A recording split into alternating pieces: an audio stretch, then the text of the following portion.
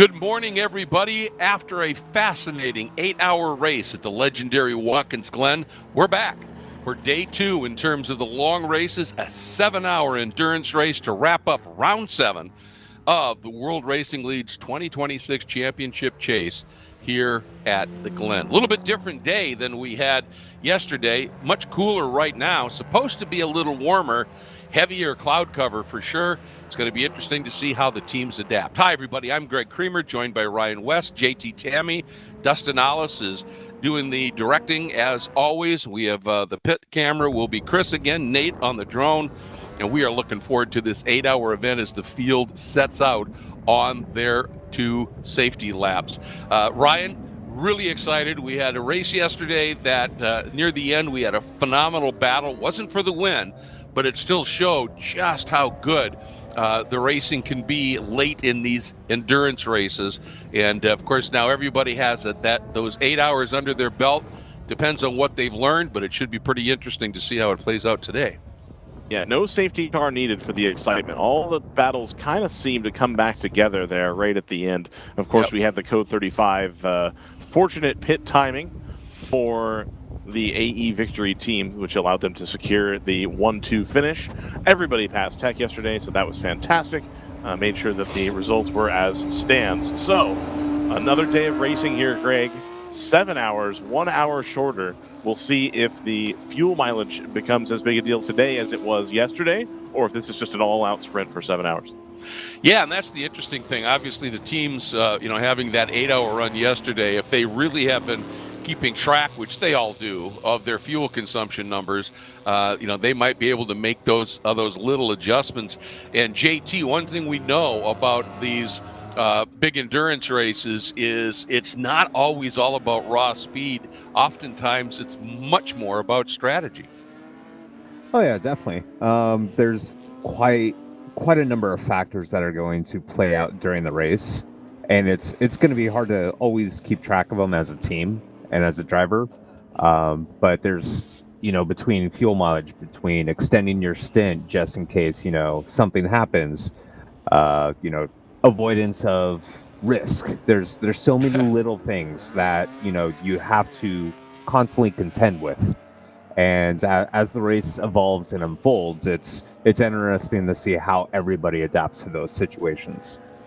And let's not forget that crucial tire management scenario either. We saw one team yesterday late in the race change just their outside front tire, Singler Racing, and they came alive right at the end and were just rocket quick. So I think, teams probably have paid attention to that and are thinking, we need to bank that one. But let's go through the starting lineup. Our lone GTU car normally starts at the very front. This time it's at the back of the GTO group. That is the 148 from 48 competition. Then for GTO on the pole here, the number 18 from Kingpin Racing. And that is their beautiful Porsche 911 GT3 Cup car. Alongside will be the 91, the Mustang from Wheelhouse Motorsports. Next row will be the 123, the beautiful Merc from NFC Motorsports. And then yesterday's winner and point leader, the 120 from AE Victory Racing. And I should say that all 3 of those cars in front of AE Victory, I'm sure are feeling that they have something they have to achieve today, because a DNF, an 11th, and a 12th for those cars that usually are right at the front. So that's, something they've really got to be paying attention to. Then the next row will be the 102 and the 54, both of them from 888 Racing, and those are their Porsches. Then next up, the number 4 Kingpin Racing Toyota finished 10th yesterday. Then the team car, the 53, and that is also a Toyota Supra GT4 Evo 2. Then the 119, yesterday's second place finisher from AE Victory Racing, also second in the points coming in. And the team that was so exciting late in the race yesterday, the 25 Singler Racing BMW. Then GTR 99 in their number 99 BMW. Again, they're not the strongest team in terms of qualifying, but they're always in the hunt for a podium. 72 Guardian Angel Motorsports. Great to have them with us in their first appearance with WRL. Then In the next spot, it's the Forza Motorsport entry, and that is the number 14 BMW M4 GT4. Then it's Kingpin Racing. Second car was a DNF yesterday. It's called the 53X. I don't think we'll see that unless it's replacing the other car. And then the car that was really fast in practice, struggled in qualifying, didn't even start yesterday, the 290 of Moorhead Speedworks. Don't know whether they're here. If they're here, they're going to be fun to watch. Ryan, you want to take us through the general production field? I can here in just a moment. Well, I can continue if you'd rather. No, I got it. We're good. Okay. We're right here. General production, you're going to have PC Racing, the number 43, yesterday's winner. Won it going away about a full lap ahead of the number 48. So they're looking to repeat that strong performance. The number 88 of OLJ Racing, they're slated to be in second here, but I don't see that car having returned to the grid. So I think it's weekend done for OLJ Racing. Unfortunately, not able to capitalize on that second position. Third place, Open Throttle Racing. They'll start at the front of the second row. Fourth position is going to be the 45 Empire Motorsports Group. That's the dark blue BMW E36. In fifth position, yesterday's second place finisher, the number 48 of El Diablo Motorsports. They are able to overcome some pit troubles early in the race and still manage to finish a strong second place. 555 of Cajun Canuck in sixth. The 424 of Blitzkrieg Racing makes its return. They'll be start seventh. The 61 of Open Throttle Racing, another car that was in the wars, had some body damage, had some work to be done. It returns to the field today in eighth. 946 of Flying Fur Motorsports, that's that rocket ship red BMW, the E92 model. Really a problem for some of these GTO cars on the straights, that one. The 112 of TC Klein, that's the yellow Corvette you can see right there. Followed by that is the 64 Open Throttle Racing, and then the 505 of Angry Croc rounds out the top of GP1. The GP2 is slated to have both Palomar cars on the front row. Remains to be seen if both cars are going to be driven or just the one. 210 of Matt Connolly Motorsports, I also have not seen. There it is right there with the dark blue roof, the white middle, and the red bottom. So Matt Connolly able to make it to the grid here after some troubles yesterday. 216 of Skip Barber Racing School, a well-earned second position yesterday with more consistent running. The 41 of Velocity Motorsports Club, that's the Honda Civic that took the checkered flag in first position. They will start in fifth. And in sixth position, the 55 of AOA Racing rounds out your field here today, Greg. Yeah, and I'll tell you, I think one of the cars we really need to be watching here is going to be that 62 from Open Throttle Racing. They were really fast yesterday, then had problems, ended up well back in the order in eighth, but they have shown really good speed. So I think we've got some contenders that maybe didn't get the finish they wanted yesterday. So now is the time for them to let sail and see what they can put together. We're green!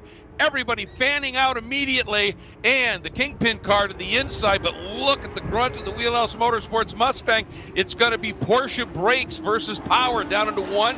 Ooh, tight, but the Porsche smartly, I think, just opened the door up a little bit. Otherwise, that could have been a crazy touch. And we saw this yesterday. That Wheelhouse Motorsports car just leapt into the lead and checked out. And into third, the NFC Motorsports Mercedes as they climb the S's. Here's the start now for general production. And let's see if that PC Racing entry, that blue and white car, leads down into turn one. And, ooh, squeeze play on the outside. What a move. Was that the Open Throttle 62? Yes, it was. That was fabulous. Gave him enough room inside, but knowing the no contact rule, just ran that outside line, had a little bit better exit speed. Oh, look at the 216 on the outside as well, Greg. Yeah, and that 62 was dancing on that curve, and they still held on to it and just kept it pinned. So absolutely great stuff here at the start for the GP cars. But here we go, 62 leading. And, boy, as I said, they came from, well, I think they got promoted to second, as you were talking about the OLJ entry. May not have started, but, boy, did they make good use of it. And look at that Flying Fur car already up into third. That's the big power from the red BMW, able to pull them up the field on the front stretch as we head back to the GTO field. The NFC 123 has gone through on the Kingpin 18. Oh, my, a huge lockup from the 4048 NPO1. Boy, that was massive, wasn't it? And it's the 120 having gotten through all the traffic. It looks like there's a rear bumper hanging on the 18.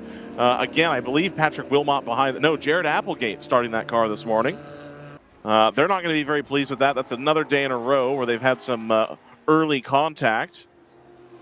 I'm sure that has blunted their attack somewhat here this morning. But the the Wheelhouse Motorsports, Robert Noaker out to an early lead, but the 120 able to dice its way through traffic. Yesterday's winner in AE Victory Racing comes through into second, and they're going to set off in pursuit of the Mighty Mustang.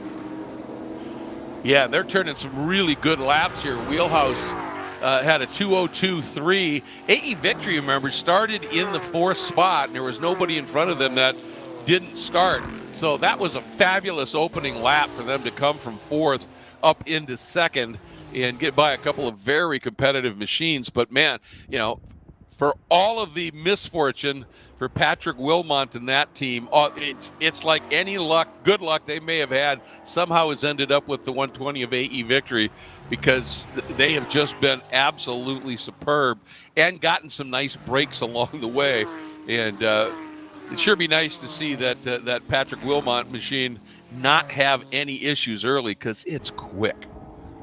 At 53 of Kingpin Racing, yesterday's contender for second place, with Rob Walker behind the wheel trying to hunt down second, not quite able to get there. That car has been shuffled to the back down to 11th, so not able to make hay at the beginning of the race here.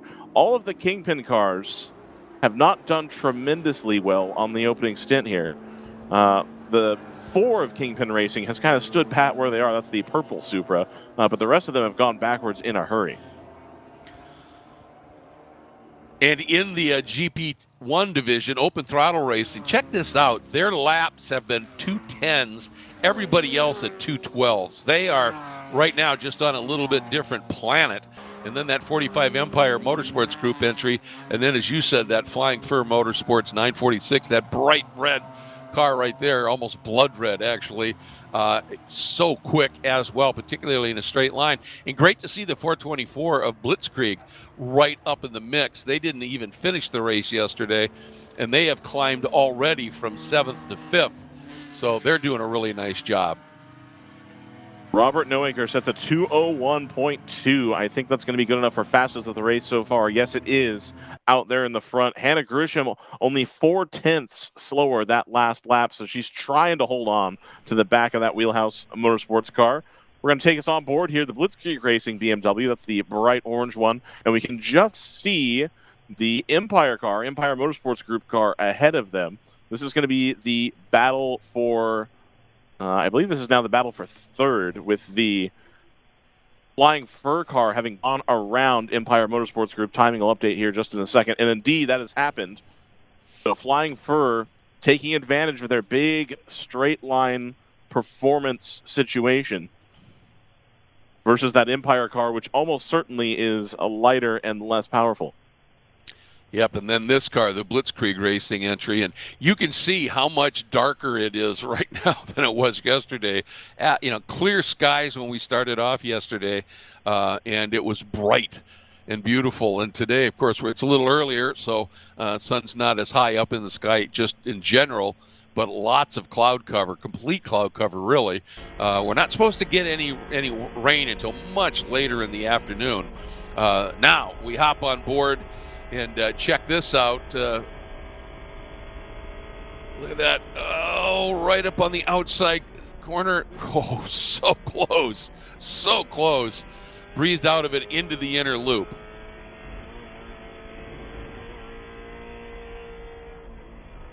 That's the 41 Velocity Motorsports entry in that Skip Barber machine. Arya Imani, who did a lot of time in that car yesterday. So he's getting pretty comfortable, I think, and it's showing a nice turn of speed. Ooh, 41, a little bit wider entry and late apex there, but it worked as we come through the laces and head down to the toe of the boot. And you can see it falls away, and then right there you get grip. And you could throw it in a little bit more aggressively than you might think. But a nice run here by the Skip Barber machine, sitting in the 4th spot right behind Velocity Motorsports Group in this battle for third.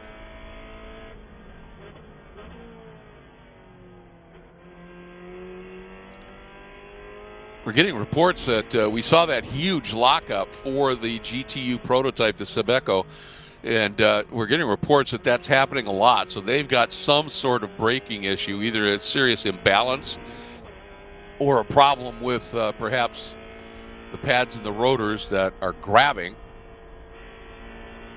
So they've got work to do today. Now look how close that wall on the exit is.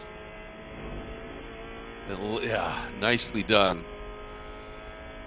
To be really quick through and out of that corner, you've got to use all of that exit curbing, which puts you right at the wall. And this track, like every track, has what I call commitment turns or commitment markers around the track. And coming up on a 9, you've got to be really committed and get close to that wall. Same thing there at the exit of 11. And if you're not using all the exit curb, you're not really opening the arc enough and carrying enough speed. And that's just nature of the beast. Yeah, there's serious damage, on the bodywork on the back of that 18. I don't know how much that is going to affect them. It's the rear bumper cover. But it could be affecting the aero, obviously.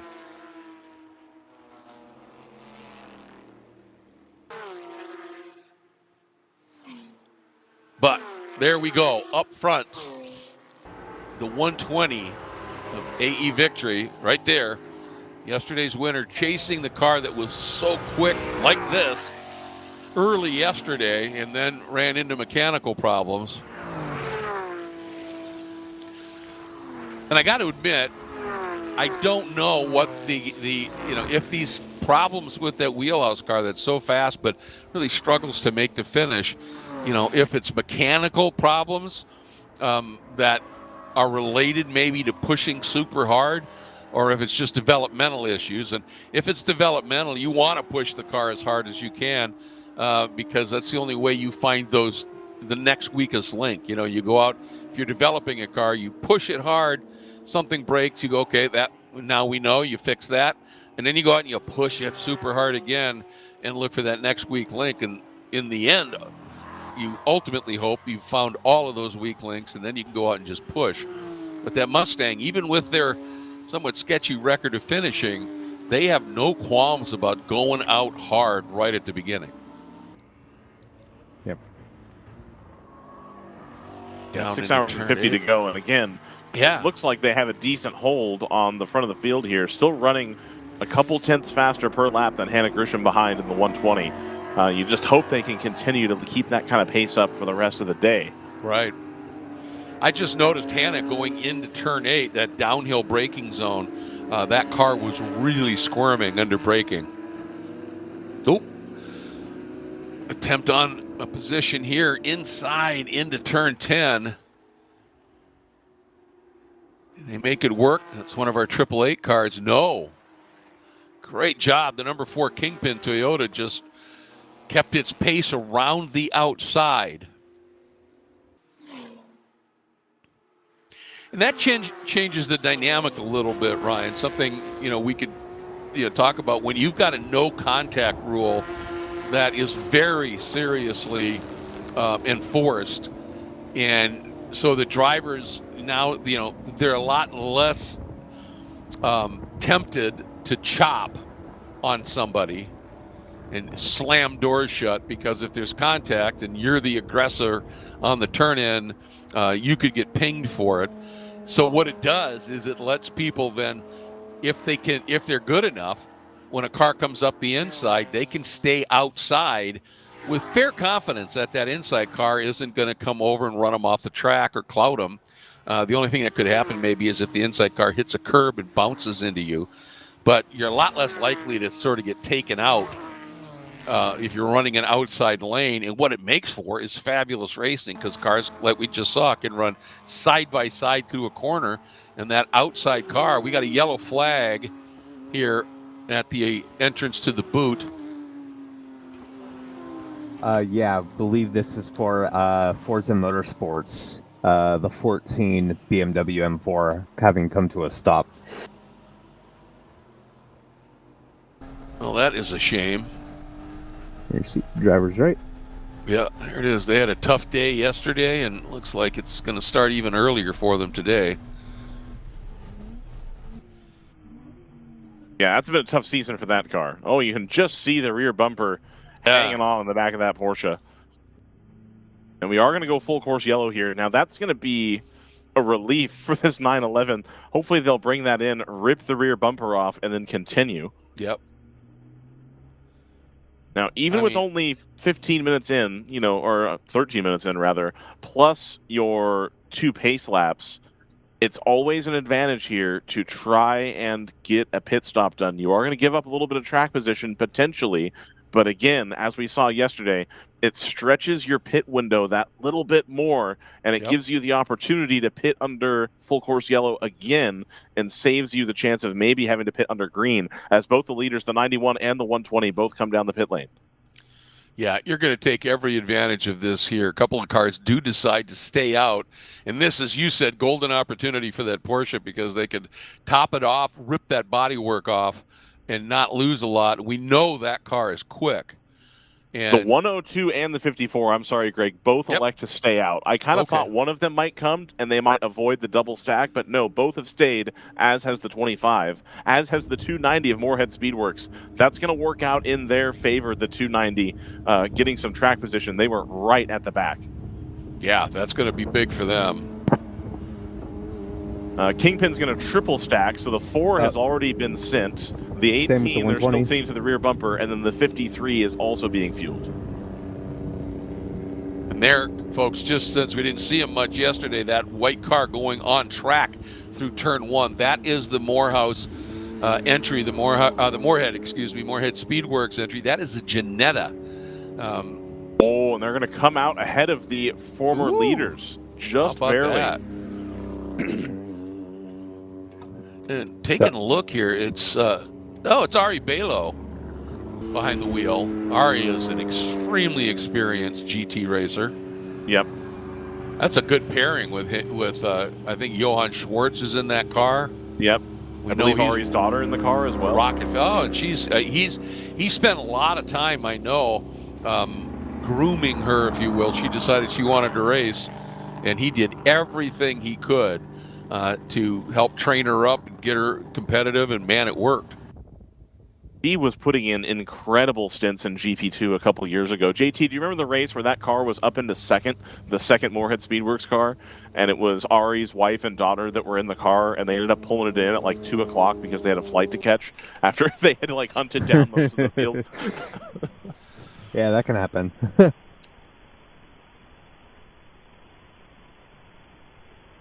On board the 112 Corvette here from TC Klein. I think some of these cars that didn't pit. Yeah. I think it could be a smart move, and here's why. That car's not even up on a flatbed yet. So that's true. This code 35 is going to last a while. So the guys that came in and pitted, yes, you're going 35 miles an hour. It's not like you're going to burn a lot of fuel, but you're going to burn some. And the people that wait and dive into the pits and get it done late in the code 35, they just have expanded that window even by a lap. And we saw yesterday, you open something up by a lap over your competitors, that can pay massive dividends. Indeed. And that ended up being the difference yesterday, was one extra lap of fuel got people to the code 35 versus nothing. Yep, so versus a green flag stop. And all right, well, that car now is under tow, so they didn't need to put it on the tilt bed. Yeah, they, I think this is potentially, it's going to put the 888 cars in the lead, I believe. Unless did they stop the 888s? No, the 888s did not. No, both Porsches kept going. I'm not sure where they are on track, but it'd be interesting to see. I don't know if the 123 stopped or not. I think it might be the 123 followed by the 2 888 Porsches. I believe 123 stayed out. The 120 rejoined directly behind the Mercedes. Okay. But the 91 was right by the 120. That's why I think we have a timing thing going on. The 91 had a slightly slower stop, so it should have come out behind the 54, and I think it was the 99 I saw. and then you would have the 91, the 119 directly behind that. So it sounds like the NFC, Merck, they gave it a really quick stop, huh? Yeah, sounds like it. If it jumped to 120. The 555 and the 112 from GP1 have now made their stops. Okay. That 112 really needed to stretch the fuel window here. We talked yesterday about their fueling system and their mileage, etc.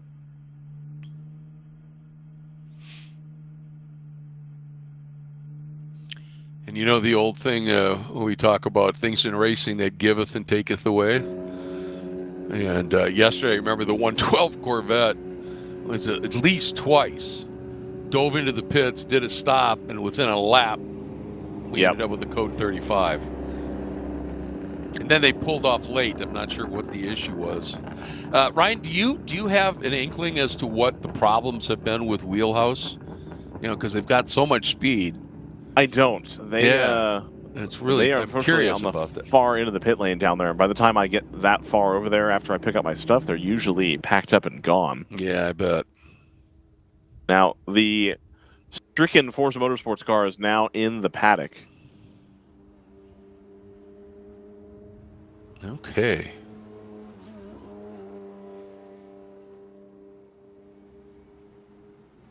So you'd think we'd be going back to... I think we're Great. close.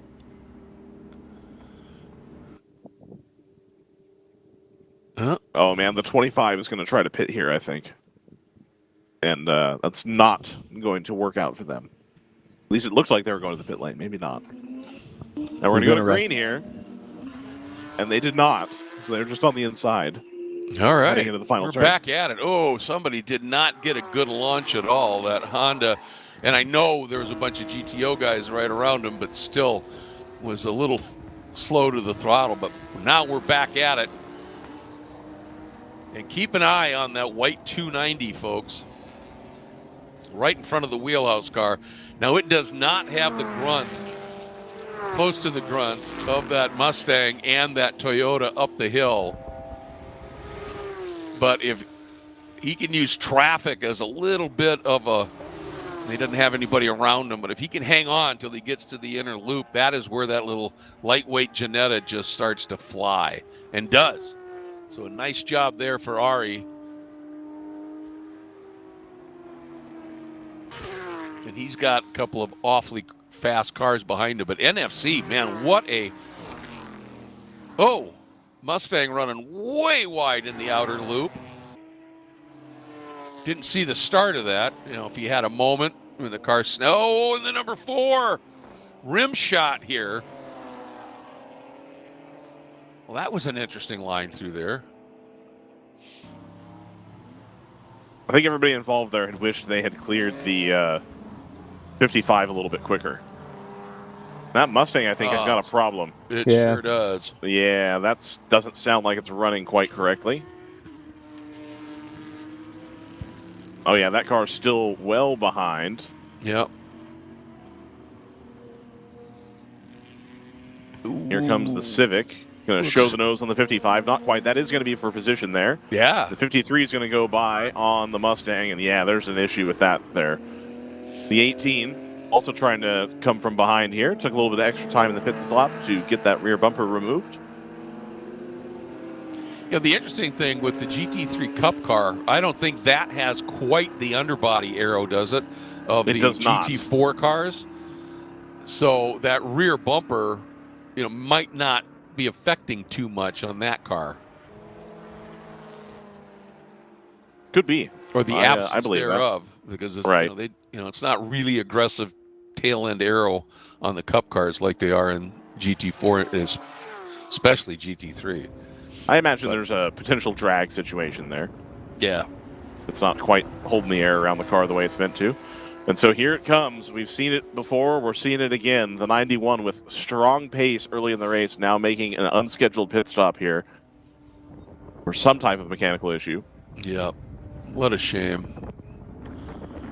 Because I was thinking, somebody said maybe a cut tire, but I don't see, any corner down. So I'm They're changing out the front left tire.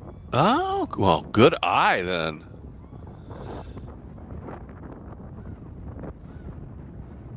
All right. Well, our ace director and spotter. Yep, no kidding. Eyed that one. All right, done. And the chase begins again for the 91. Oh, man. And again, no safety car periods here to help them out here. So now they're going to have to battle back. They've got the pace to do it. We still have about 6.5 hours to go. Yeah. But you got to start now. Well, that's the thing. You know, they went out hard, had a problem, and now they got to just go hard all race. And, you know, if they, you know, like you said, if the car hangs together, there is that level of pace in the car, I think. As long as they really pay attention now to, you know, potential opportunities like the Code 35s. Yep. You got to make sure all of your strategy calls are completely perfect here. Yeah. To take advantage. Good side-by-side there with the El Diablo Motorsports and I think the Blitzkrieg Racing entry. There's the Angry Croc car, the white BMW with the nose stripes.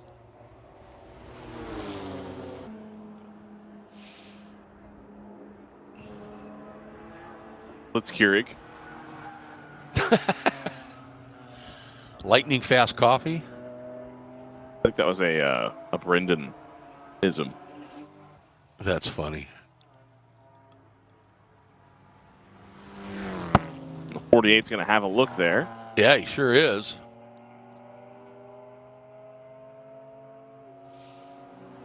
And there it is, job done. So the 48 gains another position up in GP1. That's going to put them up into 18th overall. And then they'll have to hunt down the Empire Motorsports Group E36. And they're only about 3.5 seconds behind that car. You know, it's a big gap already for the number 62, excuse me, and Matteo Siderman, who was really fast yesterday for open throttle racing, has a nice little margin built up. Second is the PC Racing entry.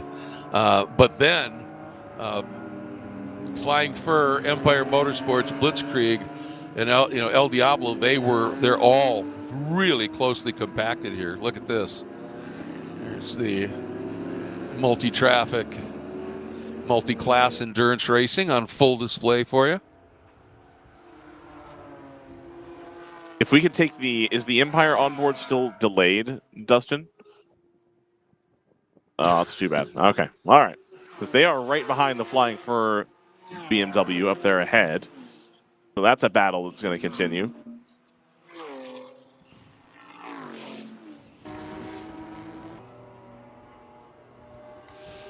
There's the 48 already having checked out from those cars behind. Yeah.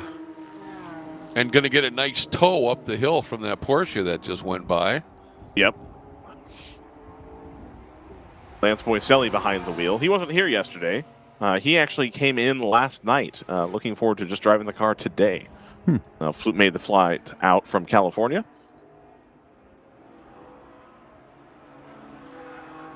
So there's Flying Fur, that Vitas Aronauskis behind the wheel of that machine, and the Empire entry with Brian Wiles at the helm, having a fun little scrap here. Ooh, a little wide. Smoke from the back of that BMW. 210 from Matt Connolly. Which one? 210. Yes. Okay. It's been a tough weekend for them.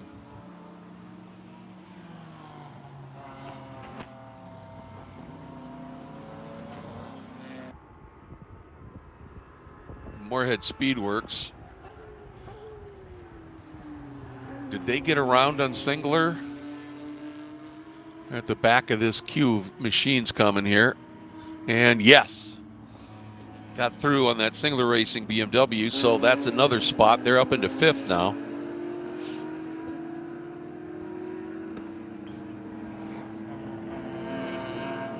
And the thing to be mindful about that Ginetta, like we said, it may not have. Oh, and Janetta got held up just a little bit, and a big lunge down to the inside by Caitlin Singler. And she may have got back around, did she? No. Boy, she gave it an effort, though. But that car, if it stays together mechanically, is so easy on tires and rolls such great corner speed that late in the race, it should be a real factor.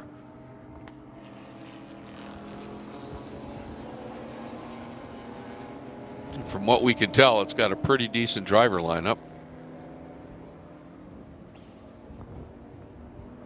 What a great shot. Up through the S's.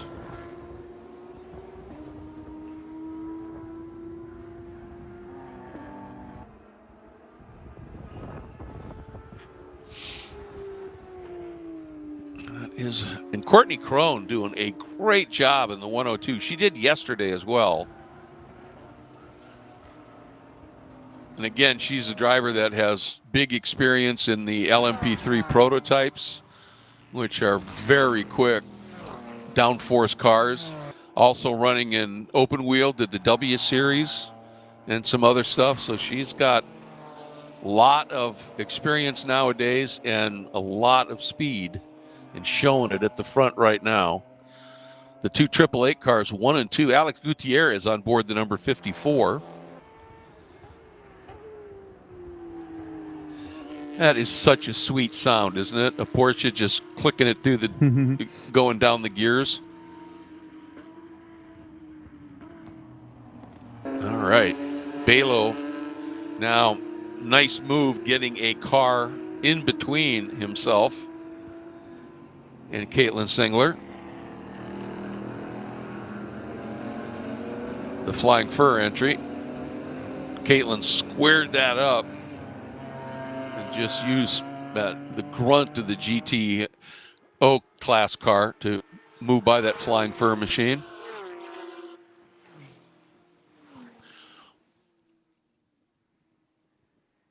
Just think about this, folks. Right now, yes, we're not even an hour in, but the top 4 overall and in GTO are covered by under 4 seconds.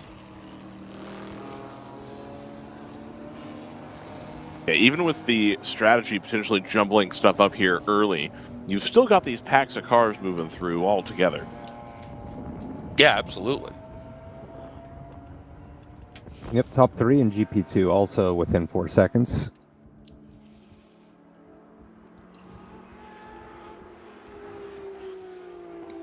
And that is the 83 of Palomar Racing. Right now it's Troy Lindstrom on board that car.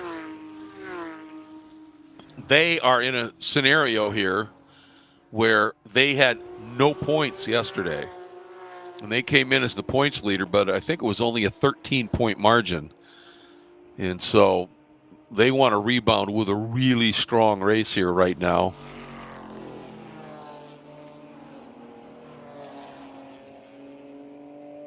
Troy Lindstrom, a man who knows his way around an endurance race and a BMW, of course.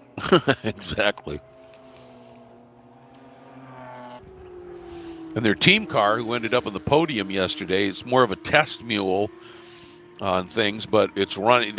It's entered in racing, and Matt Millian, who's a pretty stout driver in his own right, has that number 38 Palomar entry solidly in second in that mix that JT was talking about.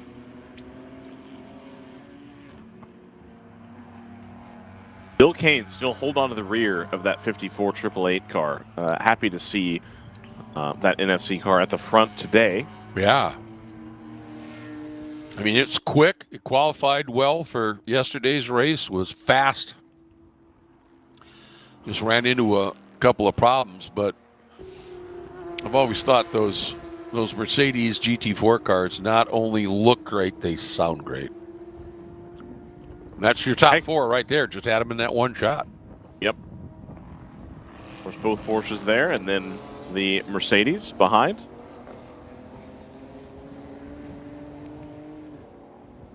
Good to see this 888 racing team lead a few laps. Yes, now, of course, they're going to be off cycle on the pit strategy by a lap or 2 here. Now, can they save enough fuel out front to get that lap of strategy back from the 120 of AE Victory, who's another 2 seconds behind Bill Kane in the NFC car. Well, right now, Alex Gutierrez in the 54s being very smart and just following Courtney around close enough that he's getting a nice little bit of tow in parts of the track, so he can conserve a little bit of fuel. I think Courtney Crone's starting to lose some time here.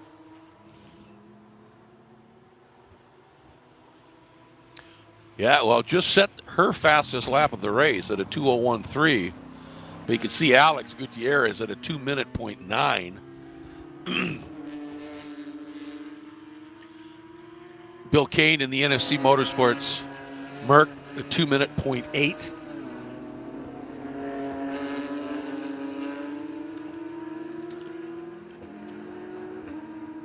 And interestingly, right now, the 120 is running about half a second off the pace. And we know Hannah Grisham is fast, so I wonder if she's sticking to a plan here and just saving tires a little bit, saving some fuel. It's this early. Yep.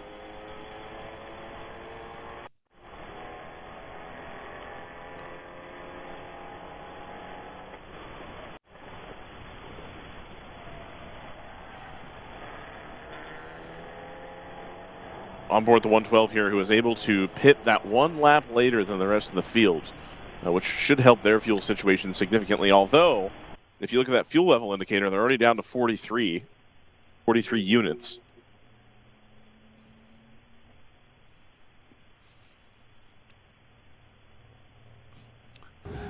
That's got to be liters, huh? Yeah. 43 gallons.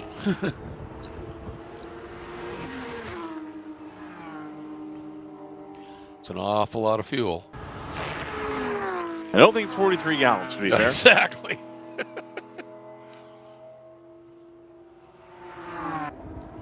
That's a good little scrap, isn't it? Yeah. Well, that's not a... Or is it the AOA car?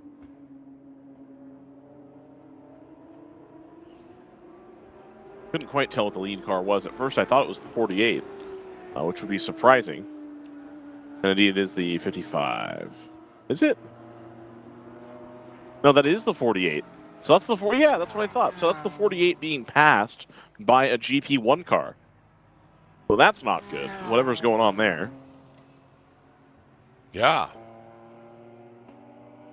That's El Diablo, right? It is. That is El Diablo, Yeah. the 48. Yesterday's second place finisher, having some trouble with the Palomar car. Now, it could be that the Palomar car is flying, or what I believe is more likely is that the 48 has run into some trouble here. 212 last lap. And Palomar also running the 212. So that's what the real deal is. Palomar Racing setting pretty good pace at the front of GP2 right now. And just giving that 48 car a little bit more than it can handle at the moment.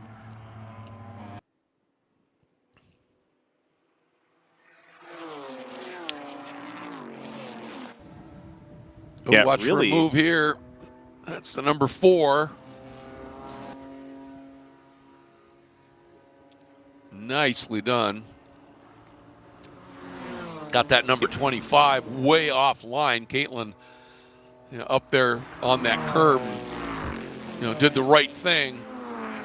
Just didn't try and get back on the track too quick, but Greg Folger, nice move down to turn 1. And as usual, it really started at the exit of 9, where he got just a great run and just flowed a little bit more speed. Oh, big wiggle there, though. Just looking through the time still. Okay. Yeah, that has put him up into 5th, but just to let you know. The only car that's reasonably faster than Matt Million in the number 38 right now is Matteo Siderman in the 62. Otherwise, Matt Million has the pace at this moment to run with most of the top 5 in GP1. It says a lot, doesn't it? Yep. Yep, and that NFC car has now closed up to the rear bumper of the 888 Racing Porsche.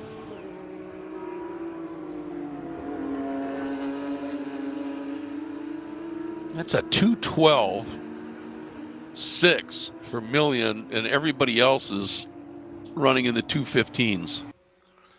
So he is, well, that is the test mule. Go flog it. Yep.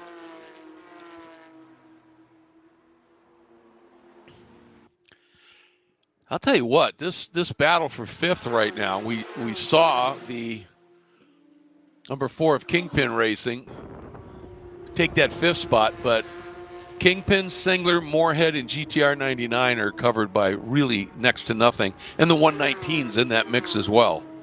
Really, really close stuff. Here's the 120. Just clocking along in that 4th spot.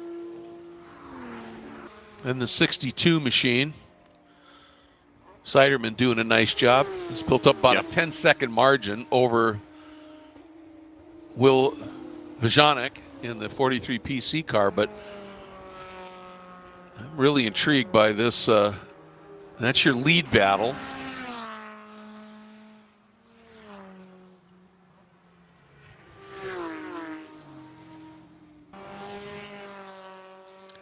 And Hannah has picked up the pace. She just set fast lap for that car right now at a 2:01.2. That's got her right back in the vicinity here. All right, we've got some traffic for our 3 leaders. And there's Hannah. I'll tell you, if we can drop back, pick up that number 4 Kingpin entry after we watch this, oh boy, NFC had a thought there. Bill Kane thinking better of it.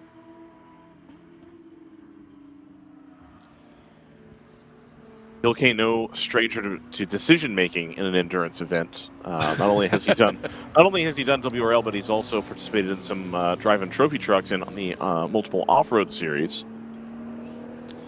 He's doing the Baja. Yeah.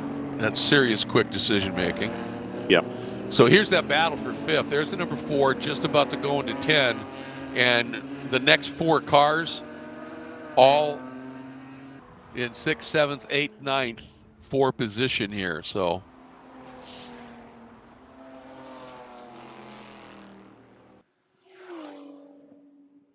here's the Kingpin entry, now up in 5th. Then the Singler BMW, then the Janetta, then the GTR 99, and then the 119 for AE Victory. So we got a couple of pretty close packs. Again, early in the going here. Yep. 40 minutes have elapsed, so.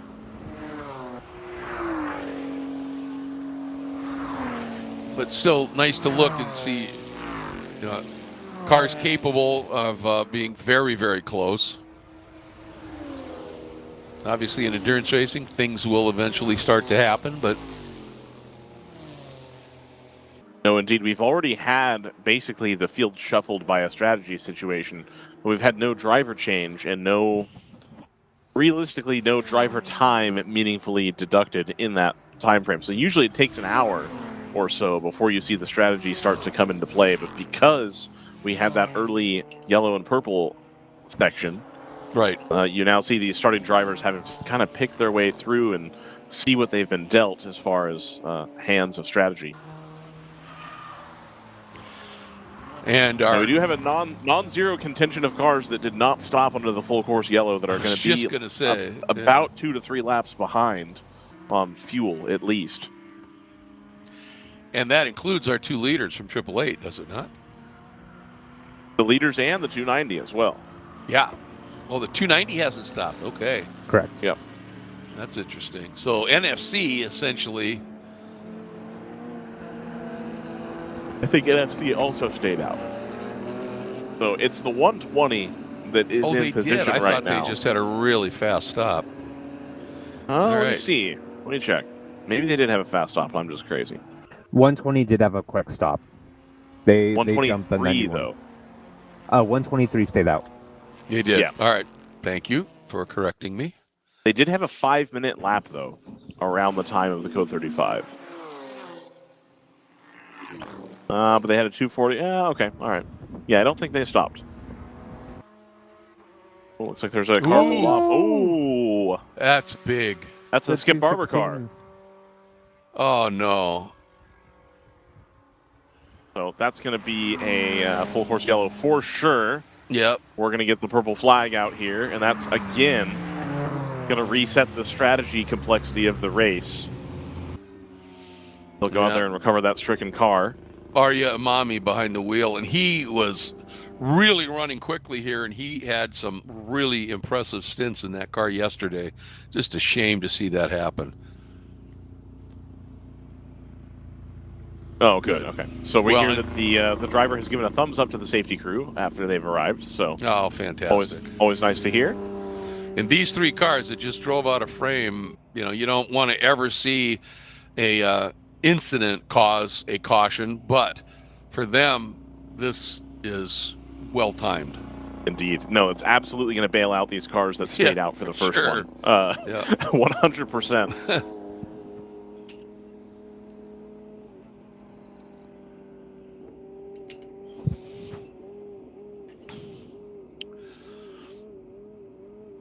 Well, you can hear a car fighting on the limiter there. With this additional yellow period, I think it's a good time to run our first ad break. We can go and speak with Continental Tire as well as... Who's our sponsor now? Sentinel. The Sentinel video system and Sentinel Mini. We'll speak with them. We'll be right back here shortly from Watkins Glen. You can feel confident Continental is the smart choice in tires. Can they handle extremes? Yep. Tested from the Texas desert to near the Arctic Circle. Really? Really. Anything for the guy who finds that one pothole? Yeah, road hazard coverage has your back. For real? Absolutely. Were they made by like a bajillion engineers? Well, closer to 100. Continental. Welcome to the smart choice in tires. Are you still messing around with multiple solutions? Data system, cameras, hotspots, antennas, YouTube configuration nightmares? Stop. You've got a race to win. Sentinel Mini can consolidate a complete video solution, live telemetry, data analysis, and live broadcast into a single system, all managed from a phone, tablet, or web browser. No complicated software to fight with. Everything you need in one place. Perfect for endurance racing, sprint racing, or HPDE. Share your passion and win more races with Sentinel. Find out more at sentinel.racing.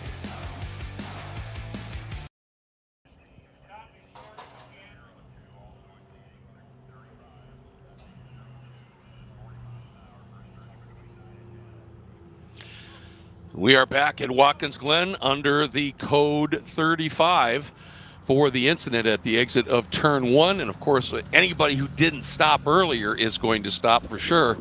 But I wouldn't be surprised to see a large number of cars come in and again expand that fuel window. And here you can see the teams that are in. 888 coming in.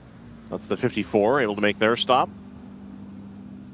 There's the two Palomar Racing entries. Ooh, the 102 stays out. They're going to push it one more lap and just see if they can really, really make the strategy work in this hand they've been dealt.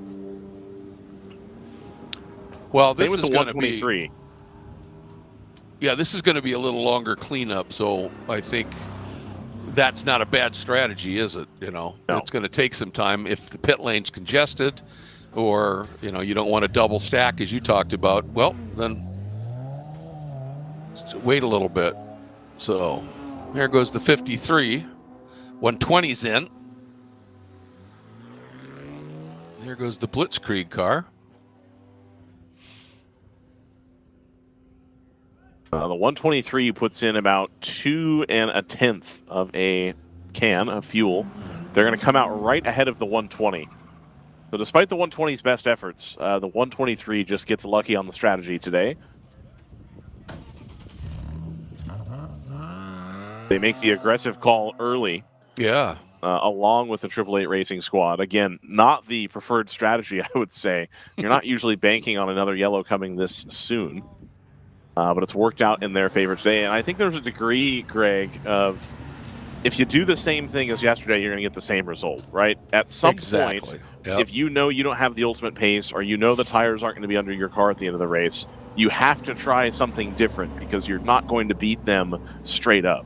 So Correct. eventually, you're going to need to roll the dice somewhere. Otherwise, you're just going to keep getting the same result. And I think this is a good dice roll in their favor.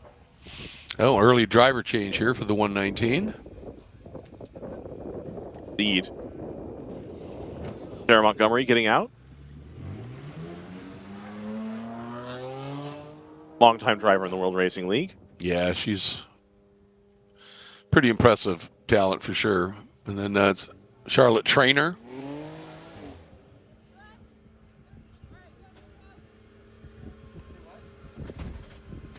All right, they're going to send that 119, able to get the cheap driver change done under yellow here. The 7-hour race really complicates your driving stint situation. We're not even an hour into this thing yet, and we already have Sarah Montgomery getting out of the car. I imagine they're going to want her to finish the race.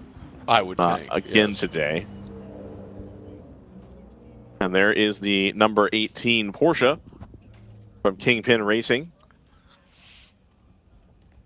And the 53 Yep. for Kingpin there as well. The blue and white Toyota, so.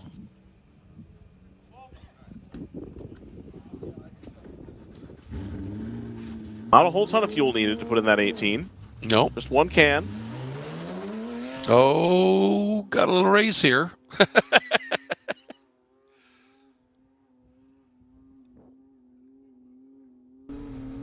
53 in for fuel. The number 43 in GP1, they'll take some fuel on as well.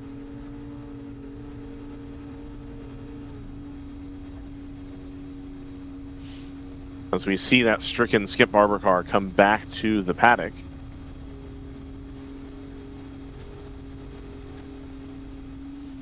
You'll see the cleanup going on just to the left there. Yep, you A lot got of to safety imagine vehicles. he got up on that curb and then the car just, it just unsettles the car and it can cause that car to snap. Dustin, is my camera over there intact still? I guess that's probably a little bit past where the camera is. Oh, that's right. Yeah, okay. We're good. All right. And that cleanup crew is moving off. The 43 is not being refired. I did have it confirmed yesterday that they were putting about a quart of oil in per pit stop. The 43, one of the main contenders in GP1, still just sitting on pit lane here as the cleanup is finished. So this is going to start to cost them real time if they can't get the car going. Absolutely. And I would think this Code 35 is going to end very soon here. Yep. Looks like the flagman is reaching.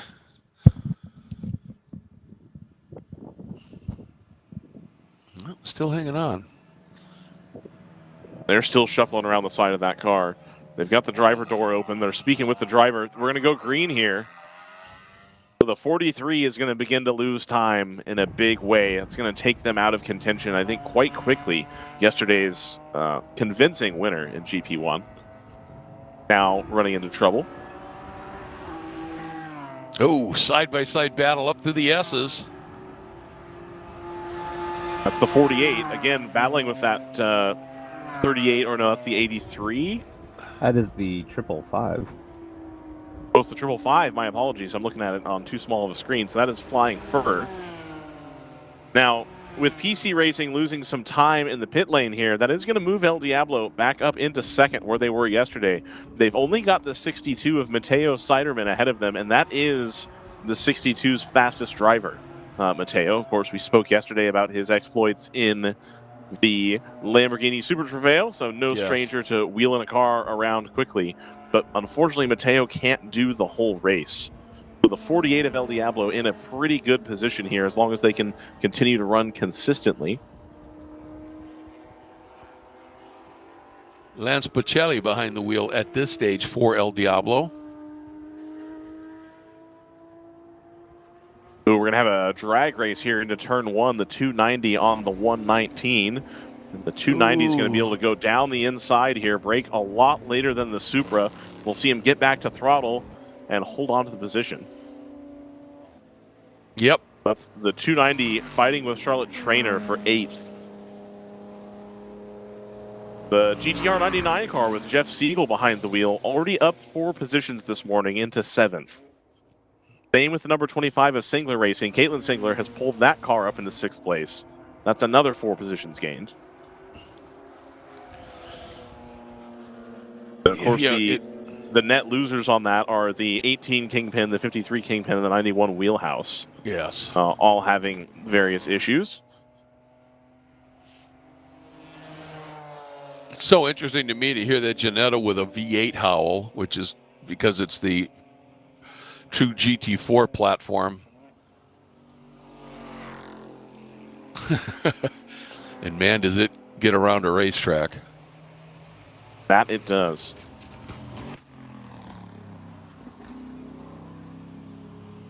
Rumors growing in the paddock, however, that the Moorhead Speedworks team may be changing cars here shortly.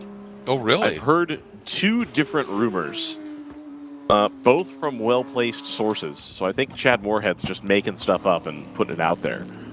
That perhaps the return of an old favorite, or perhaps the unveiling of a different car entirely. Oh, interesting. So we'll see which one of those comes to pass. And here is the 99 GTR BMW right behind the Singler Racing BMW. Of course, Caitlin Singler spoke to her yesterday. Very excited about the next race, which is going to be at Utah Motorsports campus. Yep. By Burt Brothers, presented by Ford. Whatever the name is today. That is spots gonna be available fun. for that race. It is going to be fun. It's going to be a lot of fun. I'm looking forward to it. I think really Caitlin, of curious course, at her home track. Okay. Yeah, and I'm really curious as to what layout they're going to use. Yeah.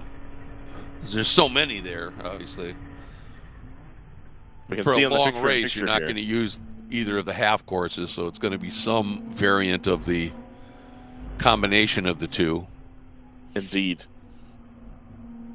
And Yeah, I think picture here, of course, still showing us that the 43 has remained in pit lane, so Pit that's going lane, to take yeah. them well out of contention here. And the long course, the full long course in Utah, would make it, if they run that, I think the longest track of the season, because it's longer, I believe, than even Road America. I think that's correct, yeah. By like 0.2 of a mile or something. It's really close, but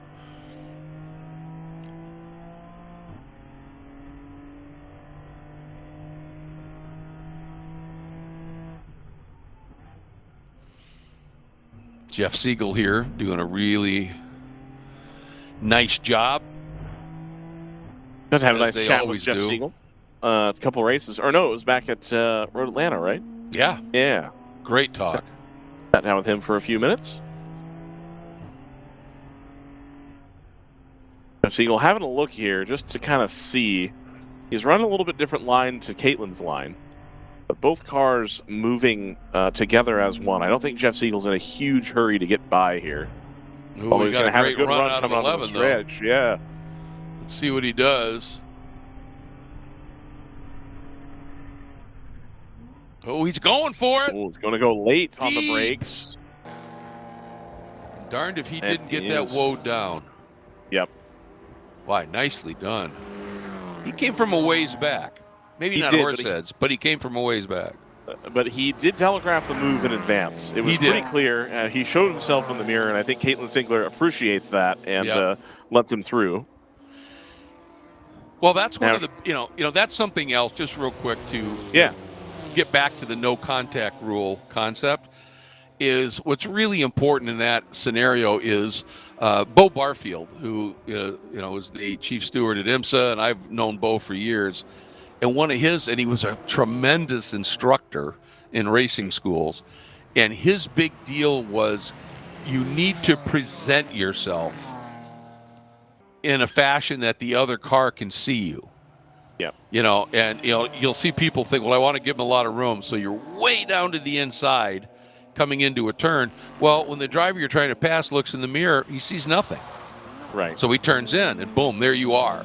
So he said, when you come up alongside somebody, come up alongside, but be within a couple, 3 feet so they can't miss you. Right. And Jeff Siegel played that card absolutely perfectly. I'm coming. I'm here. And she said, all right, well, he's inside. I'm just going to let him go. So it was two drivers really executing beautifully. That's a fun shot. You don't see this one very often. You can see that massive runoff at the exit of 9. Or excuse me, I keep saying 9. That's 8. And then that quick uphill blast into 9 and that blind turn in.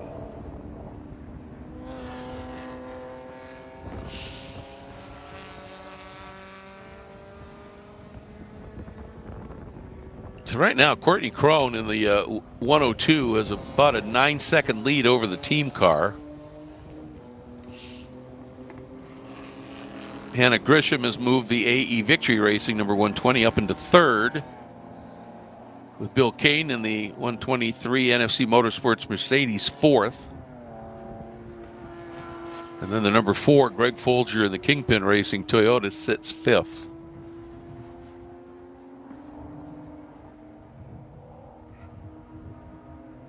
The sun is just starting to peek out here.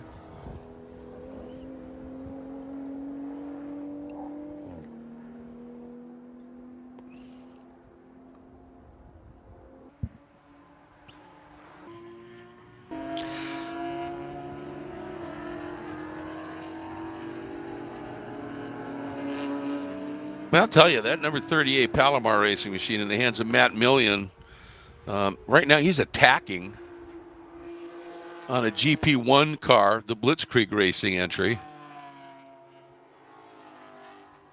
Just an idea of how quick he's wheeling that right now.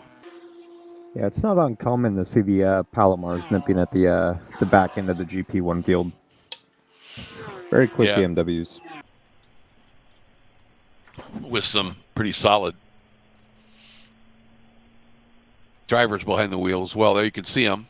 Just that little speck back there. Just got passed by the 18.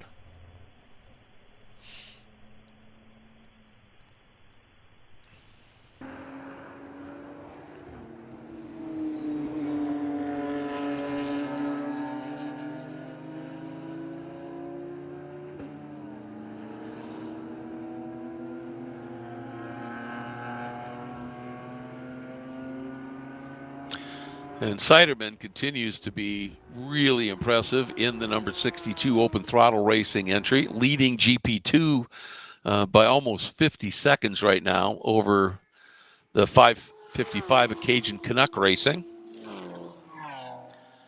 BMW M3 in the hands of Sheldon Rosenbaum. But only 5 seconds behind him is Brian Wiles for the 45 Empire Motorsports Group entry. And even closer to them is the El Diablo Motorsports entry of Lance Bocelli. He's only just a tick over a second off of that 3rd spot right now.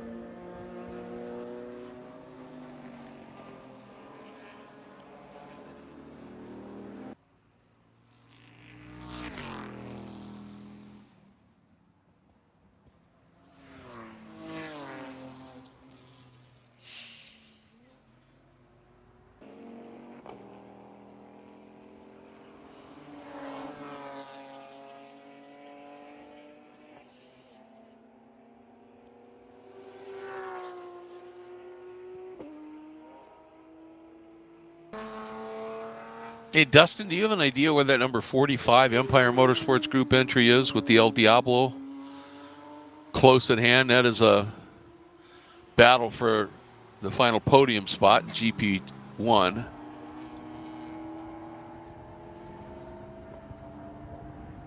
There you go, going through shot. Okay, there they are.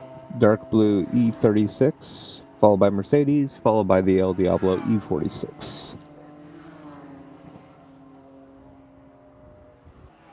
Yeah, that Cajun Canuck car's got good pace. Yeah.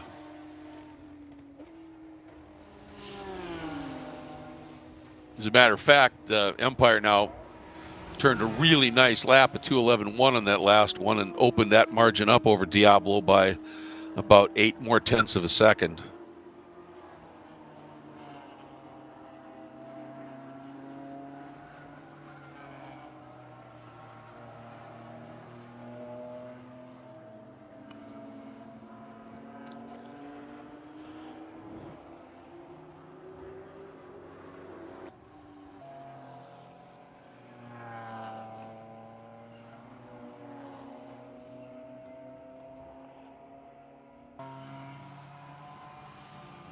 And also a little bit further back Mm-hmm. from this fight in GP1, TC Klein puts in their best time just under a 211 flat.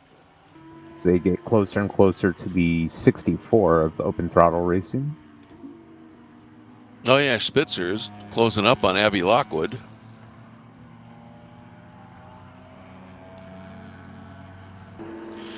Was interesting in the interview he did with Ryan yesterday, hearing Dave talk about, he said, obviously we don't have the straight line speed of a few of the cars in our class. And he said, but, you just smile when you come to a fast corner sequence, because he said the car is simply magic in its handling, as you would expect, mid-engine, pretty well-sorted program. Well, mid-engine with that cool E-diff that they have that's pretty good right out of the box. Absolutely. And let's not forget, I mean, the one thing with the Corvettes, road Corvettes, and the IMSA and WEC Corvettes, there's a lot of synergy in those groups. And so the road cars tend to be, I talked to a few people and they said, oh yeah, the road car program heads would reach out to Corvette Racing and say, okay, when we're building this new car, what can we do in the design of the road car that would help you with making the transition, making a transition to a full-on racing car even better? I mean, they really, which in the end promotes a mighty fine road car, doesn't it? It does. And that without shows, it 'cause feeling this like is a pretty base C8, and it's just competitive right out of the gate. And it's not like it feels like a homologation special car. When you drive them around on the street, they drive just a normal, regular car, versus if you try to drive a second-gen Ford GT around, yeah, that's not a pleasant time, but sure was a great race car. Yes, well, that's a really good point. There is 112, and that green car in front is Abby Lockwood doing a nice job in the 64 open throttle racing BMW. There they are, just coming into view.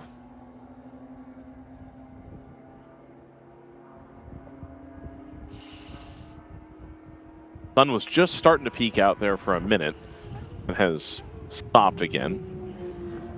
We're going to keep some of this temperature out of the track, even though it was meant to be a little bit warmer today. Well, I think the temps could still get up there, but as you said, when you've got that cloud cover, you don't get that direct sun just baking the track. The rain has moved further forward. Rain that was supposed to come at 8 p.m. is now going to come at 5 p.m. Okay. So, again, we've still got 2 to 3 hours before that starts to interfere with the race at all. Right. But it has moved. Okay. It's going to be a rainy week here in Watkins Glen. Save the nice weather for ourselves. Pretty cool. Ooh, there's that pass for the lead. Abby got a little out of position there, and Spitzer. Oh, but look at Abby. Again, that outside run, and then that number 18 is going to really confound things here. Spitzer's going to try and tuck in and use that car as a blocking back. Did he get it done, or is that... No, Abby's still there. Yeah, that BMW power. Good straight line. And she Another has one of no these cars. qualms running wide lines either. That worked beautifully. Pretty similar in performance to that Flying Fur car. Obviously a little bit different build, of course, but same theory.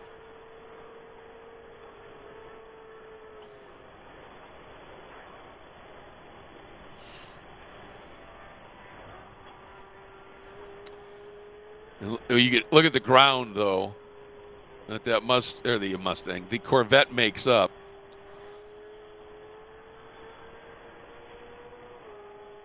All right, little straight section. There's a little gap. Whew. Wow. That was decisive.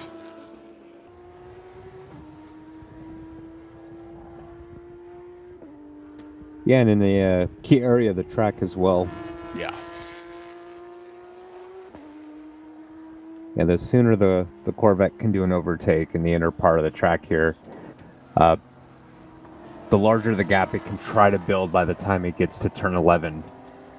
When you start to hit the two longer straights, where that BMW will start to be able to come back at it.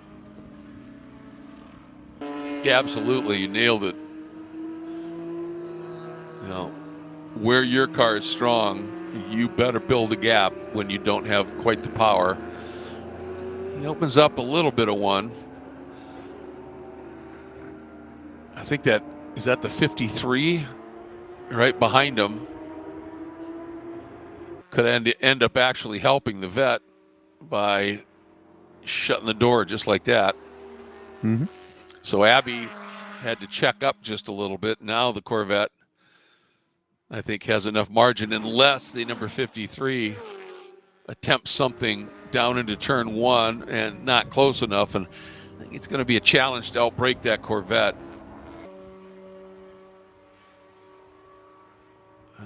Dave just opens the wheel up a little bit. Chad Carnevale slices through underneath. I think they might be okay here, JT. I think he got enough of a margin. Yeah, it's looking pretty good.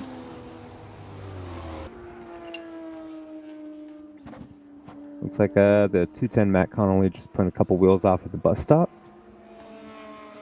But all is good, continues on.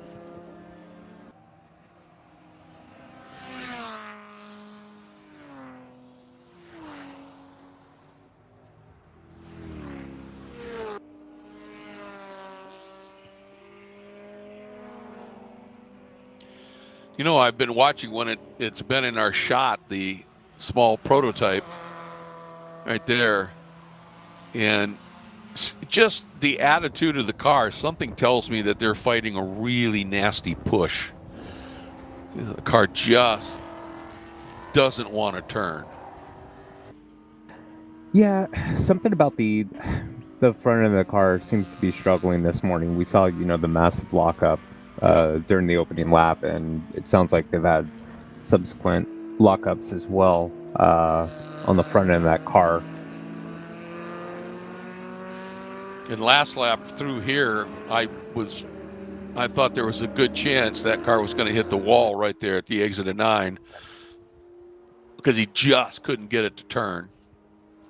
Got a pretty different track temperature situation here today. And I think on a lightweight prototype car like that, that's the sort of thing that if you have your setup not just so to get the right temperature into the tires, that might cause problems. Yep. So that car might come alive later in the day, as it's going to be warmer today than it was yesterday. But right now, the clouds, I would say, probably not helping them out at all. Right. Yeah, I would agree. And, just so everybody understands, the problem when you have, you can set up a car with a little bit of push, just a little bit, because it'll communicate to you your limit, and that's nice. But when you've got an excessive push, what happens is, for you to not run wide and just torture your front tires with it, scrubbing, if you will, you've got to slow down. You got to wait to get on the throttle. You've got to keep the brake on a little bit longer, probably at turn in, to get it to grip and point a little bit. And then you got to wait, because if you go to throttle too soon, you're just all the weight transfers to the back, and you just induce a big throttle push. And so there's all these little dynamics that when you got a car that isn't quite set up right, and then, as you said, JT, if on top of everything else they're struggling with a brake imbalance of some sort, that makes for a long, long day, and Joe Skelton doing the best he can to deal with it. But here's the deal: this car, it ran 158 at one point in the race yesterday. Best lap so far is a 207. So it's just not quite there. You can tell.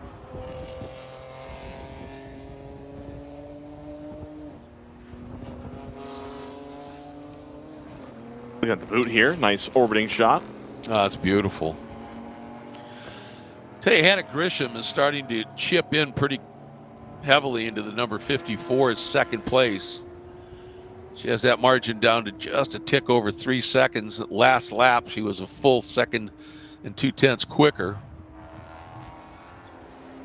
And Bill Kane in the NFC Motorsports Mercedes quicker still.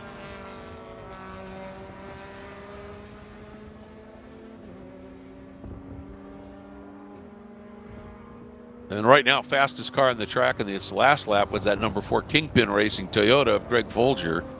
Turned a 2-minute flat .9.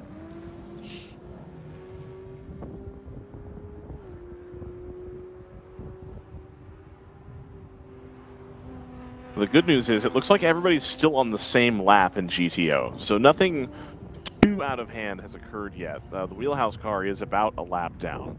Yep. After their early trouble. And they did an here early comes driver the number change 102. too. 102 Triple Eight Racing is in.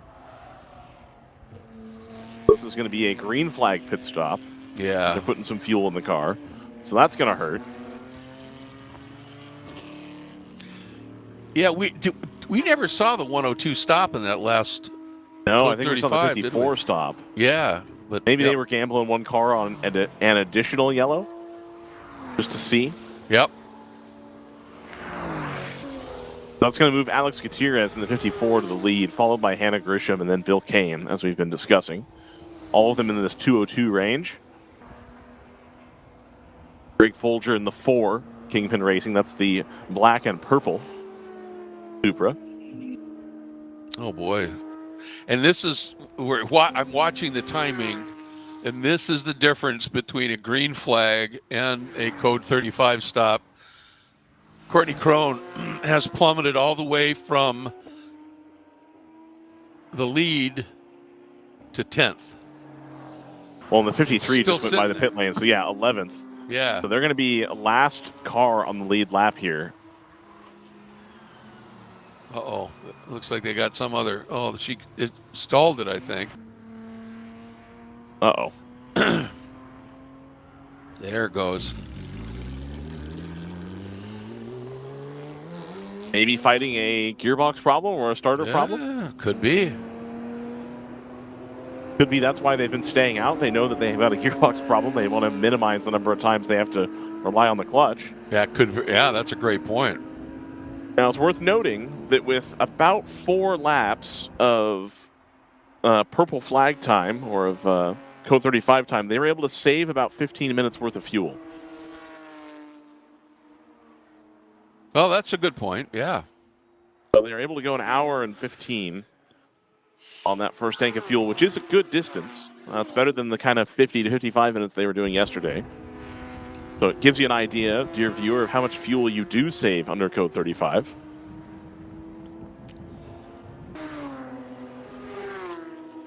As Calvin Fish would say, a lot.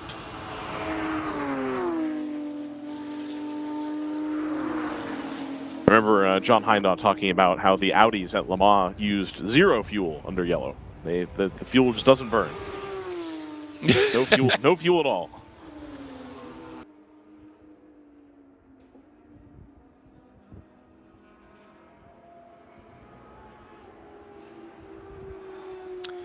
The Connolly Motorsports car under attack from the 120 of Hannah Grisham right now. Quickly scoots through. Nice job by the driver of that car, Richard Fultz, right now. Good track awareness.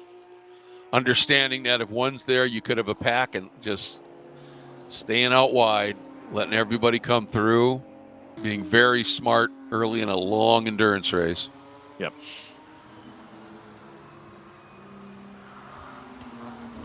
Yeah, if Courtney Crone's not careful here, she's going to fall off the lead lap to the team car. Yeah, she really needs to wheel it for a few laps here. But the problem is now that car is heavy. Yep. And the 120 and the rest of the field are going to be significantly lighter. So, Courtney might be able to find the speed. Problem is sometimes that when you've just topped off, you find that speed, but it's to the significant detriment of the tires. Yep. 64 of open throttle is in.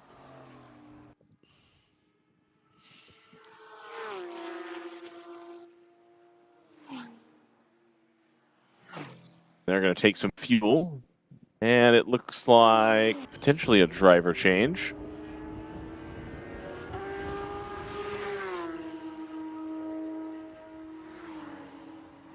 They do have somebody standing next to the driver's door, but they have not opened it yet. Putting in the fuel. And you can do a driver change while you're fueling, right? I believe so. As long as Yeah. everybody's got their visor down, everything's good to That's go. what I thought. No, it looks like whoever it is peeking into the car, having words, walking back around the front. So I don't think it's going to be a driver change. I think just looking for some feedback or some information on the car. Second jug of fuel going in.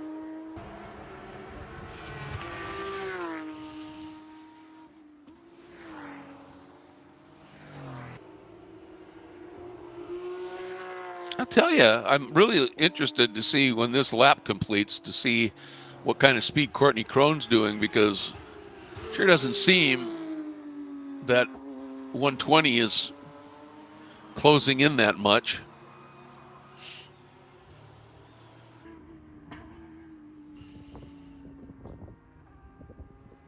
No, not at all.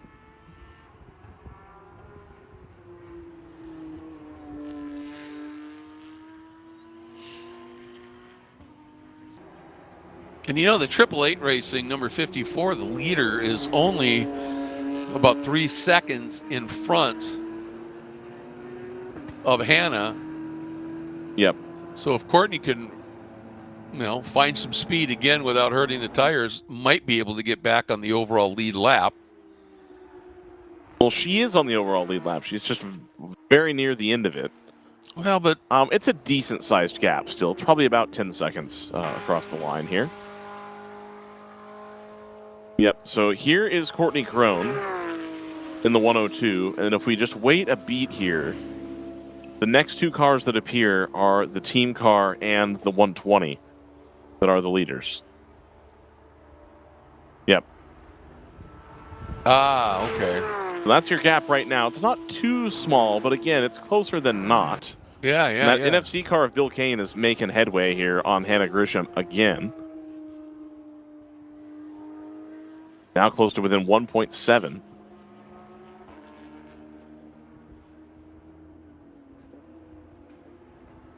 Yep, ran 0.3 quicker that lap. Just consistency from Bill Kane here, able to take just a little bit of time each lap. A few tenths here, a few tenths there. That blue and green Mercedes-Benz.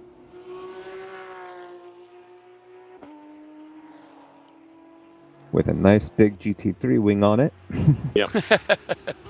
All kinds of cool aero stuff, thanks to Jay Pellegrini. The 43 of PC Racing is being flat-towed back into the paddock. So I would imagine that is day over for yesterday's winner. Well, especially with the revelation that they were gulping oil. Yep. Yeah, 1 quart per stint is substantial oil consumption. That's not a small amount.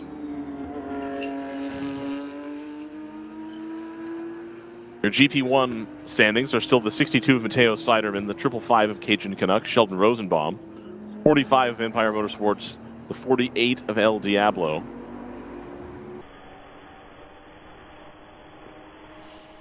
And then that flying fur car, the 946. There it is. TC Klein's going to try to maybe make a move down the inside of the 61. The 61 left the room, but I think the 112 probably not going to be able to get it woed up in time. Yep. To take the move and not take out the 61. So I think the right move there by both drivers, as we spoke about earlier, Greg, the no contact policy. In pro racing, I think that's still probably a tough move to attempt to make, but I also think in pro racing, you probably don't leave that much of a space. I agree, really, yeah. Really inviting somebody to take a swing at it at that point. Yep. And, the funny thing to me, it's just me, it's my preference, and look at that Corvette close in the twisty bits. But, for years, I've really hated the rules that if you have your car on the outside of a turn and you're good enough, opportunity follow him here. through. Boy, Spitzer is so... Very close.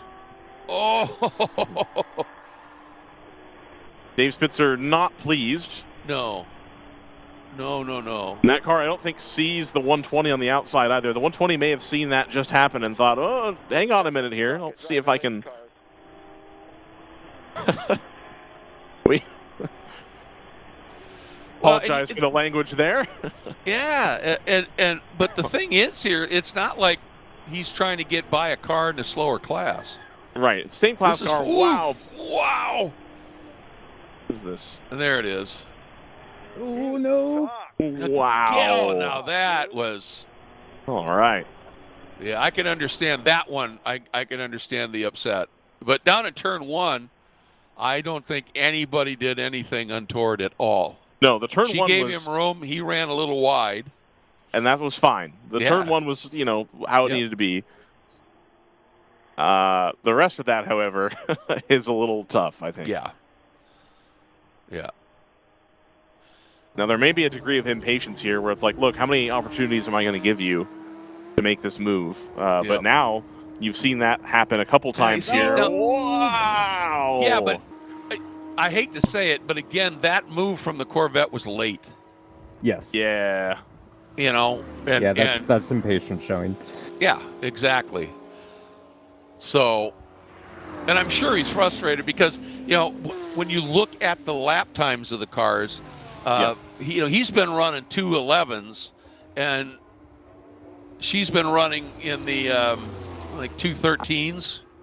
So he knows he's quicker, and if he goes by, and as JT talked about, if he can get by early here, he'll go. He'll try to run the outside of the bus stop here, going into the outer loop. That's a smart move. Make it stick on the outside. Yep. Uses the advantage that Corvette has and does the handling all the way around the outside, gets the pass done. I think he's going to drive off into the distance here. Yeah. Probably gave her a nice little wave. Indeed. And actually, it is no longer Abby in that car. It's Chris Scowden. Yep. They did the driver change, so. But now. Ooh, all right. Yeah, that's not good. But anyway, getting back to what I was saying really quick is if you're good enough and you can have your car stick around the outside of a turn, to me, I've always thought you have earned that piece of racetrack. Right. And maybe this is, the very old school, me being in the old days kind of thing. But I grew up watching, Formula One and prototype and that kind of stuff in the 60s and 70s is when I started to really get into it. And you would never turn down on somebody, or if somebody was on the outside, would never drive them off the track. And so they always gave each other, if you're outside, you've earned that piece of track and driven with that respect. And nowadays in the pro ranks, Formula One is the rules there to me are a joke, because if you're inside, if you show that you're inside going into a turn, but you're not past the car that's on the outside, you can run that car straight off the track because that's your corner kind of thing. Yep. And I've seen that become prevalent in American racing as well. And, some race directors, and some commentators have said, well, it's your fault. You put yourself at risk trying the outside. Right. And it's like, but why should that be the case? Why should, if I'm good enough and I've earned that piece of racetrack, why should it be allowed that somebody can just run me off the track? Yep. And here, with this no contact rule, you can run side by side, and they tend to respect that. Now, we saw some pretty aggressive door shutting there. But when they were side by side, at least, and we've seen a lot of it yesterday, some great side by side through a couple of corners, and it's because it's a no contact series. And look at this. The NFC car's going to go on the outside. I don't think he's going to be able to make it stick. Ooh, look at this great shot. Get that nose there. No. Tucks behind. Yeah, and Hannah made sure to just cover that enough. And they've now got to clear the 48 before they can continue their battle.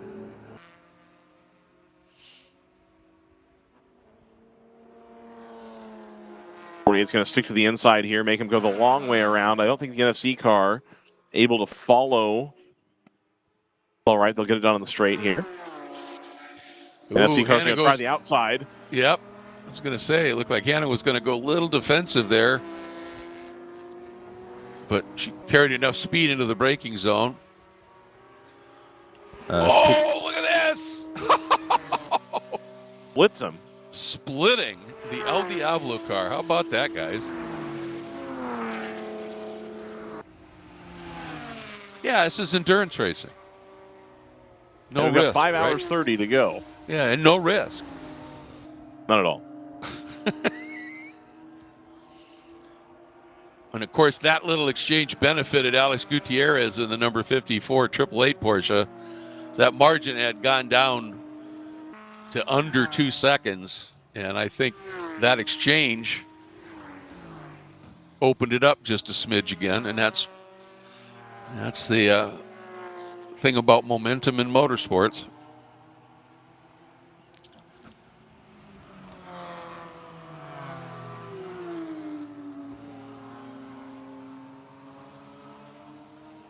What a fun scrap.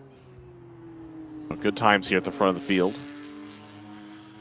Racing kept nice and close. No safety car needed. Nope.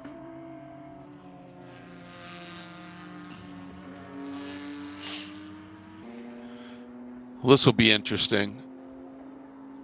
Does Hannah get through on this GP late move? Yeah. But yeah, that helps for her, obviously, and for the Mercedes.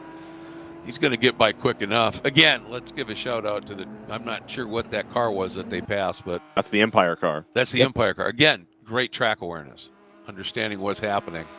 Mm-hmm. All right. Wow, once Hannah cleared that car, she got back after Gutierrez here. Yeah, that margin, what a lap. In traffic, she just turned to 2:01.3, guys. Yep. Greg Folger behind in the number 4 Kingpin Racing Supra, a 2:01.5. Only 7 seconds back, so if this scrap gets any slower, he'll start to catch. Yeah. Gutierrez at 2:02 that last time by, so that's going to be where Hannah Grisham found the track position there. GTR 99 also in the 2:02 range, followed closely by Caitlin Singler in the Singler Racing BMW. Now, if you recall, gents, it was probably 20 or 30 minutes ago that pass got done, and Caitlin Singler has held on to the rear bumper of that number 99 car. I think kind of what we were talking about yesterday with Sodicall, that Caitlin Singler happy to follow the 99 around and try to learn a couple things here about wheeling an M4 around Watkins Glen. And in the process, probably saving a little fuel. Yep. You know, being that, right there, catching a little bit of a draft here and there. I got to say, though, that Charlotte Trainer just set the fastest lap for that 119 AE Victory Racing entry. She just turned a 2:01.8 on the last lap. She got caught in traffic and just ran a 2:04. But that 2:01.8 flashed up green. NFC car drawing ever closer to the rear bumper of the Supra. Yep. I think Hannah Grisham starting to get a little impatient here with Alex Gutierrez. Probably wishes she could make a little bit more time here. Keep Bill Kane off of the rear wing of her car. You see Hannah just dip the brake for a second going into 10. That's just to get a little bit extra weight on the nose to make the car turn in a little better. But she's got a run here. She's got an opportunity down into 1 for the overall lead. Here we go. What's going to happen? She showed the nose and then decided the better of it and almost let the NFC Mercedes slide through. But they are covered top 3 overall in an endurance race, covered by the proverbial blanket right now. This is great stuff. She is right behind this Porsche here, coming onto the back straight. I think she's going to have another potential move here, going into the bus stop. Yeah, that Toyota's got a little bit more grunt up that hill, and she tries. Porsche protects the inside. Oh, she's going to maybe let the NFC car through. Oh, don't know if that was contact or just heads up from both drivers. I think it was heads up, but it was heads up. That's for sure. I think that Supra bounces off the curbs and gets sent a little bit, trying to get down the inside, and Bill Kane moves over, I think anticipating the move. Yep. And Hannah was thinking about using all of that curb on the right. Yep. And hit it and then bounce, like you said. And she had to give it up. And Kane at the same time was hoping to pounce, but couldn't quite get it done.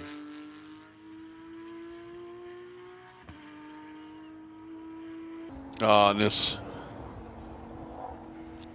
Is that the Blitzkrieg car? That is the Blitzkrieg car. They're about to get swamped. And that's one. And two makes it through, and the third one's going to go through as well.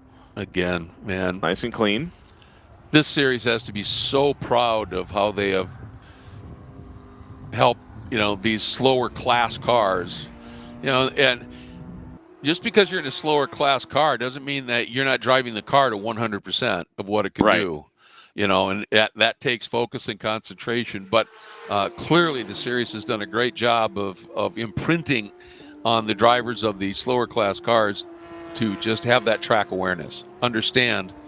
And the biggest thing to me is having, announced endurance racing forever, it seems, is the notion that if one car's there might be another one. So don't just let that car through if you're not sure and then slam the door. You know what I mean? If you look at this graphic here, that last lap, NFC and Hannah Grisham as well lose a couple seconds to the Kingpin Racing number 4. Greg Folger keeping that car dialed in. Yeah. Brings the gap down to 6 seconds here. So again, this battle, the longer it goes on, the more opportunity it gives the 4 to draw ever closer. You just saw the 4 in the background there coming up on the Blitzkrieg car. So still a little ways away, but once you start to get within 5 seconds and you're in the 4, you see that battle ahead and you start to go, okay, all right, now we can buckle down. Yep. We can get ourselves into this battle here. And for Kane, that NFC Motorsports Mercedes, that's fast lap of the race right now at a 2-minute 0.8. Yep. So, he's got serious pace in that car, and he's driving with a lot of patience. Hannah, not so much.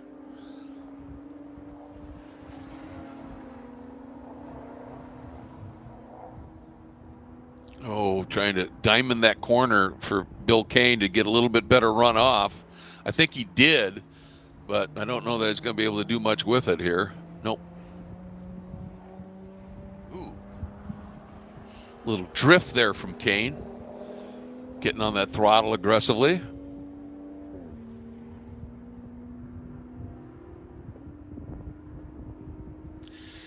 Boy, that shows you right there, that exchange up from the exit of 9, that little bit of a drift by Kane cost him a car length.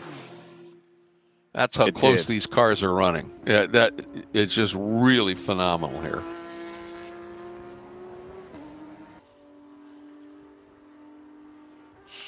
It's just tough to break away from this for anything, isn't it? It's so compelling right now. Real quick, Matteo Siderman has over almost 1:10 in hand, leading in GP1 in the 62 open throttle racing entry. And going back to GP2, the 38 of Palomar Racing, Matt Million, and their BMW has 16 seconds in hand over Troy Lindstrom for the 83, the team car of Palomar Racing. And both of them have a sizable gap back to the 41 Velocity Motorsports Club Honda. So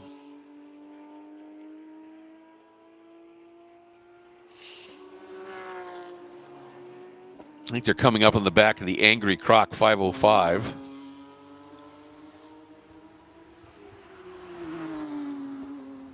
Was that Angry Croc that... oh, no, I think that's the Singler Racing car parked on the outside of Turn 1. Oh, yes. Yeah. Oh, man, they're going to get it rolling again here. Oh, man. Tough result for Caitlin Singler here. Absolutely. Wonder what happened. Just overshot it. I don't know. I mean, the car was stopped, and they got it re-rolling. Yeah. He's on the move now, so we're good to go here. NFC got by both cars in the time we were trying to figure out what was going on with the 25 there. And did you see that drift again? But this time, Kane knew exactly what he was doing. Yep. Kicks the back end out after having made those two moves. Yep. And I think he needed that to get that little bit of rotation, and that time it was perfect. Yep. Hannah Grisham, I think, probably a little irritated at this point. She's worked so hard to stay on the back of that 888 car, and now she finds herself in third. Probably a good move by the NFC car there to get to the lead. I've got Mike Gorman up here with us from Open Throttle Racing. How's everybody doing today? Hey, Mike. Beautiful day up here in upstate New York. It's fantastic. Mike, I think all things considered, this a pretty good weekend in spite of having to rebuild the front corner of the 61. Correct. Yeah, we're pretty used to that right front corner of the 61 looking a little rough. If you remember from Road Atlanta, that was the same one that had the barbecue texture on the outside. Yep. And then we got it nice and wrapped, and new stuff all over it. And then unfortunately had an unplanned rapid disassembly yesterday. For that right front, but we got the car going after about an hour or so of suspension repair, eyeball alignment. My guys got it within like 1 millimeter of where it ultimately needed to be. So sweet. Eyeball alignment, not even a string alignment, an eyeball. Yeah, we did. Well, we verified it with the string later, but we wanted to get it back out, obviously to test our fix and just make sure that everything was good on it after that that little impact into the wall. Got it. It'll happen. Something's that single car's got a definite issue.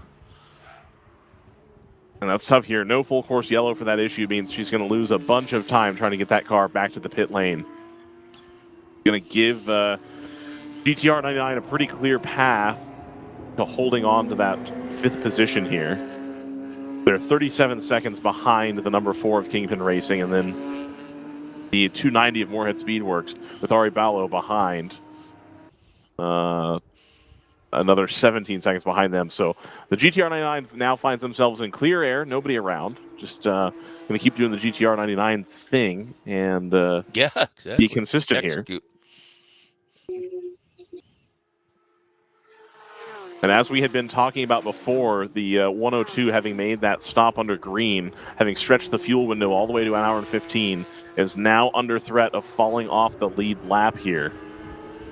Again, no lucky dog rule, no safety cars to get that back. So once you're a lap down, I mean, it represents a substantial amount of time you're going to have to find at some point in the race. And with 5 hours 20 to go, you start looking at you got to make up 2 full minutes on a field full of cars that are all trying to make up some time. So it gets a little bit harder for you.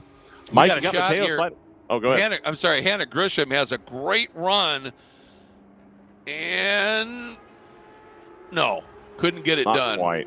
But I'll tell you, that was a brave run by Alex Gutierrez up through the S's. He was so wide going around one of your cars, Mike, that he was out there, it looked like in the clag, and just somehow made it work. But I was wincing as I was watching it.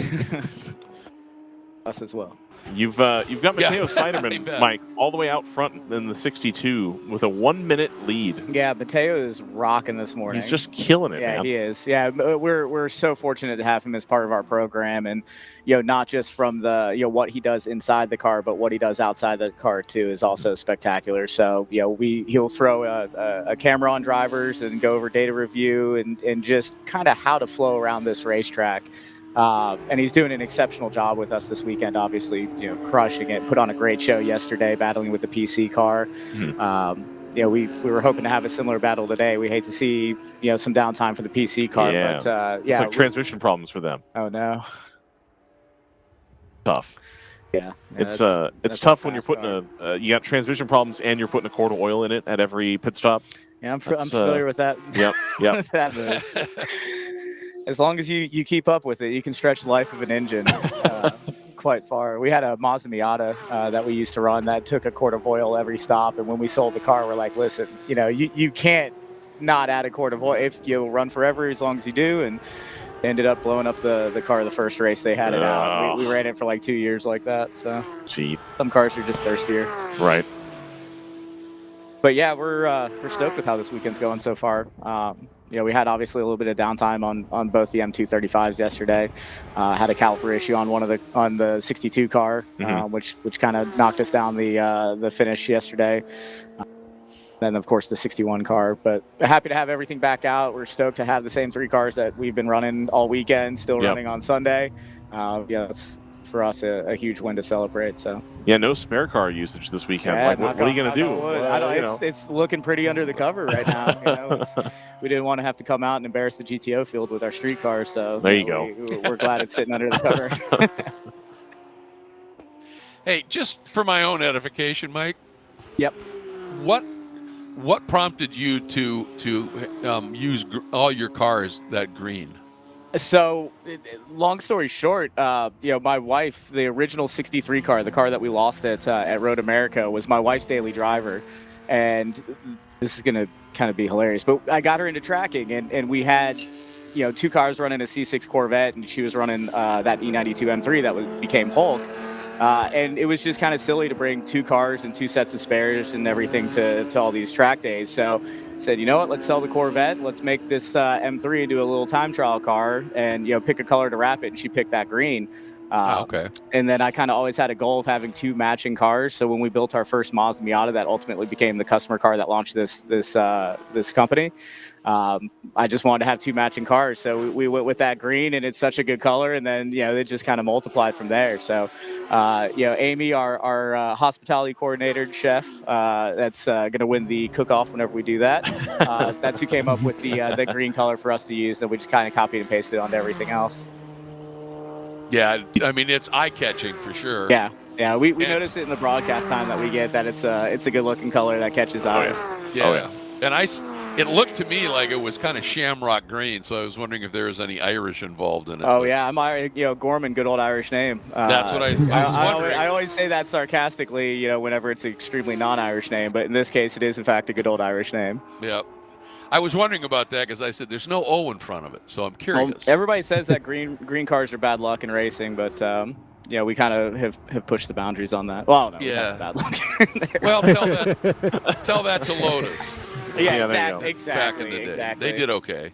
Yeah, they did all right with it. So just a quick note here: that 102 is about to go down a lap to the leader here, and that 102 is inadvertently causing that top 3 to bunch back together.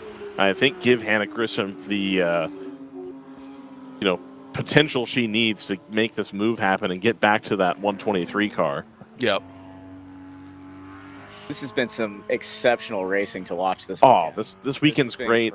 And it really speaks volumes to a track that we talked about this a little bit at Road Atlanta. It's the opposite here, where the track's a little bit wider, and there's a few corners here where there's 2 lines available. Yeah. There's not 2 optimal lines available. There's one optimal line, and then there's another line that's fine, and if you've got to run, you can use it. Whereas there's some of these tracks nowadays, Barber, for example, or Road Atlanta, where if you don't have a significant advantage or somebody in front of you doesn't make a mistake, there's not a whole lot of places that you can run too wide and still stay on the track. Yeah, this is a fantastic track, and especially for multi-class endurance racing. Yep. It's we love coming to Watkins Glen. It's the weather, especially right now for us Floridians, this is amazing. Yep. Yeah, no kidding. So, yeah, we're a huge fan of coming here, and this has been just a spectacular bit of racing this weekend. Where are you based in Florida? Jacksonville, North Florida area. Yep. Yeah, I'm in the Sarasota area. Oh, nice. Yeah. So, Yeah, this is fantastic to visit here for sure. It gets us out of that 96 degrees by 7 o'clock in the morning environment that we're usually working in. Yeah. All right. I think the lap down move was just completed. Oh, right there. Use the Max Holly car as a pick there. Yeah, it was a brilliant job by Kane of literally trapping Charlotte.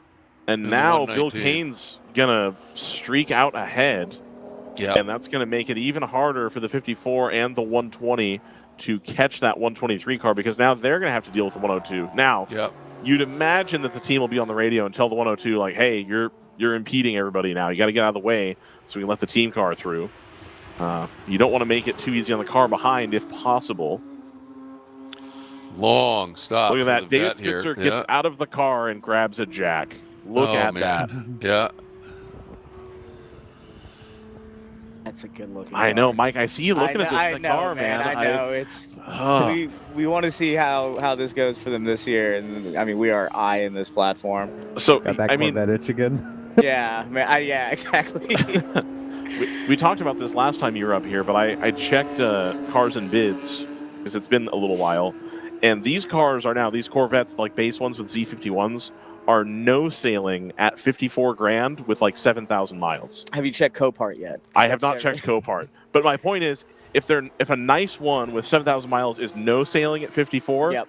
a clapped one's got to be we're talking in the 40s, yeah, 30s, yeah, upper 30s for sure. Yeah, it's a good price point for that car. it's a lot of car. That's a lot. That's a lot of car for the money. I was telling Zach last night, Zach Mortimer, I'm like, why would I buy a 911 at this point? Yeah, I mean that's always been the argument, you know. And I've got a buddy of mine, Aaron, who runs a Porsche dealership down in Jacksonville. Yep. And we've both been performance driving people for a long time, and I kind of always went the Corvette route, and he always went the 911 route, and it's just such a classic, this or that. Right. But the gap between the amount of money that you spend for a nice Corvette now versus a nice 911 is, I mean, you could have like your choice of Corvettes to drive. Right. For the price of one 911 now, and it's unbelievable to see the tech on these newer cars and how much car for the money you're getting, and that C8 has been catching our eye for the entire season, and then obviously seeing one out there is not making it any easier to keep one out of our stable. So. No, not at all. For me, I think it's the mid-engine. Oh yeah. It used to be like you get a 911, you get in the rear engine, you got a different driving experience. It's all that cool versus a Corvette's a Corvette. But now that you got the mid-engine Corvettes, like okay. I think that gap has been bridged a little bit by moving the drivetrain to the back on those cars. So.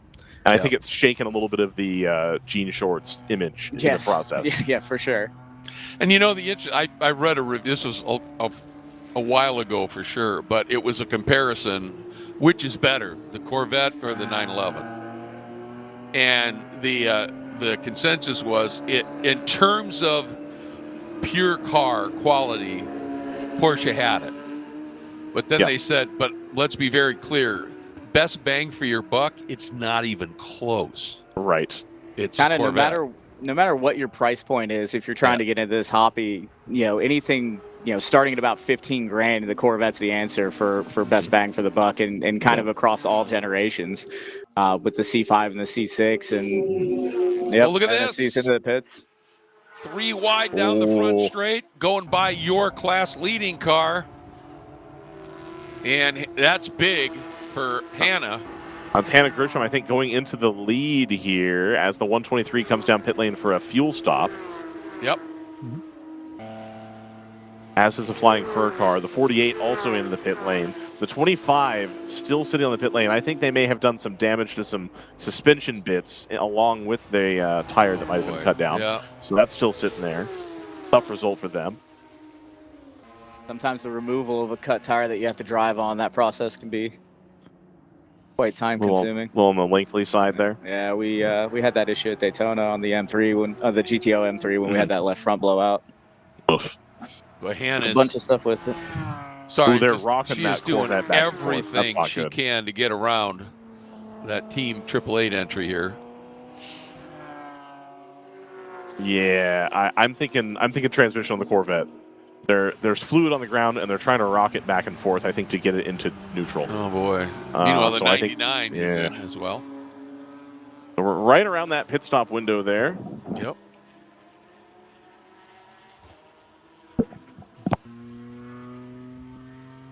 Like Gorman switches to sunglasses. I unfortunately didn't grab enough paper towels for your side of the window. I appreciate that. I'm taking care of your guests over here. Ooh. This is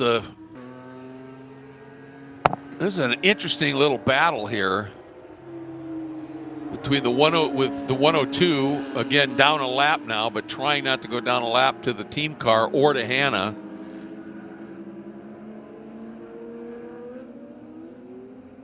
Agent Canuck is in the pit lane as well, and the 48 has already made its stop. And then you've also got the Empire Motorsports car having made a stop. We'll see how quickly Cajun Canuck can get their car turned around.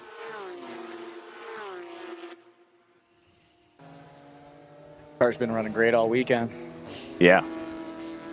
It's been fun to see GP1 do what it's been doing lately. Yeah, where you've got all these competitive cars. I feel like, GP1 is really a breakout class here, and there's so many different ways that you can approach GP1, and that's what the GP1, the variety of cars in GP1. Granted, a lot of BMWs, but a lot of very different flavors of BMWs. Looks like they're back rolling.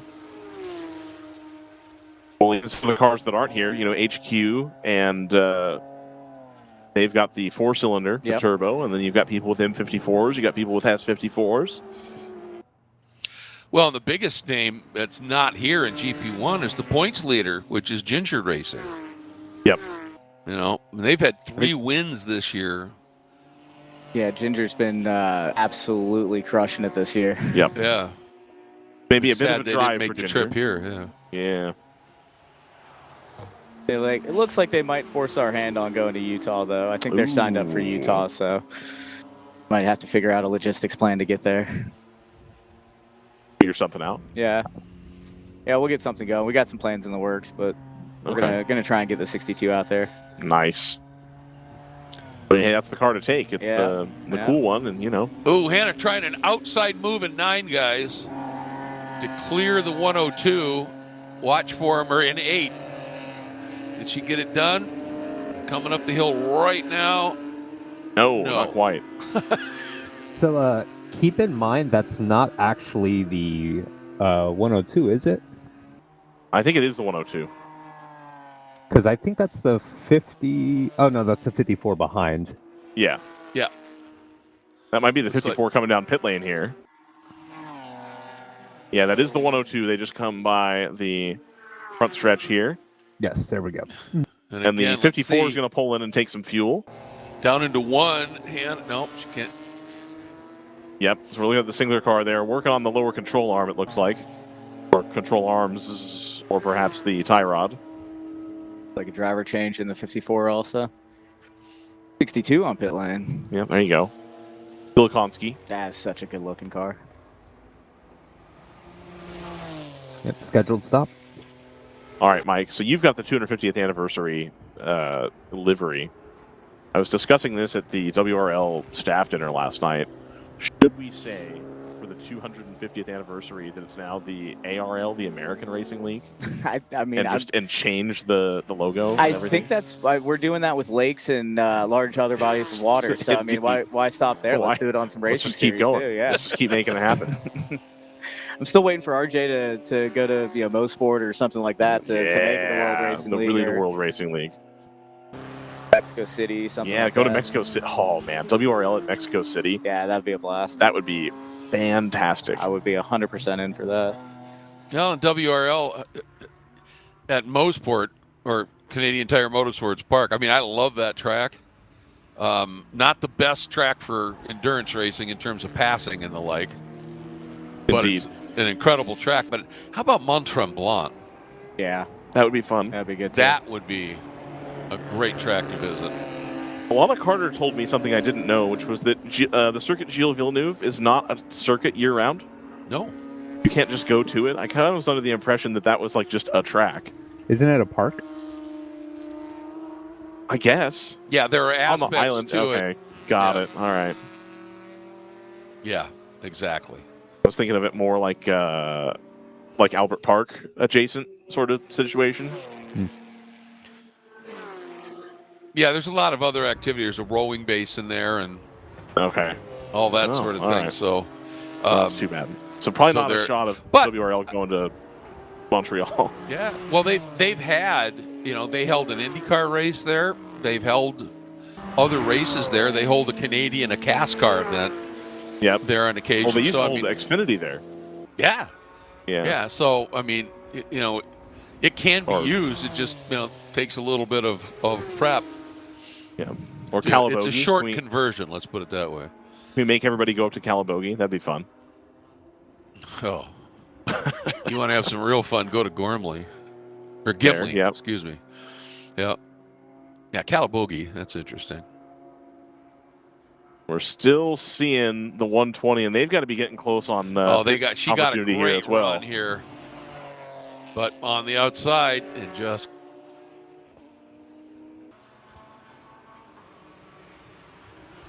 Now, probably a driver change, Mike, right, on the 62? I would imagine. I'm a bit difficult to vision, so it's hard to tell who's standing up in the paddock over there.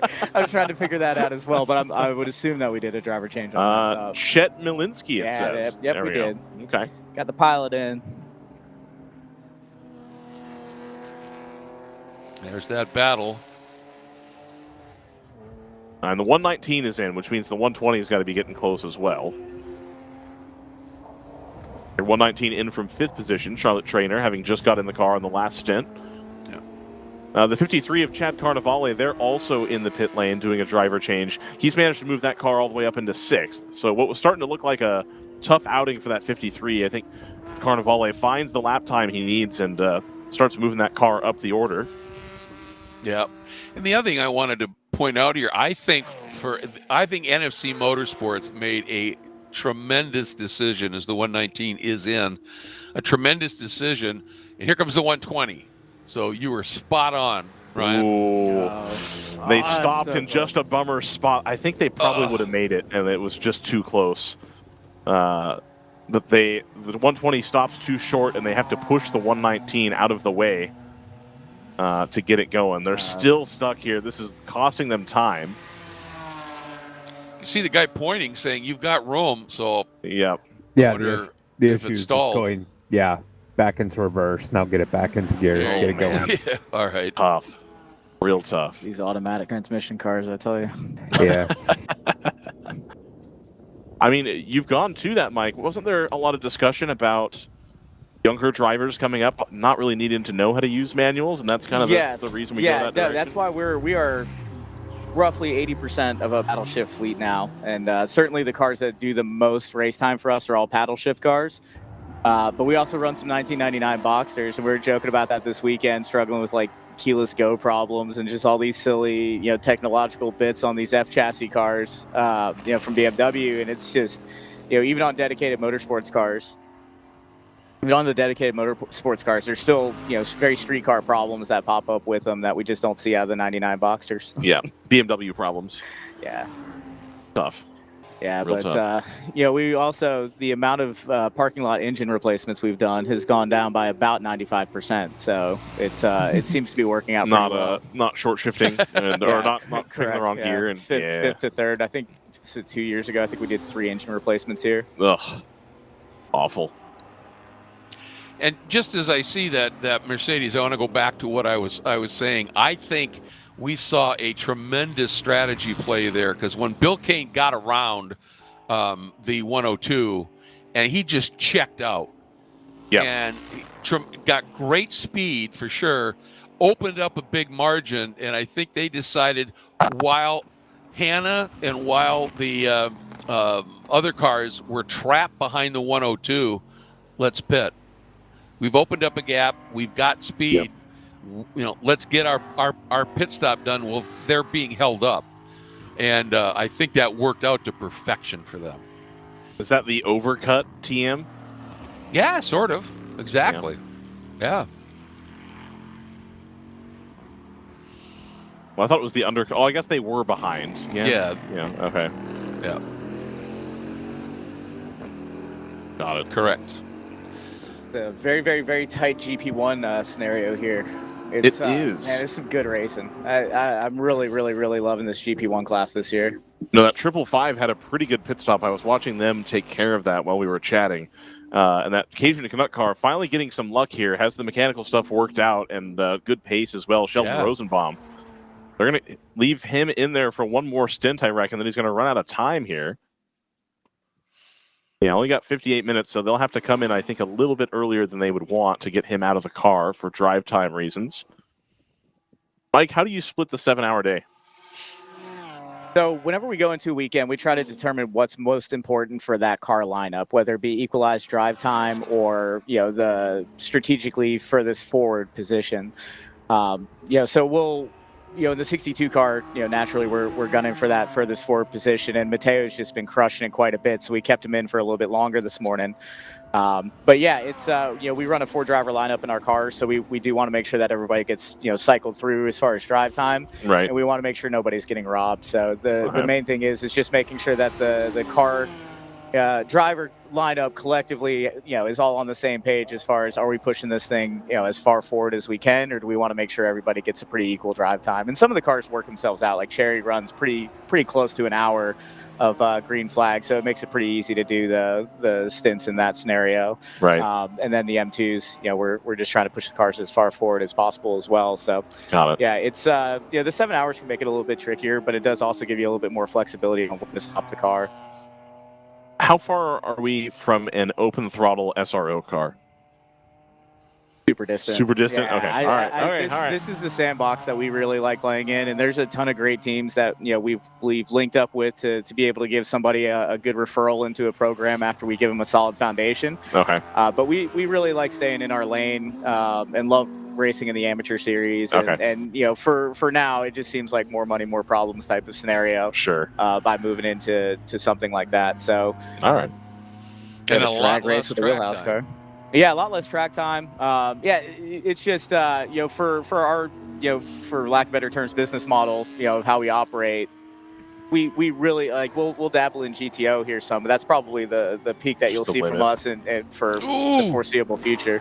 Okay. Big lockup and wide car runs run. wide, by the yeah. BMW. For the Palomar cars, I think. Yeah. Yes, it is. Man, When they're that distant, I can't tell the difference between the Palomar car and the Cajun Canuck car. Very similar on Exactly. the front end, yeah. But man, he locked up, and he's got to have a pretty serious flat spot on that tire now. So we're pushing to build up the fleet a little bit more for vintage racing and stuff. So we're going to have a couple of options that are rolling out between the end of this year and the beginning of next year. To start doing a little bit more of that SVRA and HSR type of stuff. Okay. We've always dabbled in that over the last several years, and it's just a really, really, really fun weekend. So we're going to start doing a little bit more of that as well, and have a kind of a fleet of some older stuff that we'll have out playing around in vintage. We got a new Boxster that's coming together that'll be quite a bit faster than our Champ Car Boxsters, and Sweet. A couple other little special projects.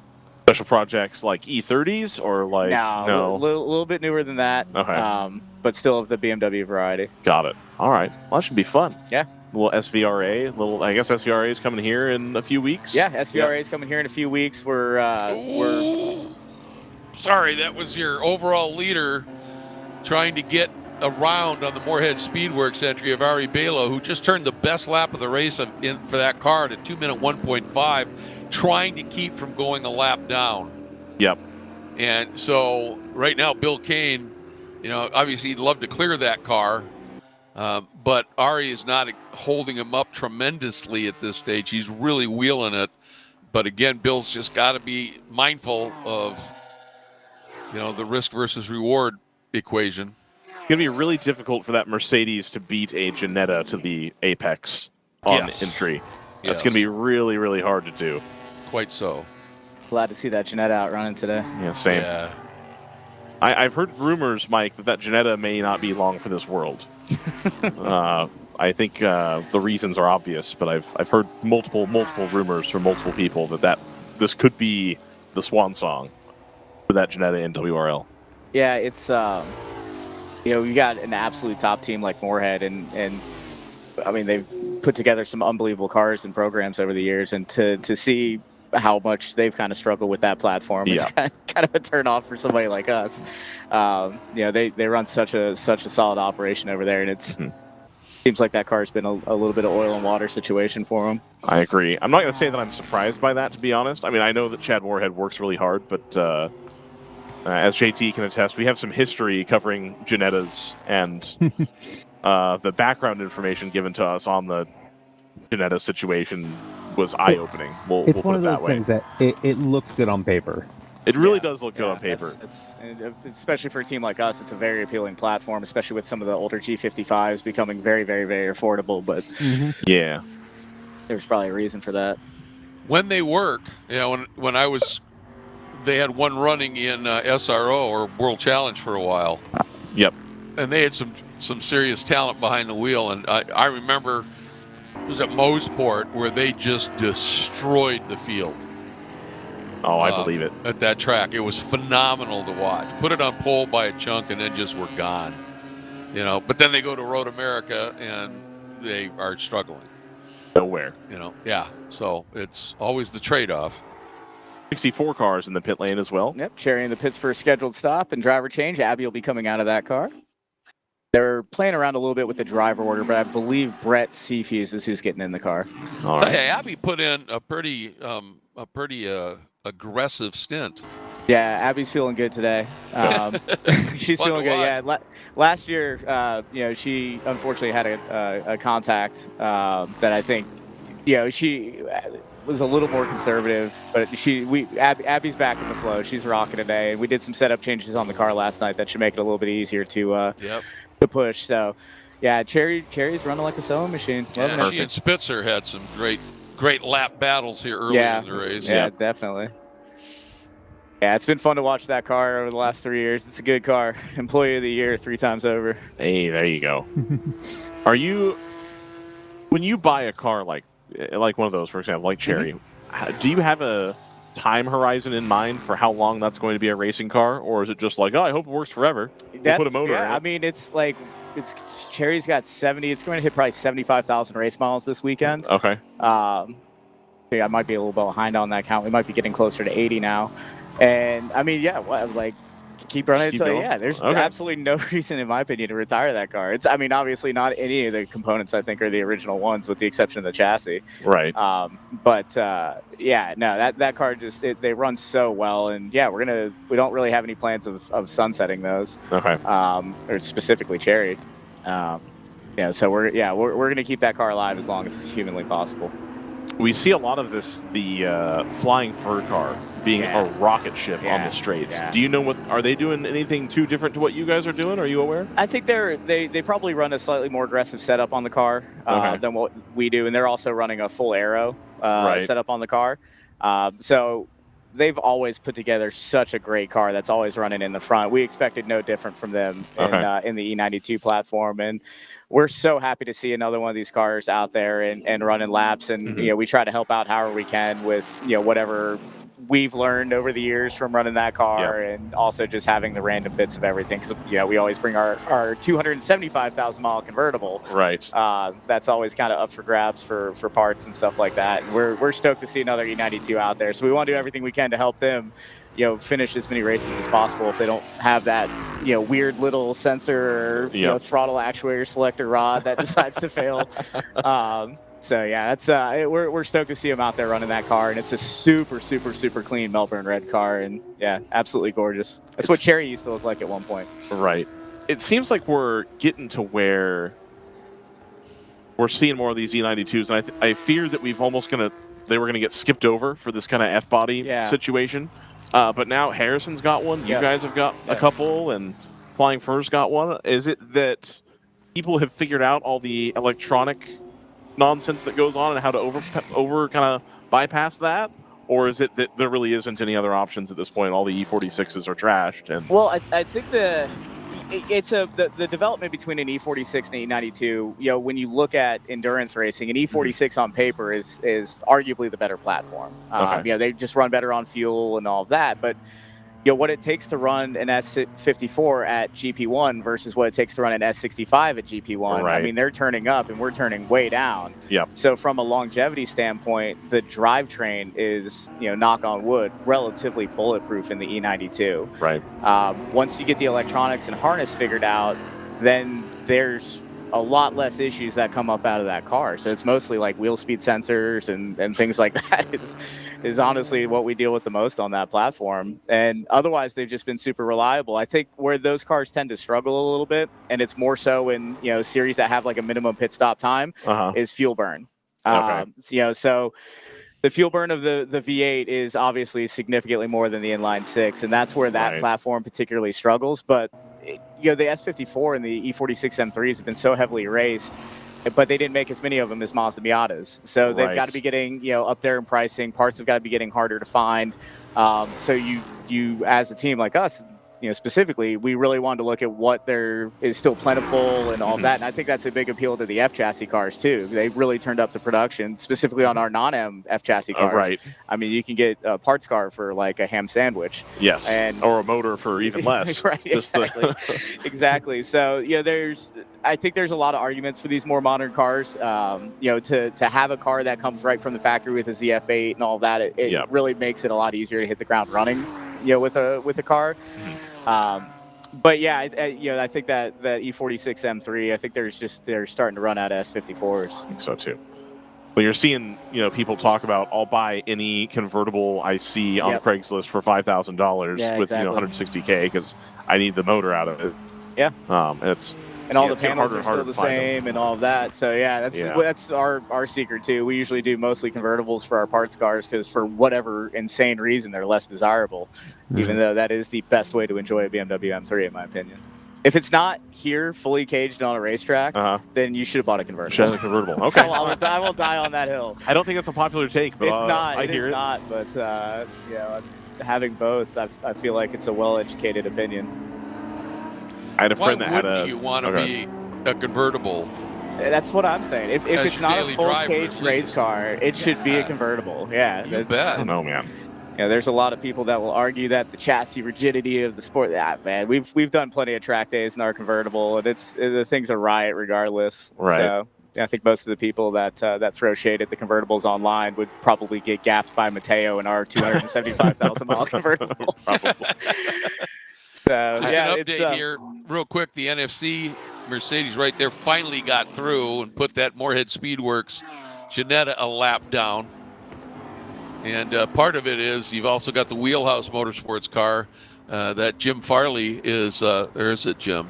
No, it's Dan McKeever behind the wheel, who's running pretty quickly. So that's going to be the next car that Bill Kane and that NFC Mercedes needs to get through on, and that's not going to be an easy chore either.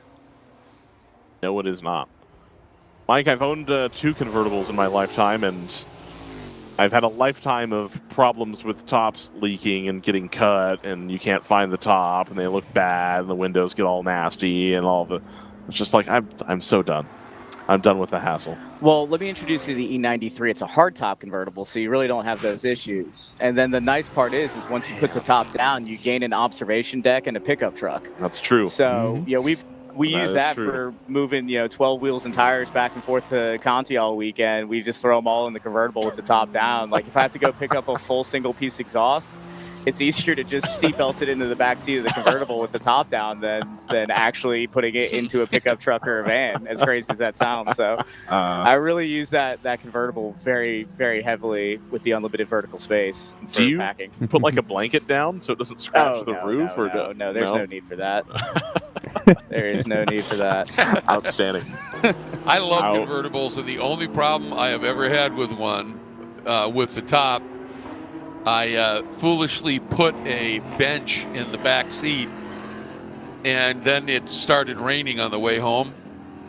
So I closed the roof and shattered the rear window. Yeah. Oh. As it slammed down on that bench. On the E92s, there's these little pockets on the side that you can put stuff in. And as long as you close the partition, the partition's closed, the top is going to operate. Right. So clearly the previous owner of... Sorry, it was the Mustang here and the Mercedes working through this traffic, and one of the cars moved. The Mercedes juked to try and get around it and almost hit the Mustang.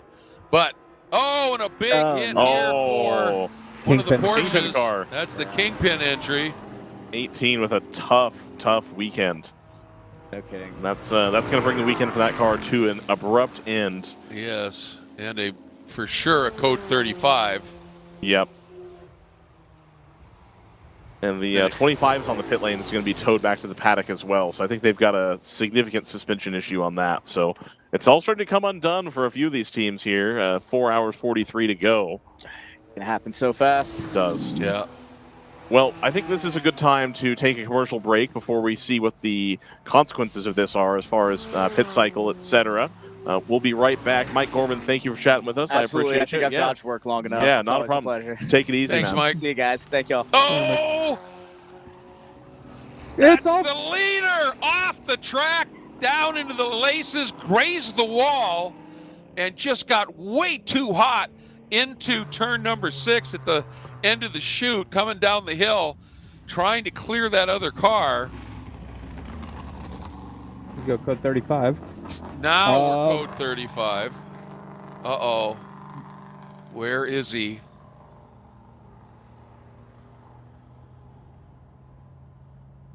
He stopped.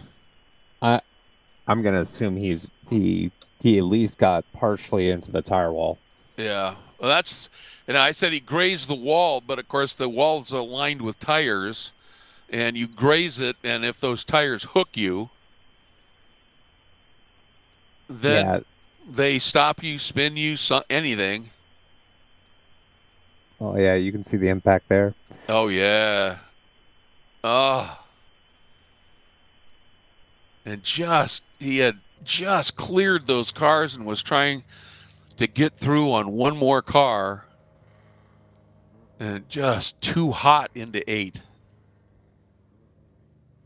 For a minute, I thought he might have saved it, just brush something and able to continue. But again, those tire barriers caught him. So we are under another code 35, and as we sort things out here, we're going to take a little break and say a big thank you to a couple of companies that make this great coverage possible here on DriversEye Live. We'll be back to the Glen in just a minute. You can feel confident Continental is the smart choice in tires. Can they handle extremes? Yep. Tested from the Texas desert to near the Arctic Circle. Really? Anything for the guy who finds that one pothole? Yeah, road hazard coverage has your back. For real? Absolutely. Were they made by like a bajillion engineers? Well, closer to 100. Continental. Welcome to the smart choice in tires.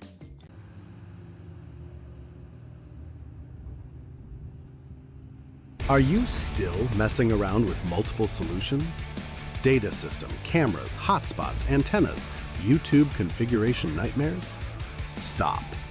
You've got a race to win.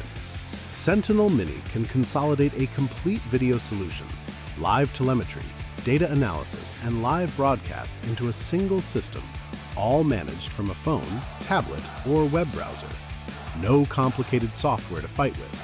Everything you need in one place. Perfect for endurance racing, sprint racing, or HPDE. Share your passion and win more races with Sentinel. Find out more at sentinel.racing.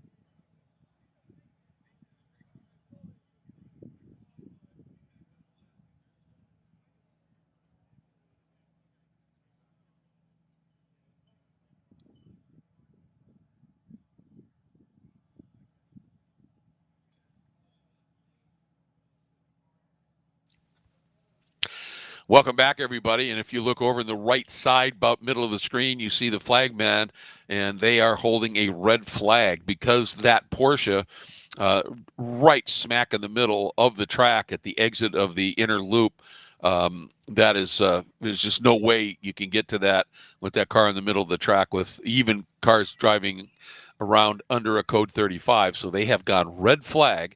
It will take a bit of cleanup time, certainly, and then they will get the cars all back into the pits, get them lined up for a restart. And so it's going to be just a little bit here for sure. But I just wanted to give you the update that because of that incident, we have gone red. And of course, we had the secondary incident by the leader overall of the race, the NFC Motorsports Mercedes-Benz, getting into the barrier at the exit of turn 6 into the laces of the boot, and just caught the barrier, and the tires grabbed the car. It looks like. We don't know exactly what the ultimate damage was, but that car is parked and done from the lead. And I think there was a good point. I think JT, were you the one who said maybe going through the debris scene, he picked up a puncture possibly? Yeah, it was mentioned. Yeah. It's really unfortunate situation. Yep. Yeah, because he just got into 6, and there, the car wasn't turning. He was really fighting it. So it was either just too fast, or something had gone amiss. But it's going to take a little bit of time here for everything to get sorted. So we're going to just pause for a few minutes. We'll certainly be here and tracking everything. And as soon as they get ready to get going again, we will be right back with you. So don't go too far. But good time for a break here for you. And we're going to take one ourselves.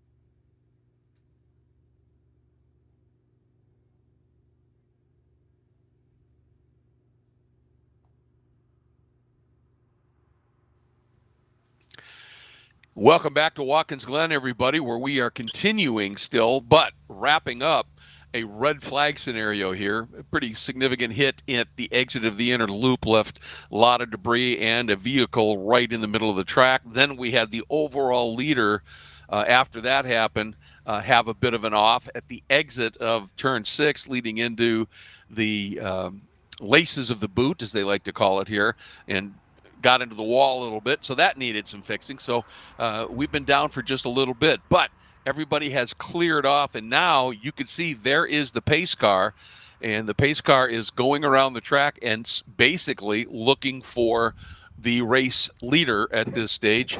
And of course, with the 123 out, they'll pick up the 120. The question is, guys, what happens once we get rolling here? Ryan, what's your take from what you've heard?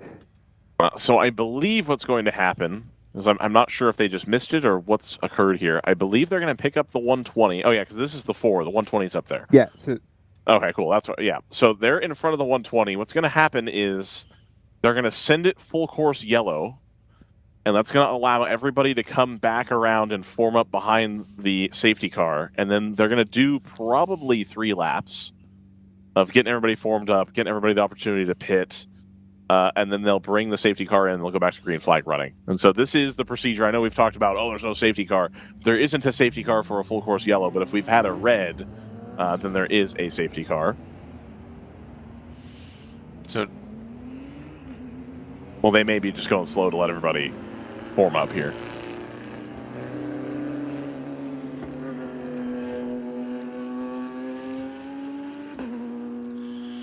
And the 290 was a little bit late on the jump in the pit lane, and the 119 actually got the call to yellow and was able to pass the 290 in the pit lane because the 290 was still stationary. So well, the interesting thing, too, is, this is, where everything is usually code 35. This is the one opportunity where you can make up some of that time behind this pace car, and if you luck out and are in the right spot, particularly if you're GP1 or GP2, there's the possibility that when people pit, you might be able to get a lap back. This is a rare opportunity. And theoretically, this is going to bring the GTO field all the way back together. The 120, the leader has pitted. The 119 has already come in. So everybody's going to take this opportunity to get some fuel. Going to put everybody back on kind of a semi-normal strategy here with 4 hours to go.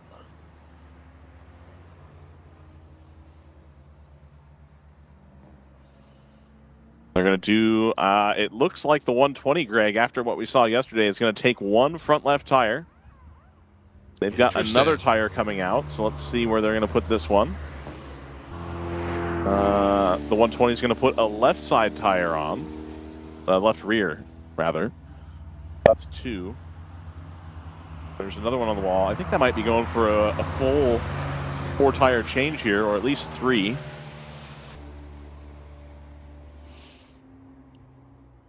Well, if you've got... Yep, they're putting a right rear on, and then they've got somebody lined up. So they're going to do full 4 tires on the 120. They're going to have blistering pace with 4 hours to go. This also defends against the possibility of rain, which I don't think is going to happen. But if you've changed your tires now, you're going to get to the end of the race and still have some tread on your 200 tread wear road car tires. Exactly. And if you've got the tires, I think, this is the primo time to do that 4 tire change. Rain now slated to come at 4:30. So it is inching closer. Morning it was at 5 and it was 4:30. Yesterday it was at 8 or 7 or something like that. So, and one of my apps says by 3.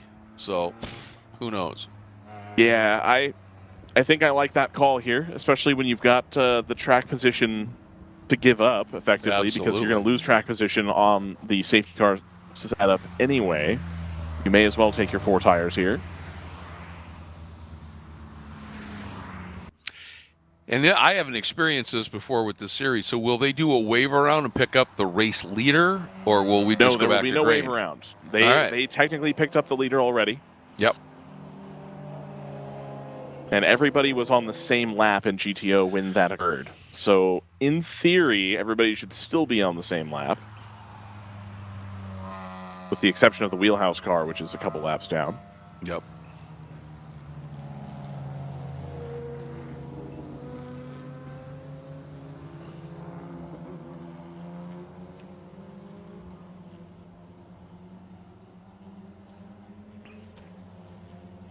Yeah, unfortunately, that NFC pit stand is getting torn down, so they don't figure to be coming back out anytime this afternoon. That is a shame. They were, and folks, we had a couple of thoughts on that, and just from the attitude of that car, our best speculation is that going through the exit of the inner loop where the Porsche was wrecked and there was a lot of debris, that maybe that Merc picked up a puncture, and because just the way that car got into turn 6 and what it was doing, or more accurately not doing, but how it was doing it, certainly looked like suddenly he had absolutely no real steering control. Yeah. So that's, I mean, huge shame, obviously.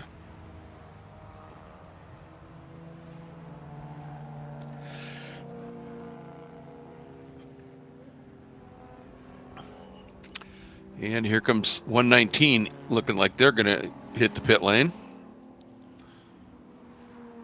There's the 120 now, just trying to get as close to the back of the pack as possible.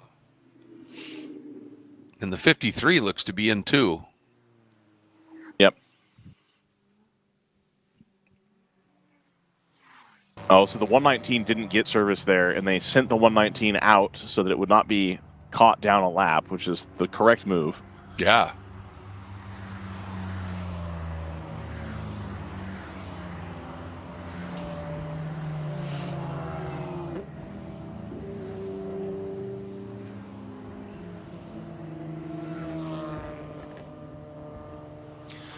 And obviously doing a few safety laps or pace laps here, if you will. And again, I think it's just to let the field sort itself, which I think is a great idea. Yep. People that were in need of fuel, they can get in, get it done. And when we go back to racing, we will obviously a couple laps for timing to tell us exactly what's what. But as you said, it's certainly going to bunch up the GTO category and possibly the other two a bit anyway.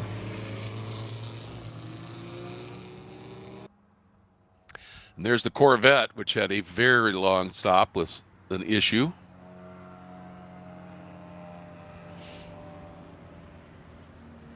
Yeah, Janetta's in the pit stall still as well.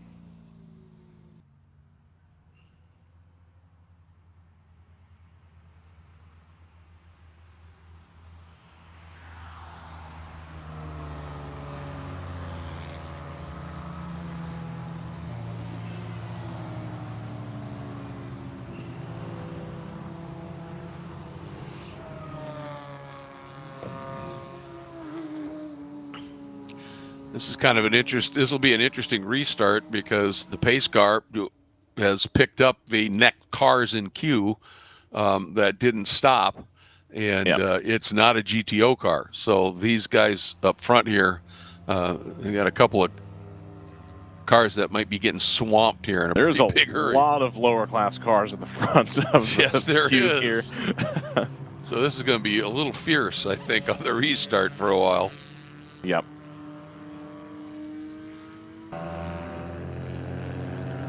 We still got the lights on the safety car here, so I think we're going to take this opportunity to squeeze in one more commercial break here. We'll get ahead of the game. That way we've got fewer commercials here in the closing part of the weekend. We'll be right back here from Watkins Glen for some more racing action. You can feel confident Continental is the smart choice in tires. Can they handle extremes? Yep. Tested from the Texas desert to near the Arctic Circle. Really? Really. Anything for the guy who finds that one pothole? Yeah, road hazard coverage has your back. For real? Absolutely. Were they made by like a bajillion engineers? Well, closer to 100. Continental. Welcome to the smart choice in tires. Are you still messing around with multiple solutions?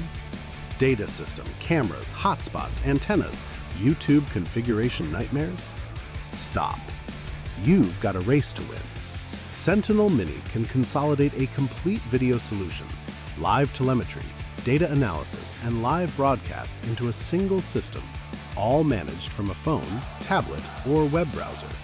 No complicated software to fight with. Everything you need in one place. Perfect for endurance racing, sprint racing, or HPDE. Share your passion and win more races with Sentinel. Find out more at sentinel.racing.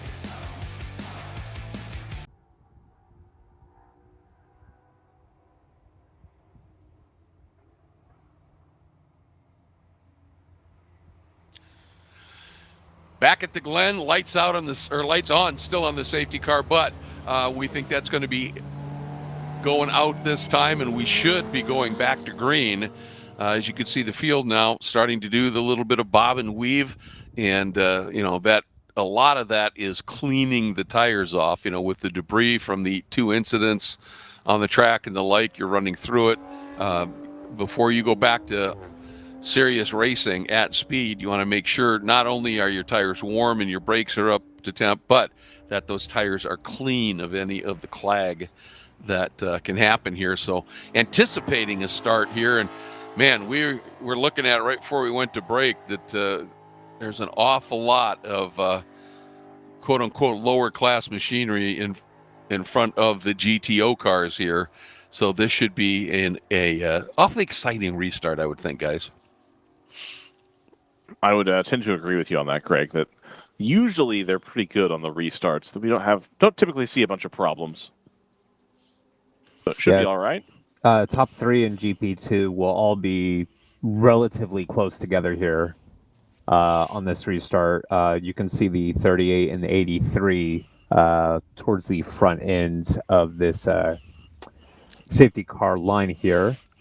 GP1, it's having taken another look, it looks like it's going to be 3 cars on the lead lap with El Diablo at the very front end here. Going to need to try to run away. The 62 coming in for a quick and relatively safe pit stop. I think that's going to cycle them back to second here. So lights are now out. So we are getting ready to go.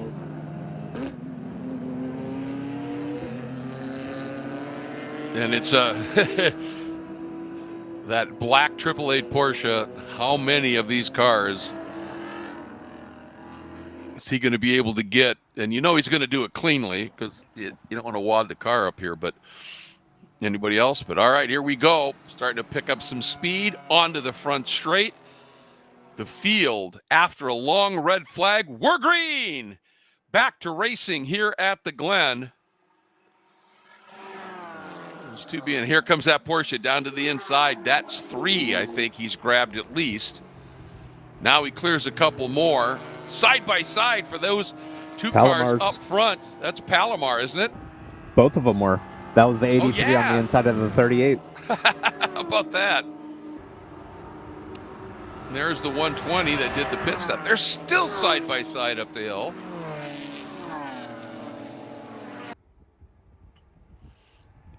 And those cars, that's literally, I think, a duel for the lead here between the 2 team cars in GP2. Meanwhile, rest of the field trying to work their way through. Porsche now, it's cleared everybody that was in front. The 120, 3 cars back right now with the 99 right there.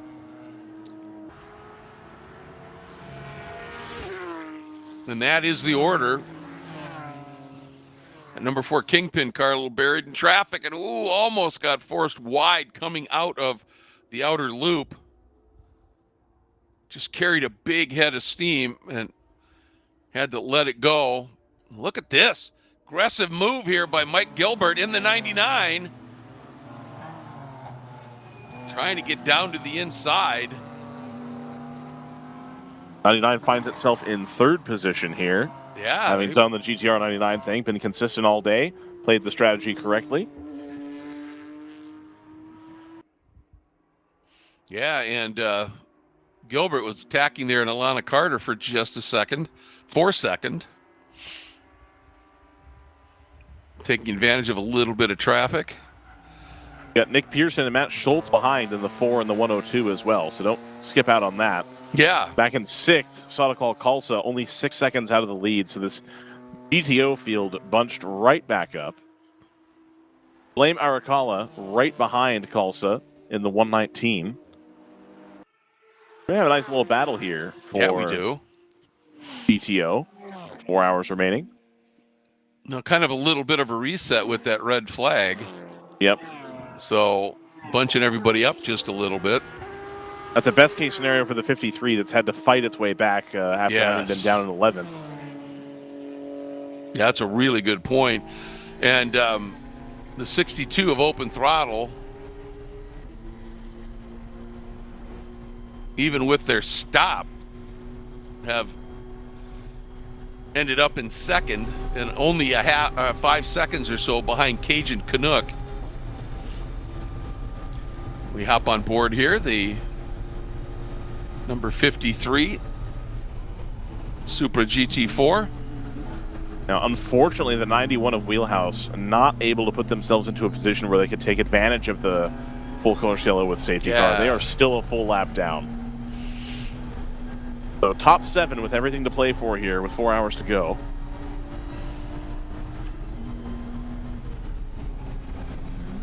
And they're all within 17 seconds of one another, which is really nothing in the course of a 4-hour race. Exactly. We're on board now with Sadakal Kalsa. And if you remember yesterday, Sadakal really likes the early turn-in. Yep. And that, of course, when he's overtaking lower class cars, you know, really works well for him because he's already comfortable with that big move to the inside. There we are. There's a look. And he's just got that number 102 of Matt Schultz in his sights. Half a second behind last lap. Back to the onboard here. Coming through turn 10.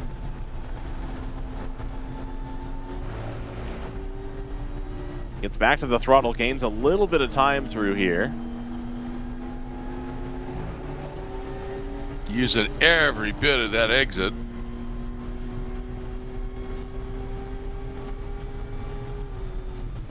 Pretty evenly matched down the straight there, weren't they? Yep. He loses a little bit of time versus last lap. Now out to 0.7. Yeah.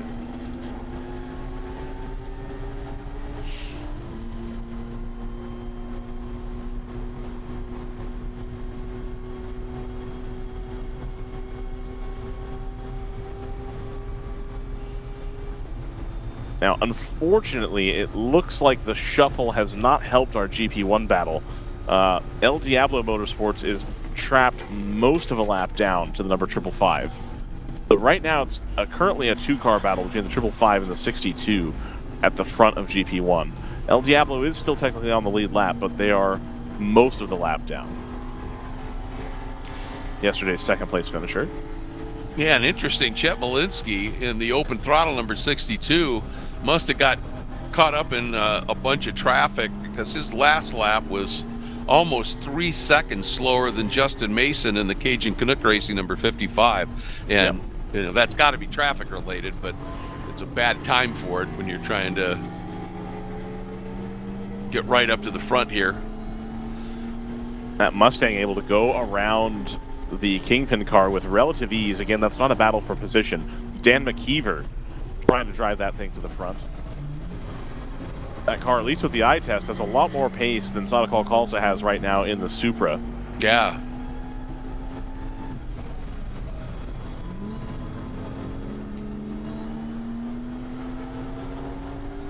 Getting a little bit unloaded there on the throttle.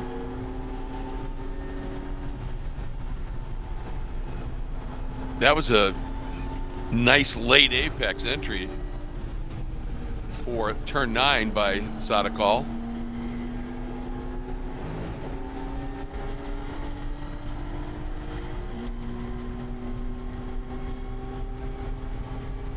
Now it's 1.6. You bet. Not quite close enough.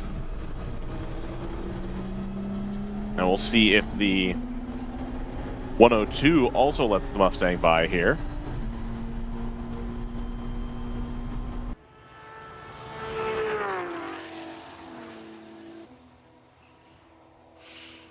This is a great scrap.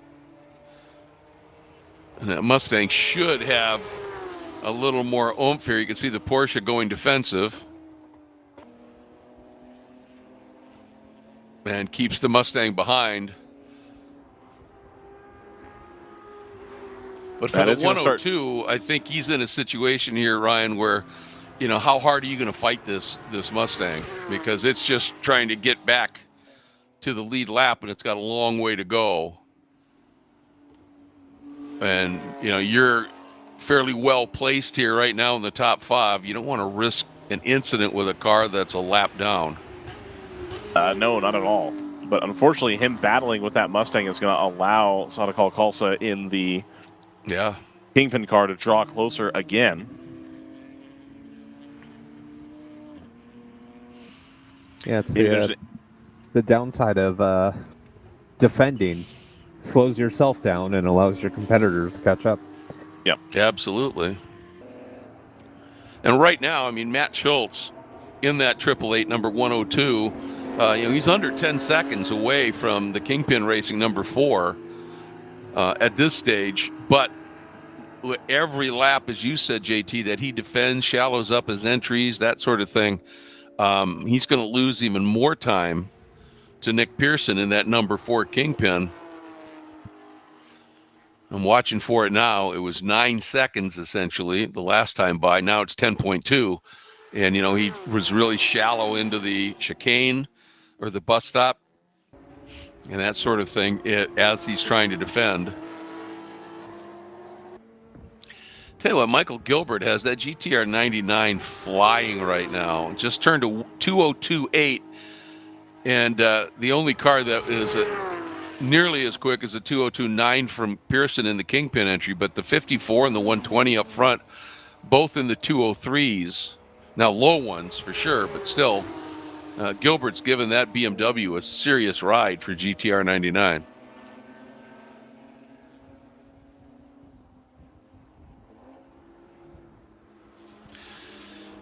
All right, Malinsky now in the 62 open throttle entry, just turned to 213.2.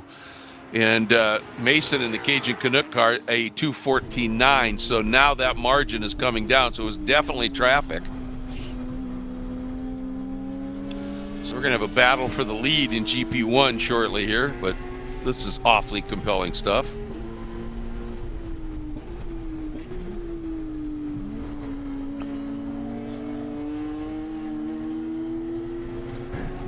Little bump from Sadakal, naughty. Yeah.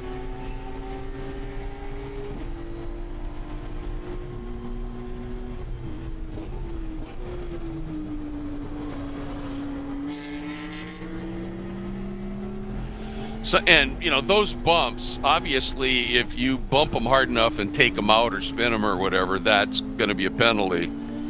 But every once in a while, those little taps are just kind of a, I'm here. Yeah, I don't. You know, trying to rattle. I don't suspect that's even that. I think that's he gets caught up a little bit there, and just taps the car ahead. I don't think that's malicious in any way. Got him offline. Well, yep, there we go. The issue is, and you'll see it here, is the Porsche seems to be able to get out of corners a bit better. So Sadakal is going to have to get on the throttle just a little bit sooner to be somewhat even with them. Yeah, there we go.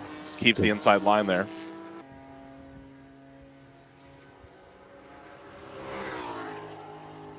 So now we'll see just if, and if so, by how much Sadakal can kind of ease away here. Because he certainly didn't have any problem sticking with that Porsche. What's that? Try to catch up to that Mustang and get a draft and save some fuel, too.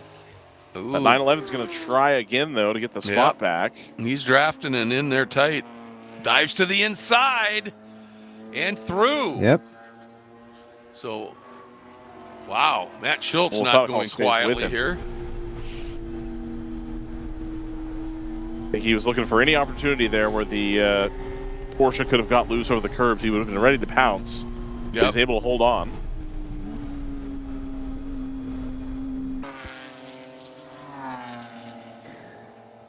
The GP2 fight continues with Palomar at the front. They go side by side out of the S's. This is the 83 trying to pass the 38 again. The 38 being your white and blue BMWs. The 83 goes around your yellow, green, and blue. Just ahead of them is the 55 AOA, another GP2 car. Unfortunately, with their issues, Andrew Gardner currently 8 laps down. I believe just coming out of pit lane recently, which had allowed the 210 of Adam Bach of Matt Connolly Motorsports to move up into 4th. Yeah, and you just saw there that the number 53 of Sadikal Kalsa able to sneak through on Schultz again, this time over in the turn 9 area. It looks like he's got a little enough of a margin now. It was the Porsche, though. When it gets into that draft, it's really good down that straight. It's slippery. Ooh, look at this, 99 going for second here. That's Gilbert trying to get around the outside of Alana Carter, and does. Then drifts over just enough to dissuade Alana from trying to make that outside line work. And of course, that little exchange is going to bring Nick Pearson in the number 4 Kingpin car a little bit closer. Here he is. And these are all 2nd, 3rd, and 4th, essentially.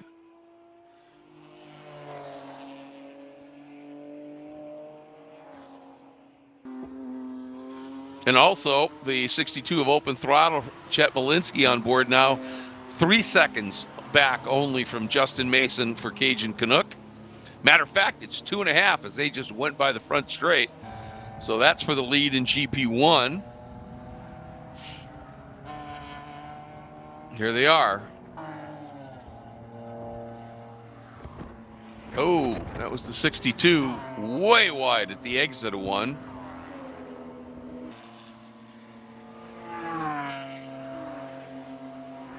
Now they've got to try and figure out a way to get around that Flying Fur all red entry.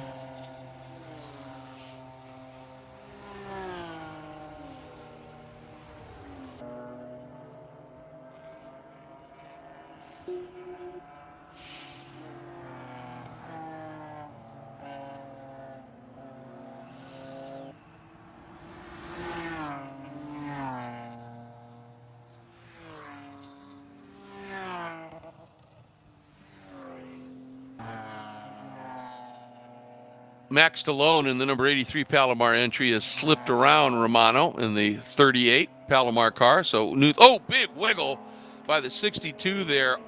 Really pushing hard, dropping into the laces.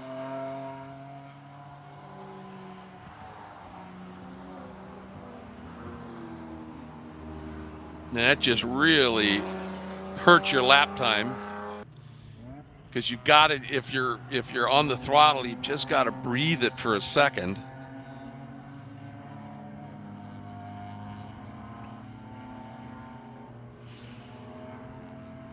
Yeah, and he's 62 dropped back quite a bit here.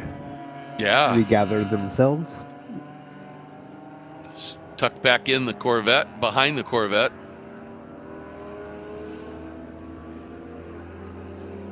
Interesting to see what the margins are this time through.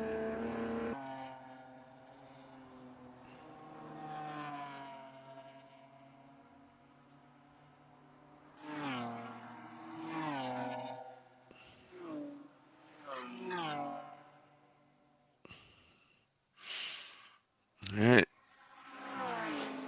Oh, yeah, lost a significant amount of time, didn't they? Mm-hmm. From that. Flying Fur getting past the 61 of open throttle just ahead as well. Yep. But not a good exit. So the 61's going to come back here. Monty? Well, look at that. Yeah. And that margin that was down at the front to what we were at, like 3 seconds for the 55 over the 62 in GP1, it's now 11. So that one little bobble was that costly.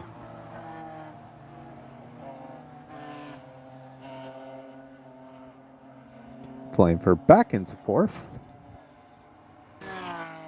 And keep in mind that Corvette now is way down the order at this stage. Multiple laps after that long stop and fix. But it's sure running quickly right now.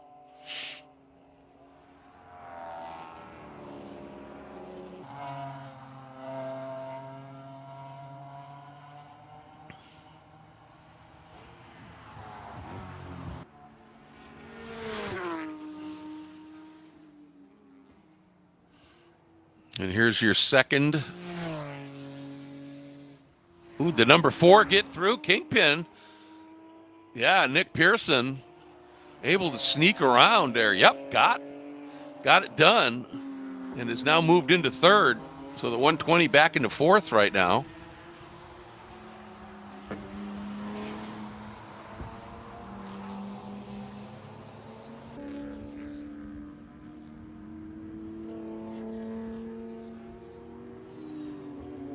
And looking here, yeah. Now, when they last came by, it was over 2 seconds, 2.5, the gap that Alana had. So must have had, maybe had a similar kind of thing happen that the 62 did. Just got in a little hot somewhere, and the car gave up and just had to breathe out of it. And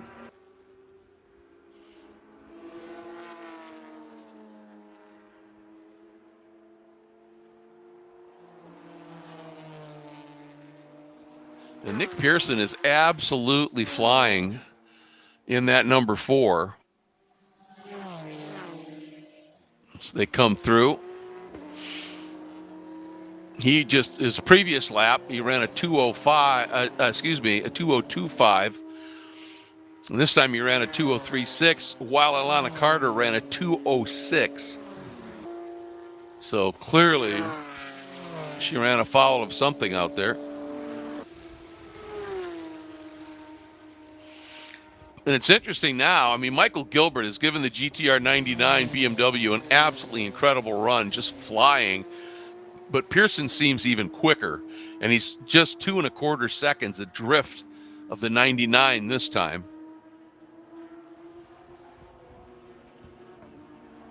Nice move there to knife underneath that car, not lose any more time.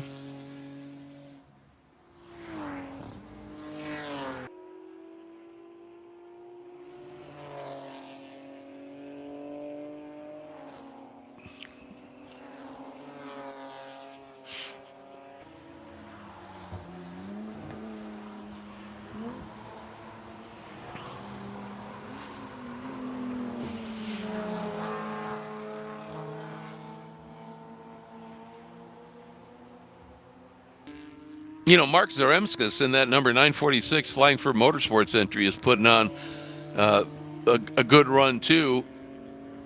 Right now, 4th in that class. And then that last lap ran a little bit slower than Svilen Kanov in the El Diablo BMW and lost a little bit of time. But Zaremskis had been running really long. Now, I think the El Diablo car, did it enter the pit for a second there? It did, yeah. It's in the pit lane right now. Okay, there we go. They're taking some fuel.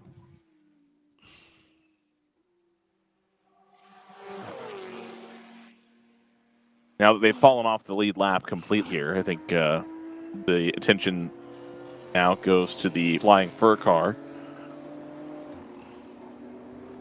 and the 61. Ket Malinsky trying to hold it down, stay on the lead lap, only about 13 seconds behind the 555.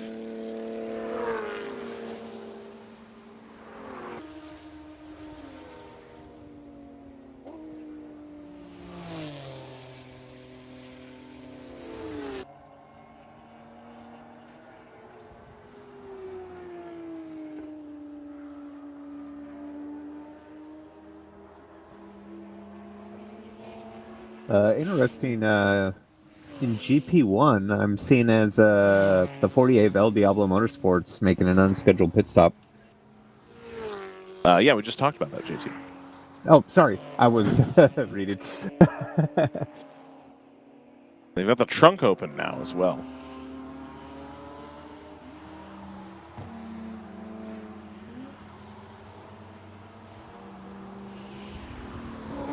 That's going to plummet them down the order. Yeah. So yesterday's heavy hitters in GP1 not really able to complete the double here.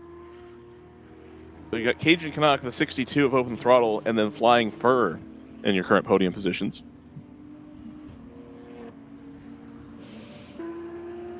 Yeah, and ever since that little bobble, it looks like it got Chet maybe off his rhythm just a little bit because he's, he can't get, he's the mid 214s consecutively here. Meanwhile, Justin Mason for Cajun Canuck has been running 212s, high 212s, but still 212s. And 61 pits?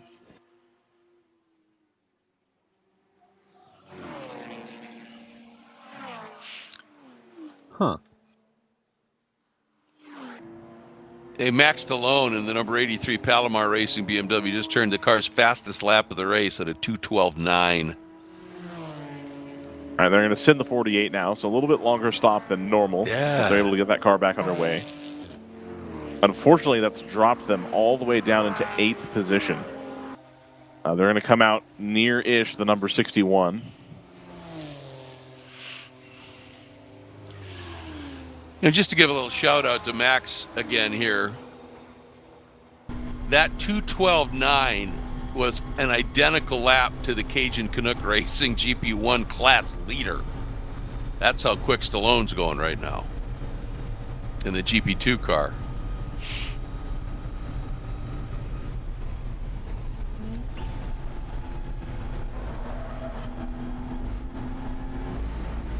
The 53 just closing in a little bit at a time on the 120. Took a huge chunk here and there, but having some traffic issues now. And I think probably able to save a little bit of fuel at the same time, getting a tow from this big number 91 Mustang. You'd sure think so.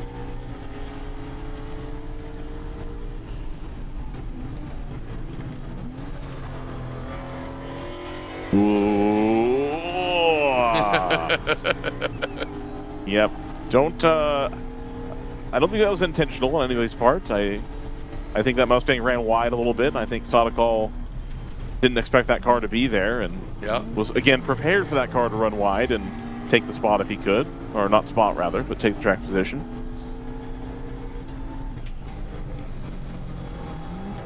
See that Mustang having to jump on the brakes a little bit early, and they're just missing the apex right now. They're trying to get late apexes and braking in a little bit different spot to how that Supra likes to be driven. And of course, you've got the Mustang trying to take all these very late apexes versus Sadikal, who we've talked about, tends to take an earlier apex. So it looks a little bit more out of sorts than it ought to. Dan McKeever almost certainly knows what he's doing. 2010 MX-5 champion. Yep.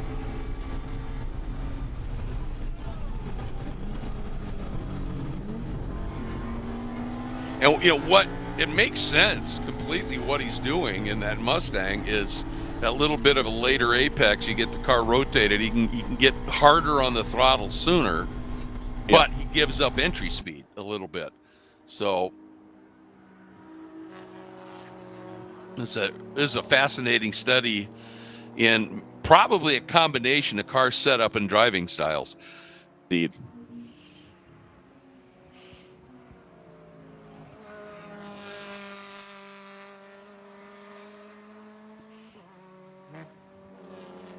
See there, the Mustang just likes that little wider run and squares it up. But here is where Sadikal very often, watch where the Mustang goes and look at how early Sadikal turns in. That wasn't a pass attempt. That's just how he likes to drive this. Yep.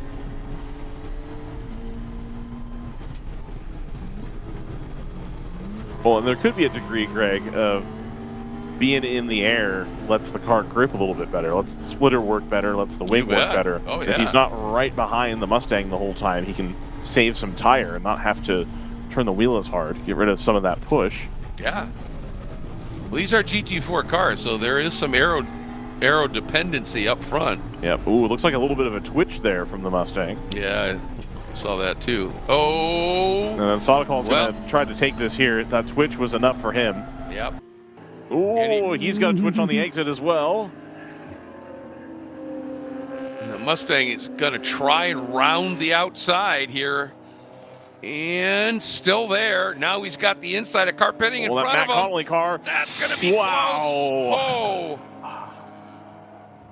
I think some heads-up driving by both drivers there. You bet.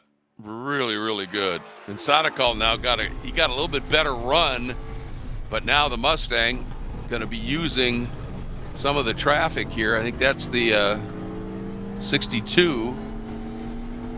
Has a little bit of a pick and played that well. Now the Mustang's going to get held up possibly going up the hill. That could play into Sotakal's. Well, he almost overran him anyway. Right. Now, where does that flying for BMW? It goes out to the normal line. So the Mustang's going to go down and underneath. I think the Mustang's going to clear it. I don't know if Sotakal's going to make it. Indeed, he's not. Nope. That flying fur car just way too powerful in a straight line. Yeah, he had tried to time backing off to get a run through the S's, but just didn't time it correctly. Lost a lot of momentum up the hill and just wasn't able to stay with the Mustang and then clear the BMW before the bus stop. But as we can see here, as he enters the boot, Sotakal gains a lot of that time back versus the Mustang. Yep. He just start to stretch on the little straight here. He's already right back underneath him, and now they're going to have that Corvette that's got great mid-corner speed, but it's a little bit lethargic on the straights, so this should be a pretty straightforward pass attempt here. Certainly for the Mustang. I think Sotakal's leave it a little late for Sotakal. Yeah, I think that Corvette sees him coming and picks up the brakes a little bit early. Exactly.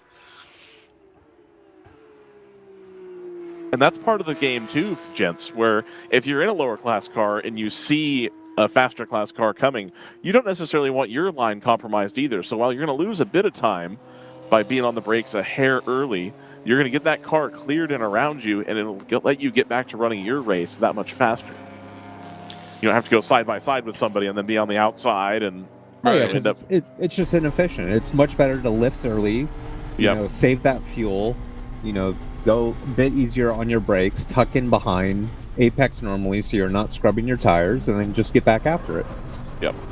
Oh, big slide from the Mustang there. Yeah, and what you're talking about, it's the why are you racing a different class car to the apex? Yep.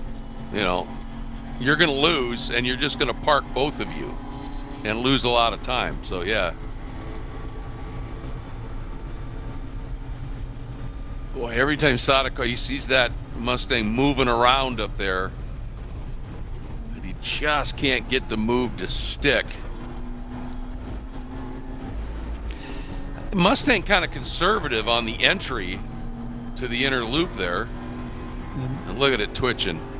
Sotakal wants through. Now he's going to try and get up along the outside. Can't do that.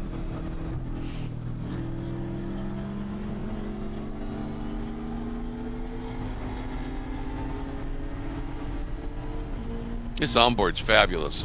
It is. Really showing us different techniques, driving styles, car strengths. Now that last lap has cost Sotakal some time. That was a 2:07 last by versus Alana Carter's 2:03. That gap swells back out to 19 seconds. So I'm not sure if they're on the radio telling him about that gap up to Alana Carter, but he's really got to start thinking about, all right, I'm losing time here. If we want to have any shot at the podium, we got to get moving. He wanted that inside pass there, hoping the Mustang was going to swing out. And Dan McKeever, I don't know if he just checked his mirrors or whatever, but he stayed right dead center of the track and blunted that. But with the way that Mustang's moving, guys, I don't know how much life is left. Ooh, got the wall. Ooh, got the wall. I was Thought just it going to saw say, it too. I don't know He's- how much ugh. life is left in those tires on that Mustang. Because it's a weighty beast. It's a powerful one. Yeah, and I mean, other than fun, what's it gaining from this? Yeah. Well, again, I think they're still developing that Mustang, and so, especially with the problems, and now you're down a lap or whatever, is just drive it as hard as you can, and try and find out what the next weak link is. And once you get all those weak links figured out, you're going to have a fast car, but it sure is frustrating. Sadakal and that number 53 Kingpin team. Yeah, but I mean, you're not going to get faster being the slower car in front. You're going to be faster when you let the quicker car go by and then follow them and find out, how he's able to get, a better exit, where he's finding those extra tenths. Because right now, all you're doing is you're increasing frustration on the driver behind you. You're putting yourself in risky situations. Yep. Well, all I can say, JT, is you're right. Here he goes. He's got the run. Should be able to outbrake him in. Does. Yeah, it looks like the Mustang was lifting just a little bit before the rise of the hill there. And I think Sadakal, after seeing the Mustang get into the exit wall at 11, I think he said, I got to get through here fast. Because I don't want to get caught up in something if that Mustang, has a problem. And that AE victory car is closing on the team car ahead as well. Oh, is it? Okay. Yeah. So that's that car right there, the purple one followed by the orange. That's the number 4 Kingpin car. Getting caught slowly by Alana Carter in the AE Victory Supra. Okay. But now Sadakal with all the work to do to catch back up to that battle. Yeah. That did cost him a fair amount of time. Yeah, 23 seconds now, the gap. Aye. And the problem is when you're trying that furiously to pass somebody and you're inside, you're outside, you're just torturing those tires a little bit. And, I think that Mustang, when you see a car, when you're chasing a car that starts dancing and moving like that, you sort of lick your chops because you think, all right, he's struggling. I'm stuck. I'm fine. But you also, in the back of your head, is that little nagging thing about how close do I want to be if something goes wrong here? Right. But another shout out to the job that Mr. Gilbert's doing in this GTR 99 Beamer. He is really going well.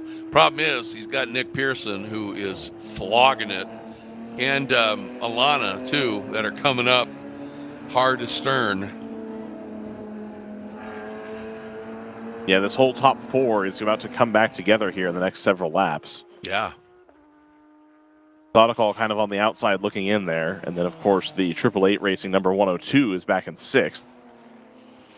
And then Flame Arakawa in the 119, another 30 seconds behind them.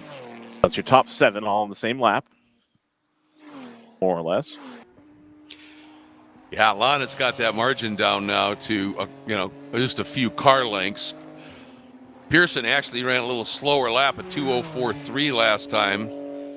That let Gilbert open that margin up just a smidge. He ran a really good 2:03.9. And here you see that battle between the 4 and the 120. Yep.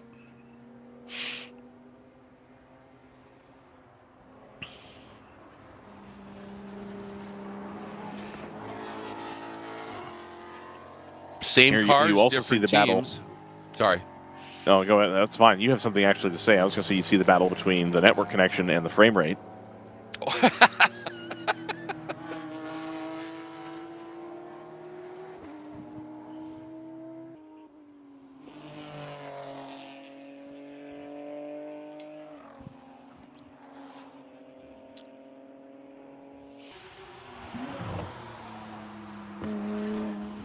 Right now, doing rudimentary math, the top 6 are covered in the range of 40 seconds overall. Yep. And it's another 30 back to AE victory. So 52 seconds. 52. All right. Yep. Ooh, big wiggle there for the number 4. Oh, Pearson really pushing. Oh, and remember that number 120 took a full set of tires under the last yellow. So that's a car that's going to be a lot more stable going forward here. And if you guys, if the Kingpin, for example, hasn't changed tires, which I did not catch whether they did or did not, they're going to be fighting from behind the rest of the way here because that 120 is going to have plenty of tire to get to the end. It surely is. We saw yesterday with the 25, you saw the difference that 1 tire made at the end of a race, Exactly. much less 4.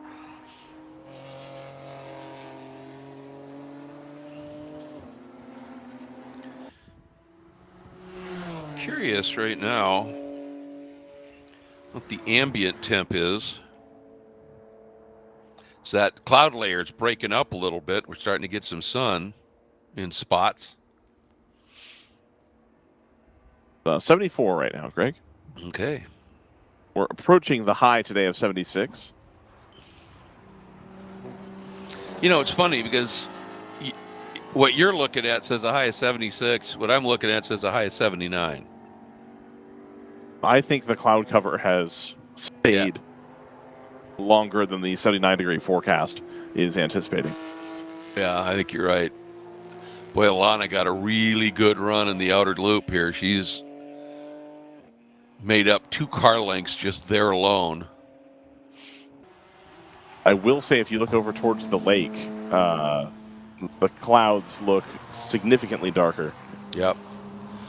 Well, one of the apps I use now says it's saying there is a 51% chance of rain around 1 o'clock.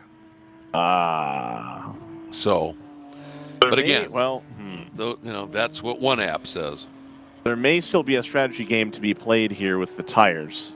If you can stretch this first set of tires until 12 to 1 o'clock, give or take, you'll have a fresher set available for the maybe rain. Yeah. Now, everything I'm seeing says even if the rain does come, I don't anticipate it being heavy. But it did dump pretty hard on Friday in spots. Yep. Especially down in Elmira, there was a lot of rain. Oh, there you can see those clouds. Yeah, just over there. So that is, I believe, on its way over here. And it's just a matter of when will it arrive. I'll have to do the classic Brendan Kazmarek, guys, I have to go get the cameras before it rains. And right before we cut to this shot, it looked like Alana in the 120 had a big run on the 4, and look at this. Doing it. Got a great opportunity for the toe here, but Pearson has been strong. Again, similar cars, so the outbraking duel here, Pearson wins it there. But we've seen in some of Pearson's lapping that that purple and black Kingpin is moving around a bit. Well, and the longer that Pearson can hold up Alana Carter here, the better that's going to be for Sodicol in trying to make headway on getting back into this battle for the potential podium. That gap, though, now out to 25 seconds last time by, so he's still losing a little bit of time. But now this battle has come together. They're going to start slowing each other down. Alana Carter really would like to get this car dispatched and get off into the distance. That way she can take advantage of the tire advantage she carries right now.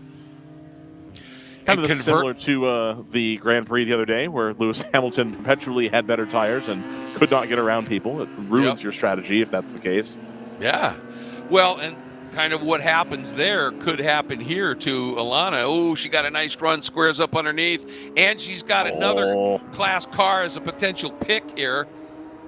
Pearson, look at the speed he carried in, ramps the outside, clears Alana.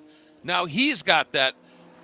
That's the Velocity Motorsports group. Civic. Civic as a little bit of a pick to try and blunt anything. Alana's close enough. He's going right down the middle. Now he moves back on line.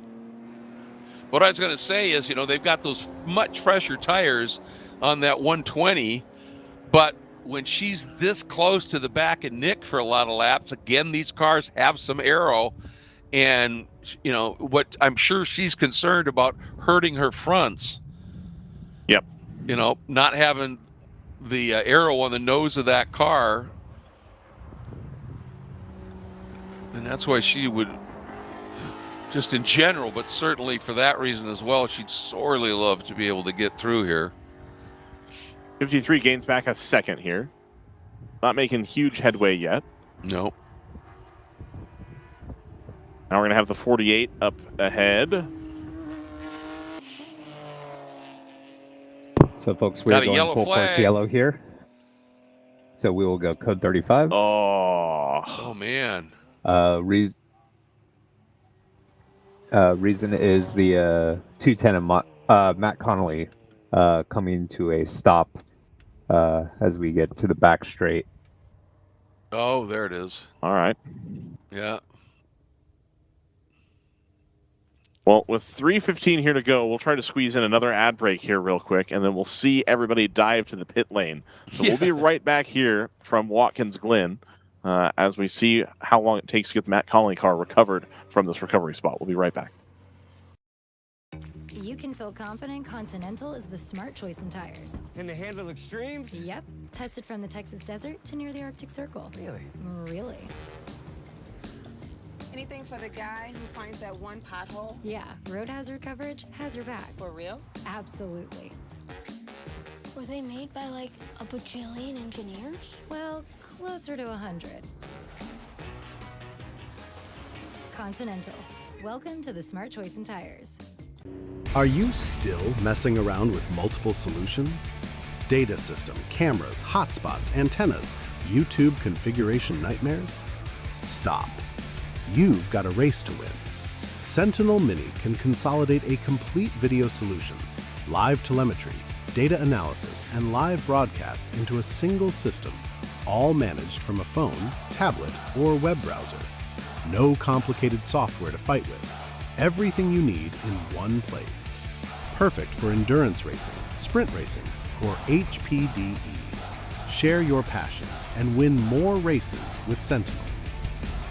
Find out more at sentinel.racing.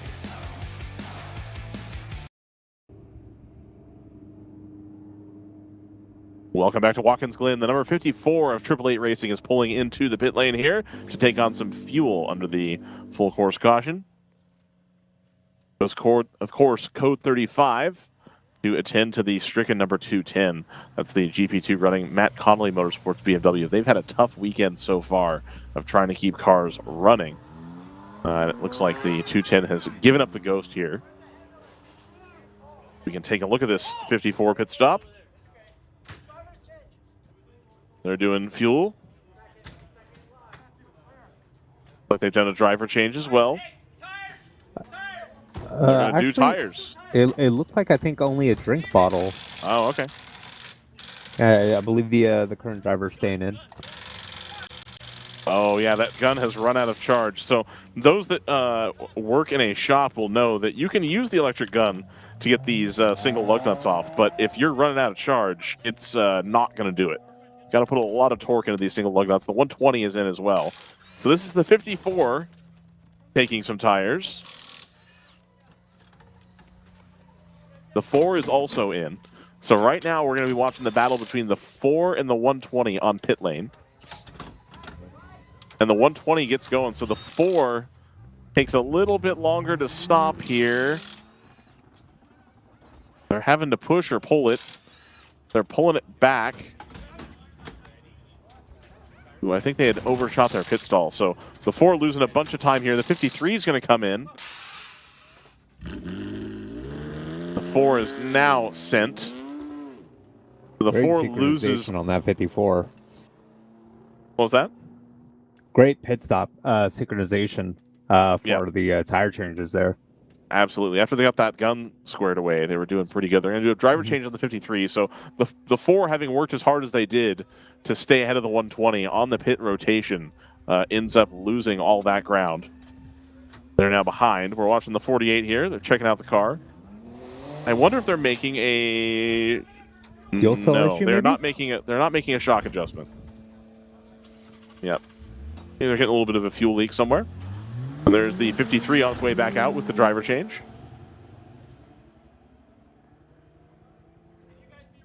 The 41 Honda Civic is also on pit lane. Oh, yeah. Not a whole lot of fluids back there other than fuel. It's diff fluid technically, but that doesn't look like diff fluid on the ground.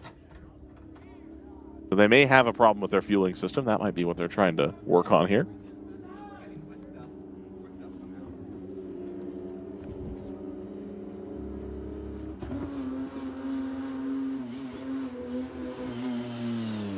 .102 is going to come to the pit lane as well. Now we're going to wait to see where they come out relative to the 53, who they had been battling with for a little bit. The 53 had kind of set sail. And see if they do tires on this one as well.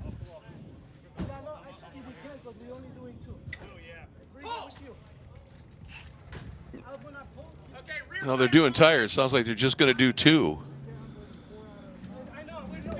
Makes sense to do just rears on a Porsche 911. I would think. There we go. That's how the gun should work. Yeah.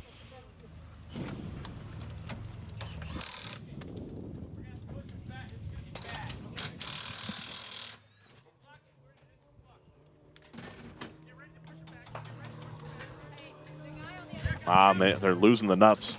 Oh, reach around on the ground. Yeah. Got lucky that They're that hit the wall and need to help stopped. back it up. They're going to push it.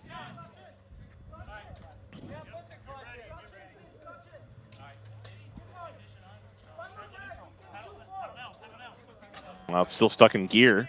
There it goes. There we go. They get it pushed.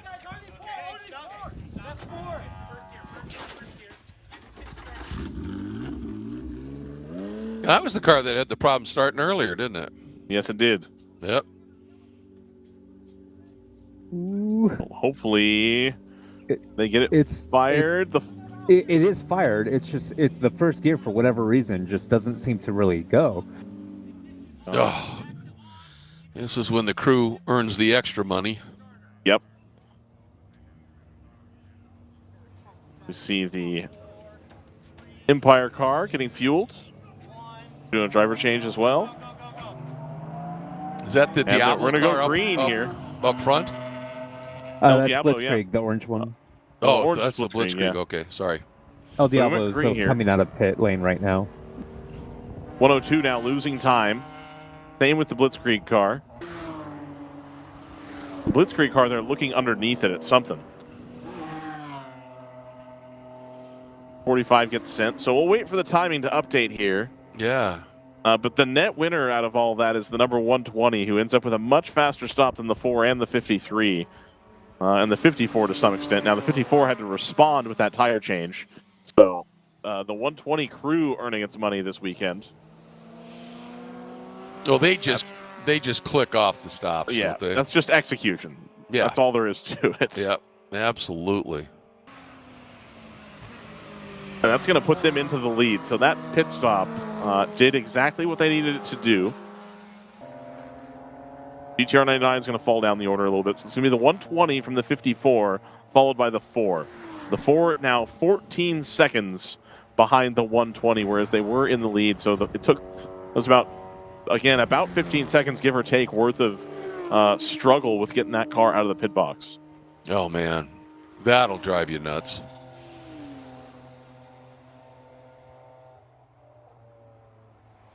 The 53, Rob Walker climbs aboard, 36 seconds up to the number 120, which that gap had been down in sort of the sub-20 range at one point.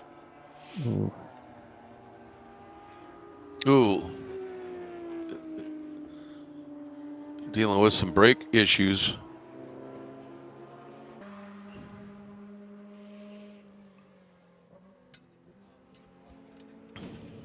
Yeah, unfortunately, that does cost them the lead in GP2.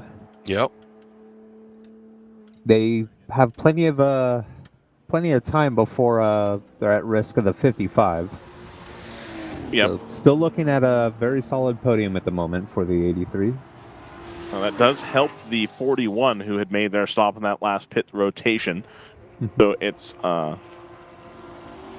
Oliver Mitchinson chasing down Nick Romano. Nick Romano, no slouch when it comes to wheeling a BMW around, so you have to think that's a tough hill to climb. With the way the modifiers work, that 41 Velocity Motorsports Club Civic is going to be a rocket ship on the straights versus the Palomar car. Yep. So if the catch is made at some point, it should be relatively straightforward to get by that car. And just to throw a little interesting thing into the mix here, if we get rain early enough, a couple hours, say, before the end, not right as we're coming to the end, that 41 Velocity Motorsports Honda, that could be the car to have. Indeed. Once upon a time, Greg, this was a long time ago in WRL, previous ownership even, there was a team that would routinely show up with a Subaru WRX. They hoped for rain every race. Every race. You bet. That's like having an all-wheel drive Quattro Audi and Trans Am. Yep. Now, certainly that car was not the fastest car in its class at the time. I don't know if you recall, JT, but it certainly wasn't slow. It was definitely an underdog, but still manageable in the dry. But in the wet, of course, there was no contest. The wet would also help the 888 team with their Porsches. Yeah, absolutely. All the weight over the drive wheels at the back. Yep, and they just put new rear tires on there. Yep. And a lot of the TCR cars as well. Yep. Oh yeah, we had the TCR cars for a while. That would have helped. It was funny when those TCR cars first came out and they started, some of their first appearances in the U.S. was in Pirelli World Challenge. Yep. And then I talked to the Michael Hertzen and Nick, can't remember the last name of his teammate, great guys. And I was talking to them, and we had a race coming up, and it looked like there could be some rain and everything. And I said, you guys smacking your lips? And they went, actually, no. They said they built these cars with so much attention and focus on the aero being the grip that they're actually not that great in the wet. Now, I've talked to them since, and the people realize, it's silly to have a front-wheel drive car that's not good in the wet. Right. And so they've kind of blended it a little bit. But the early TCR cars, they said, no, we don't want rain. Interesting. Yeah.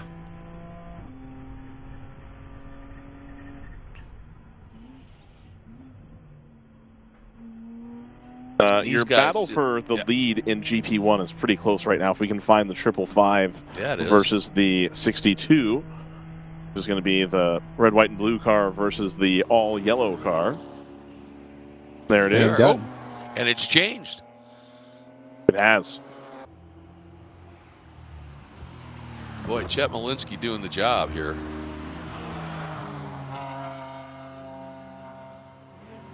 Yep. Got Justin Mason trying desperately to defend that position and not quite able to do it. Two, of course, different cars. The newer 2 Series with the turbocharged engine versus the older E36, usually a lighter chassis, a little bit less powerful engine. Naturally aspirated straight 6. They're going to make their lap times in different spots. And we've seen, Greg, that 2 Series, especially when you start to push it, it starts to get a little bit up on the springs. It gets a little bit twitchy. It does. Of course, got the driver aids to help out with that. But if you're getting the car twitchy, you're losing a little bit of time. And you're warming the tires up. Yep. Yeah, people don't think of that sometimes. Every one of those little twitches, at minimum, it just slides the surface a little bit, so it can heat the tire up. But generally, when you get a big twitch, you have to lift for just, I mean, not a lot, but you got to breathe it to get it to settle. And now you've lost some of that key momentum.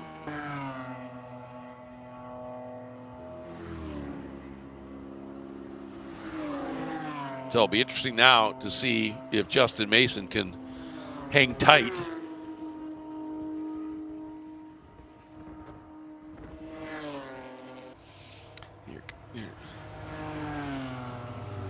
There they are, and here is. Now, is that the 102 in this shot? Or is that the 54? Must be the 102. Just coming into the inner loop here. 102. Yeah. Okay, cool.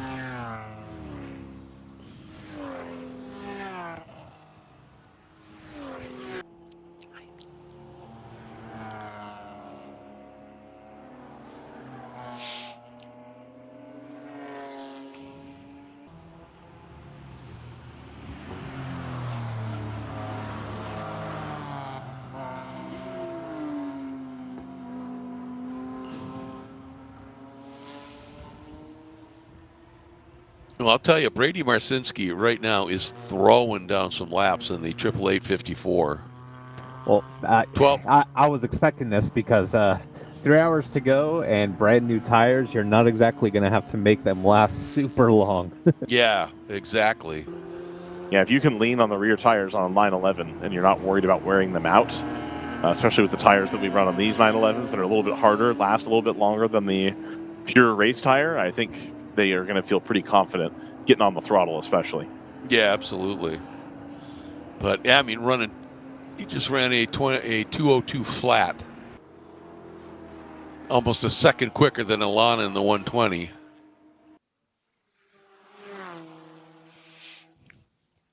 The 62 still in the lead here in GP1. Yep. Yeah, but Justin Mason doing a nice job for Cajun Canuck. Hanging on. Sticking right there, yeah. Ooh, almost got a run here. Look to the inside.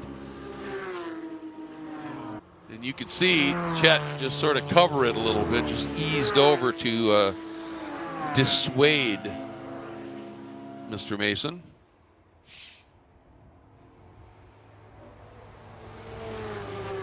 So up the hill they come. There's the 61.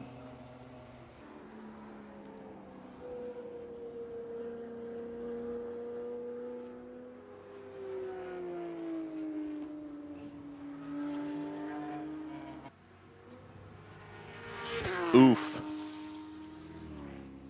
10 minutes ago, Velocity Motorsports Club catches a penalty for a pass under yellow that's going to cost them a lap.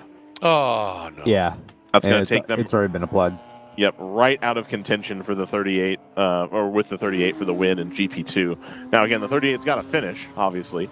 Right. But what was a matter of, hey, you can control your own destiny here by, running hard and running them down, now becomes a much more difficult prospect.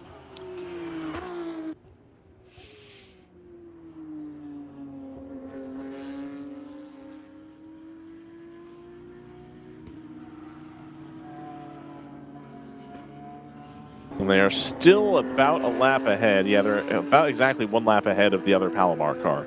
So they are holding on to second for now, as long as they can keep the car out there.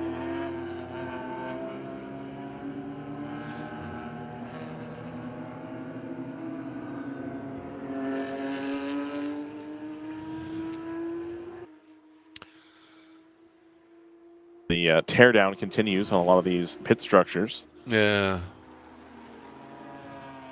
Getting towards the end of the weekend here, I think the crew starting to think about that trip home. Yep. Of course, the race ending at 3 o'clock local time here gives you the opportunity to do a substantial amount of your driving in the first day, and for a lot of these teams, puts you home early Monday. I also will be home early Monday. And so here we are. Michael Gilbert has caught the back of the number 4 Toyota Supra from Kingpin Racing.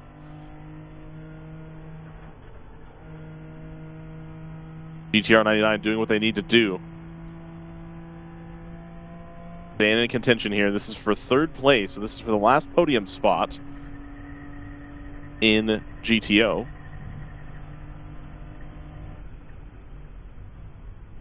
Breathe off the throttle a little bit here.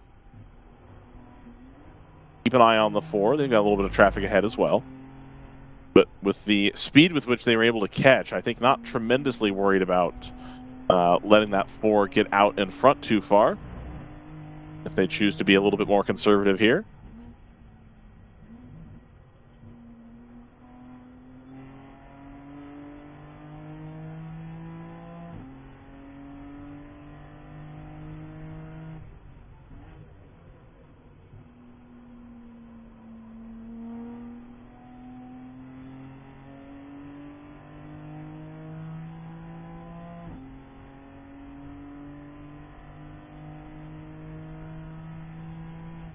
The 53 of Kingpin still 23 seconds behind the number 99 GR99 car.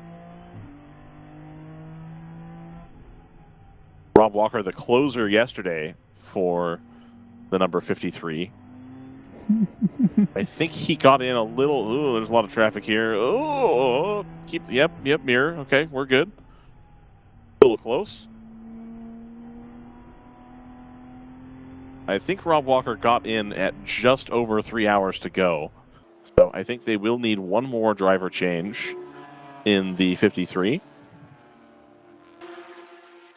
Michael Gilbert also got in with more than 3 hours to go. So the GTR 99 will change drivers. Nick Pearson has been in the number 4 for a while. That'll be due a driver change.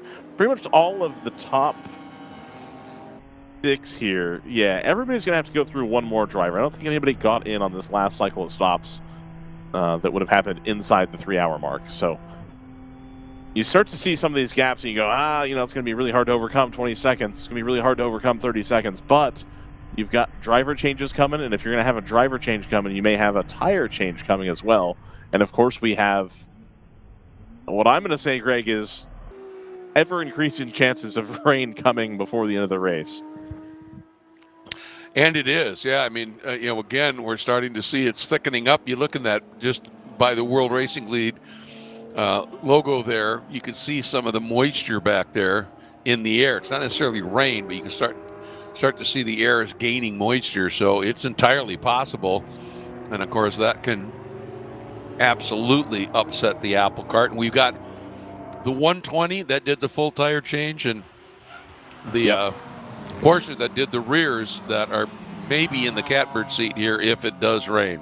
They were able to get those tire changes done, and they're still at the front of the field. So it's hard to see it working out for anybody other than them. Right. But again, the rain incorporates a lot of different things, and the degree of rain is going to matter as well. Now, I have a strong suspicion that if it does rain, it's not going to rain tremendously, and it may not matter at all.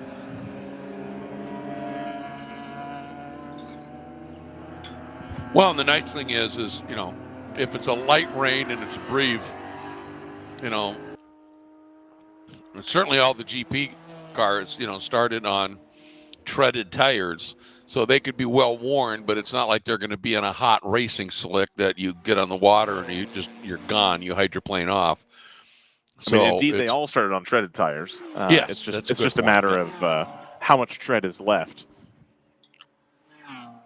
And that's another angle to consider with that Honda. Is sure you'd like to have front wheel drive, but in the dry, the front wheel drive car is going to eat the front tires really quickly, and so that may or may not be a good thing to have there. Well, it can certainly impact it. You bet, yeah. Yeah.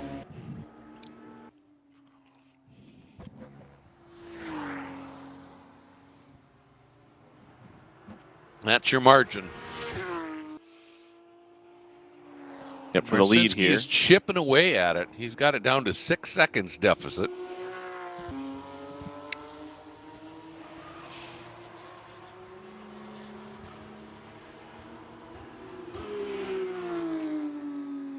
The GTR 99 has caught and passed the number 4. So now all the 4 can do is hang on. Yep.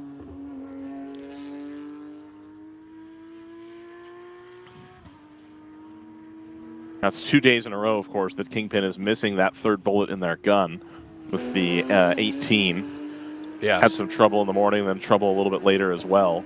I think they'll be kicking themselves if the rain comes, because that would have been a good opportunity. You bet. And, you know, Nick was hustling this number 4 so hard earlier. Yep. I wonder if he's just taken the tires a little bit past what they're capable of at this stage. You know what I mean? Right. And the GTR 99, they're usually content to run pretty conservative most of the race. Right. They'll have more tire left.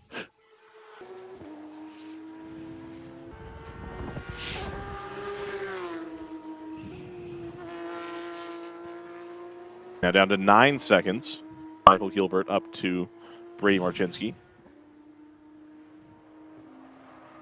And Marchinski has taken another 3/10. He's dropped underneath 6 seconds. It's 5.7 up to Alana. Yep. He's really doing the job because every time Alana dips into the 202s, whatever she runs, he runs a quicker 202. Right.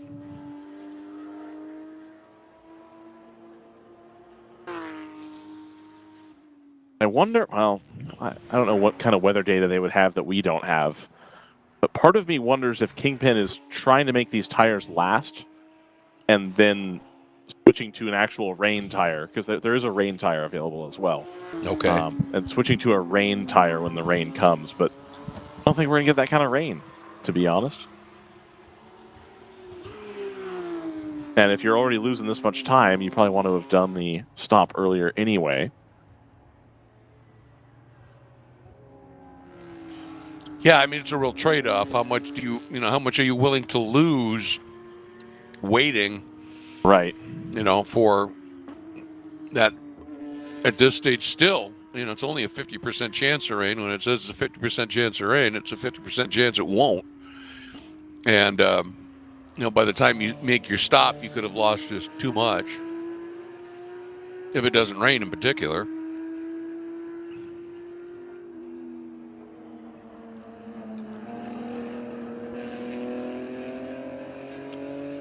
Yeah, Kingpin all of a sudden now, they're back down to 6/10. I was going to say, he just turned to 2:02.7.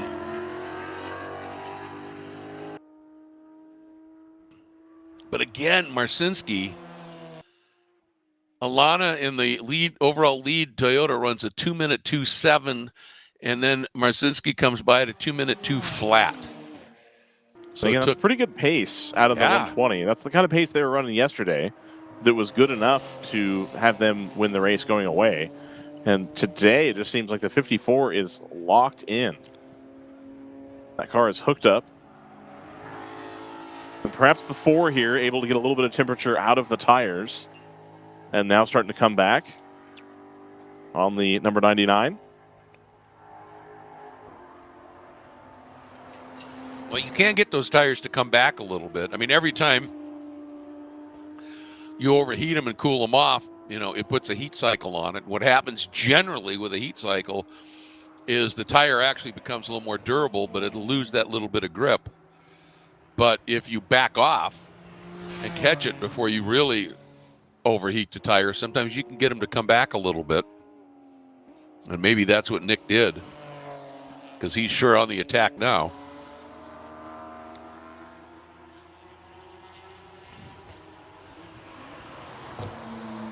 Yeah, it's not even that Michael Gilbert's losing a ton of time. He's still in the 202s as well, and just not, what he needs.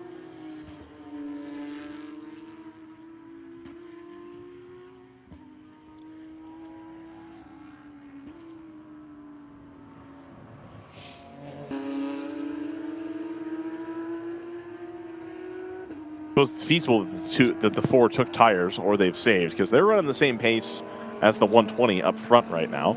Yeah. The 53 is not. And the 119s and the 203s kind of splitting the difference here. Oh, that margin for the overall lead now down to 3.6. Alana, I don't know if it was traffic, but she ran a 2:04.3, and Marcinski nailed a 2:02.9. 2:02.5 for Michael Gilbert last time by, so he'll be the net winner there. Yep. 202.6 for Pearson. So, yep, lost that 10th. But we're going to have a battle for the overall lead here in very short order. Yep. Yeah, once again, the 120 is stuck behind the 102. Well, how about that? Team car chasing and closing, and now the 120 behind the other team car. Just like earlier. Yep. So how much is Matt Schultz going to try to be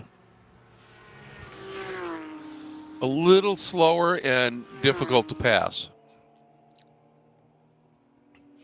You know, you're never going to do anything dirty and be blatant, but, you know, it is a team sport, and there's nothing wrong with, you know, the team car doesn't have to make it easy, just possible.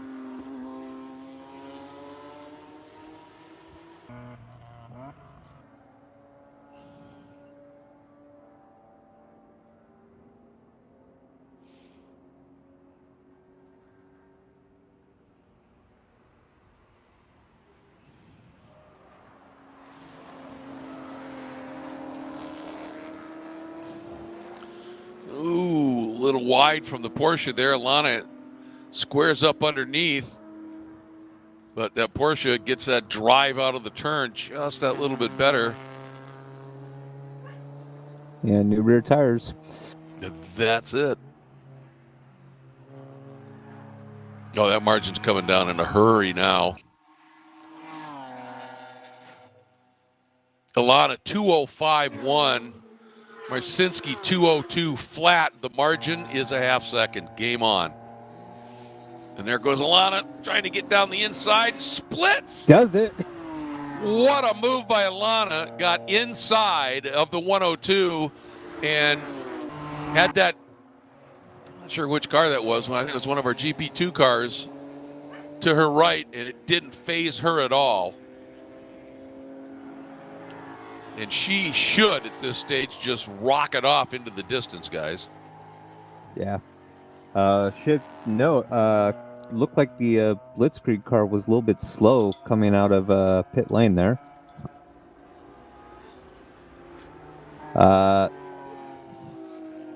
Yeah, I don't see it on track, so might have pulled off.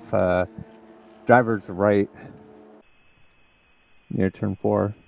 Oh. Here we go. Well, good on the driver to get fully off the course, so it can be recovered without having to go yellow at all. I've just watched the radar for the precipitation, and obviously everything's a projection, so you don't really know. But the rain cell that's coming at about 2 o'clock, it's like it disappears around the track and reforms once it's on the other side of the track. So there is a pocket of precipitation, but I agree. I don't think it's going to be enough to change anything materially. The big head is going to arrive right at about 5 or 6 o'clock, just in time to mess with everybody's departure flights.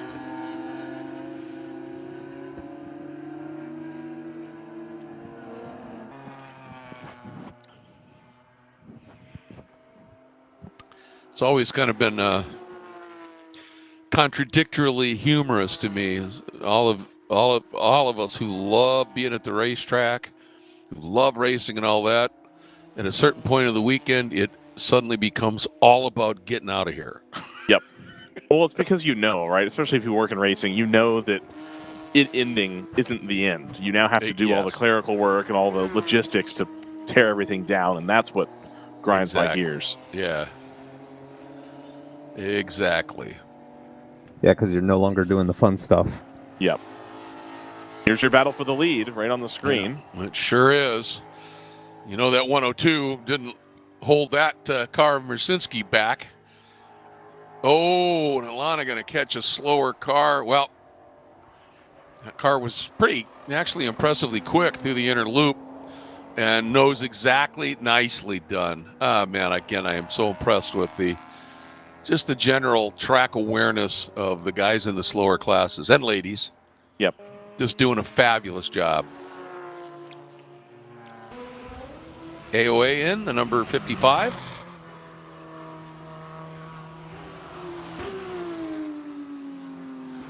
4th in GP2 right now, but down quite a bit.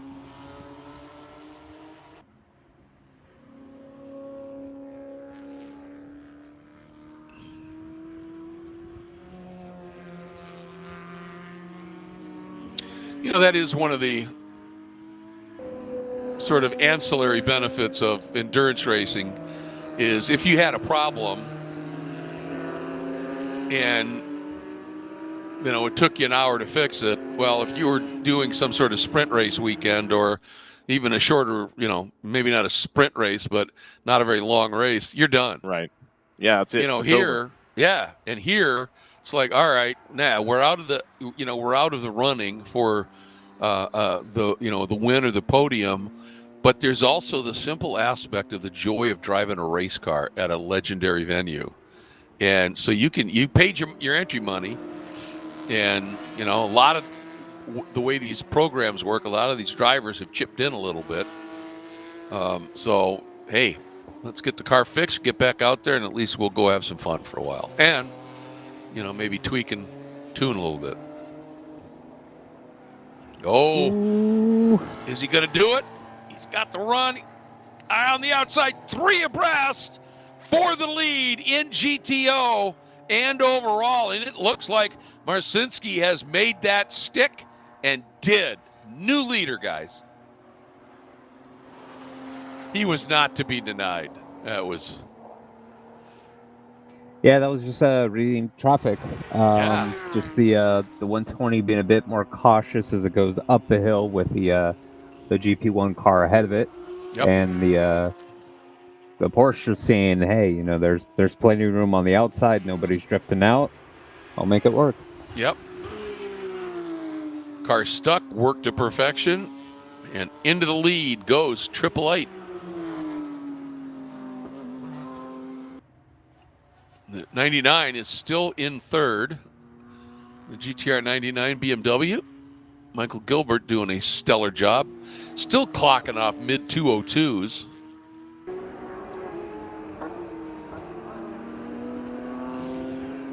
It really erratic laps, it seems, from Nick Pearson. And again, it could be just he's catching traffic at not great times. But while Gilbert is fairly consistently in the mid-202s to low 203s, Pearson will be mid-202, then the next lap, high 204. And that's why he has not been able to just stay right there. I mean, still only 3 seconds adrift.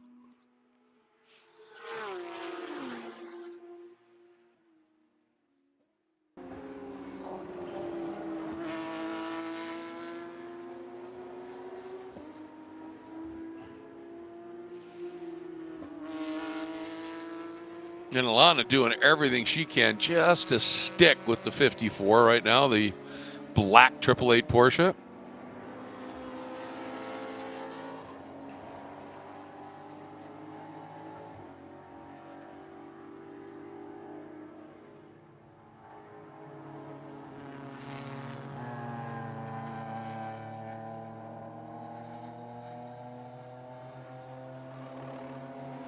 It's good to note that down in GP2, after the brake repairs for the 83 at Palomar, Max Stallone in the car at the moment, lapping a good 6 to 8 seconds quicker than the 41 Honda Civic in second place at the moment. A little bit over a minute gap, but at this rate, it's definitely coming down relatively quickly, and should see the Honda Civic caught in the next 15 to 20 minutes.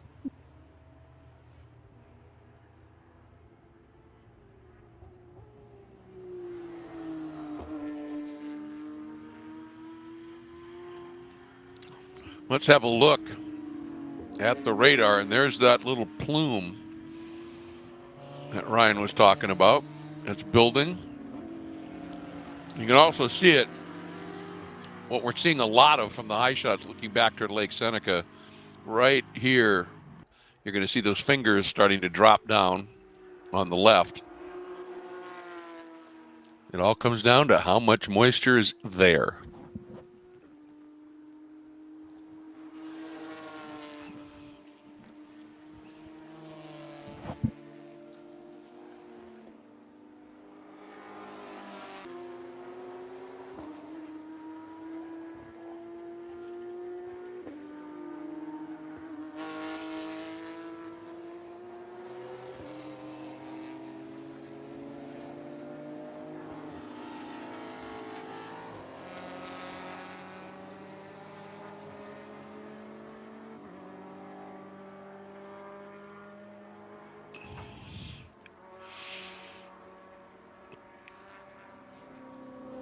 You know, I am watching the times of the Wheelhouse Motorsports Mustang, Robert Noacker behind the wheel, and he is closing in at a rate of about 2 seconds a lap on the 102 888 Porsche of Matt Schultz, and that would be, I believe, for position.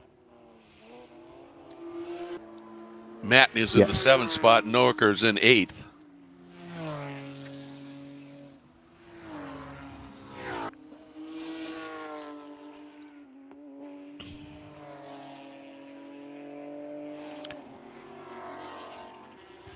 Did the 62 just pit? It did, yes. They Okay. pit and they did a driver change. Gotcha. All right. It's currently showing Abby Lockwood in the car. I'm not sure that's correct. We had Abby in the 64 for the opening stint. It is correct. She runs in both. Okay.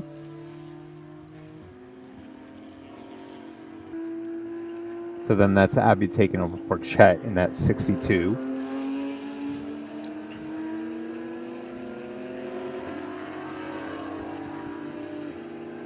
Means we'll be waiting on Justin Mason in the 555 of Cajun Canuck Racing to make their pit stop as well.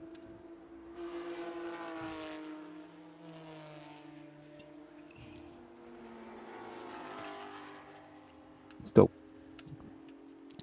quite a bit of time before they do so. Hop on board here with the 99 GTR Racing team having a really good run in 3rd.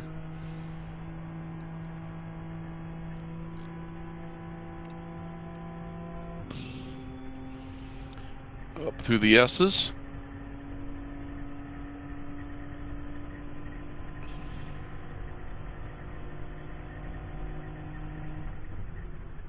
$150 before he jumped on the brakes.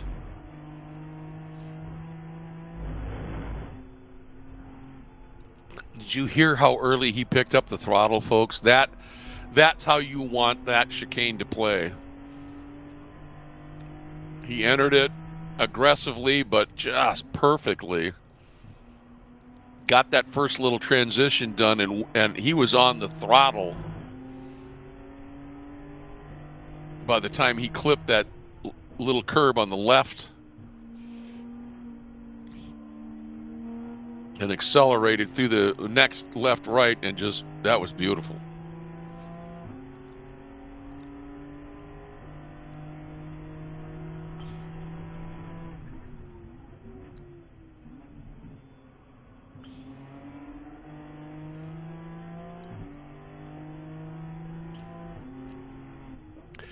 Wow, Robert Noacker just turned, JT, he just turned a 2017.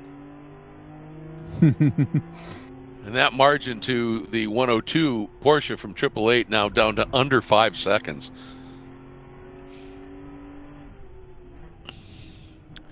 I mean, you just sort of know, don't you, that if that Mustang had a trouble-free race, it'd be tough to beat.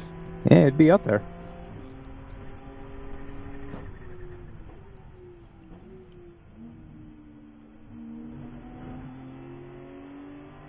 Just a brief show in the mirrors there going into 1.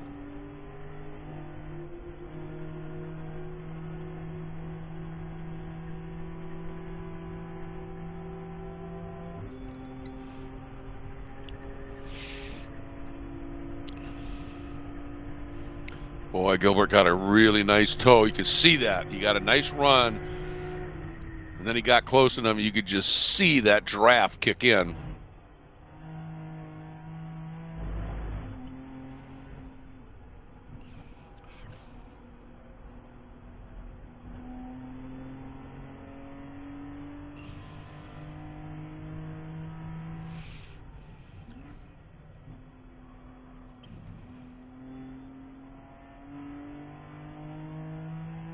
Gilbert now 12.5 seconds out of the lead.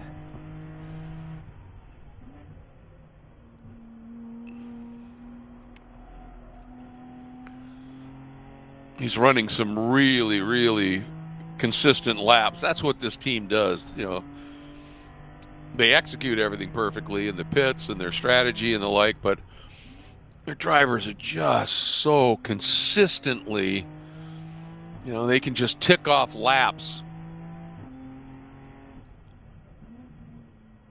You rarely see them miss their marks, rarely see them, overshoot a corner.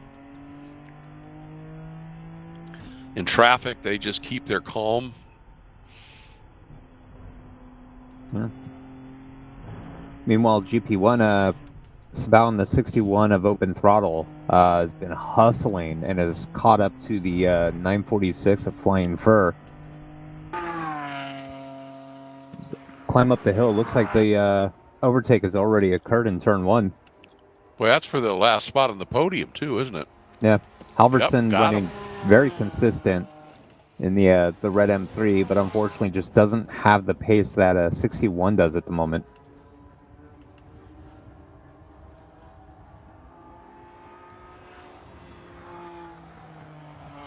Yeah, previous lap was the best lap for that 61 at a 2:11.3.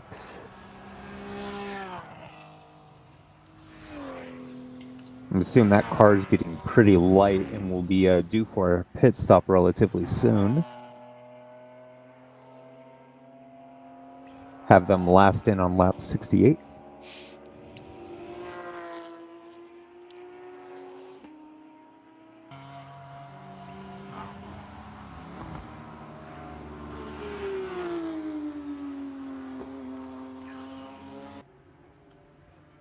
Brief look back down in GP2. Stallone's got that gap down to 42 seconds last time through.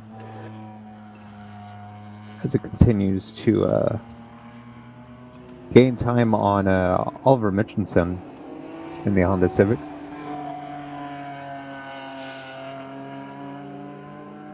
Well, I've got a guest up here with me from the number 62 of Open Throttle Racing, Mateo Siderman. What's going on, guys? Currently The a rocket. lap down, Hey, unfortunately, hey. to 62. Abby Lockwood. Do you think Abby's going to get you back on the lead lap? I mean, Abby is one of Open Throttle's most consistent drivers. She literally only does track time. She doesn't do much of like the data stuff. She doesn't really care too much about like the specifics of too much of what's going on with any of the cars because she drives all of them. Like Got she it. just drives everything that's available. If she's not driving the 62, she'll be driving the 64. And when GP2 was a thing, she was always in one of those, or when GP2 with Open Throttle was a thing, Right. she was always in one of those too as well. So it's really nice to have her and Chet in the car with us because one, they're very adaptable students, and I was just saying how Abby doesn't care too much about the data and all that stuff, but Right. when it is available, she is like a moth to a flame. She's a doctor, so she learns Perfect. very fast. And Okay. same thing with Chet. He's not a doctor, but he's a very smart guy, and he was able to very quickly find out how to get speed in this car with the very limited track time he had on Friday. And it was really impressive to see what he was able to do today with the car because yesterday we had that braking issue. Right. I don't know if Mike explained all too much about it. I was hearing him. No, not a ton about Okay. it, but yeah. So we ended up running through all of the front left brake and rotor, and then so much so that the piston from the brake caliper went through the plate holding the pad Oh my and goodness. welded itself together to the pad plate.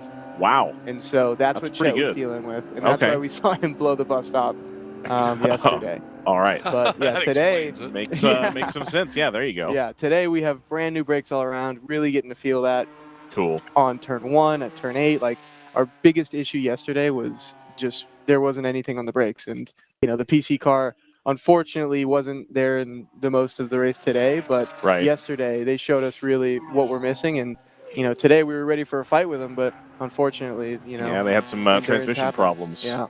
It's something they've been working on this car with this new transmission they have in there, and they've got the 8-speed with the custom wiring or whatever. Yep.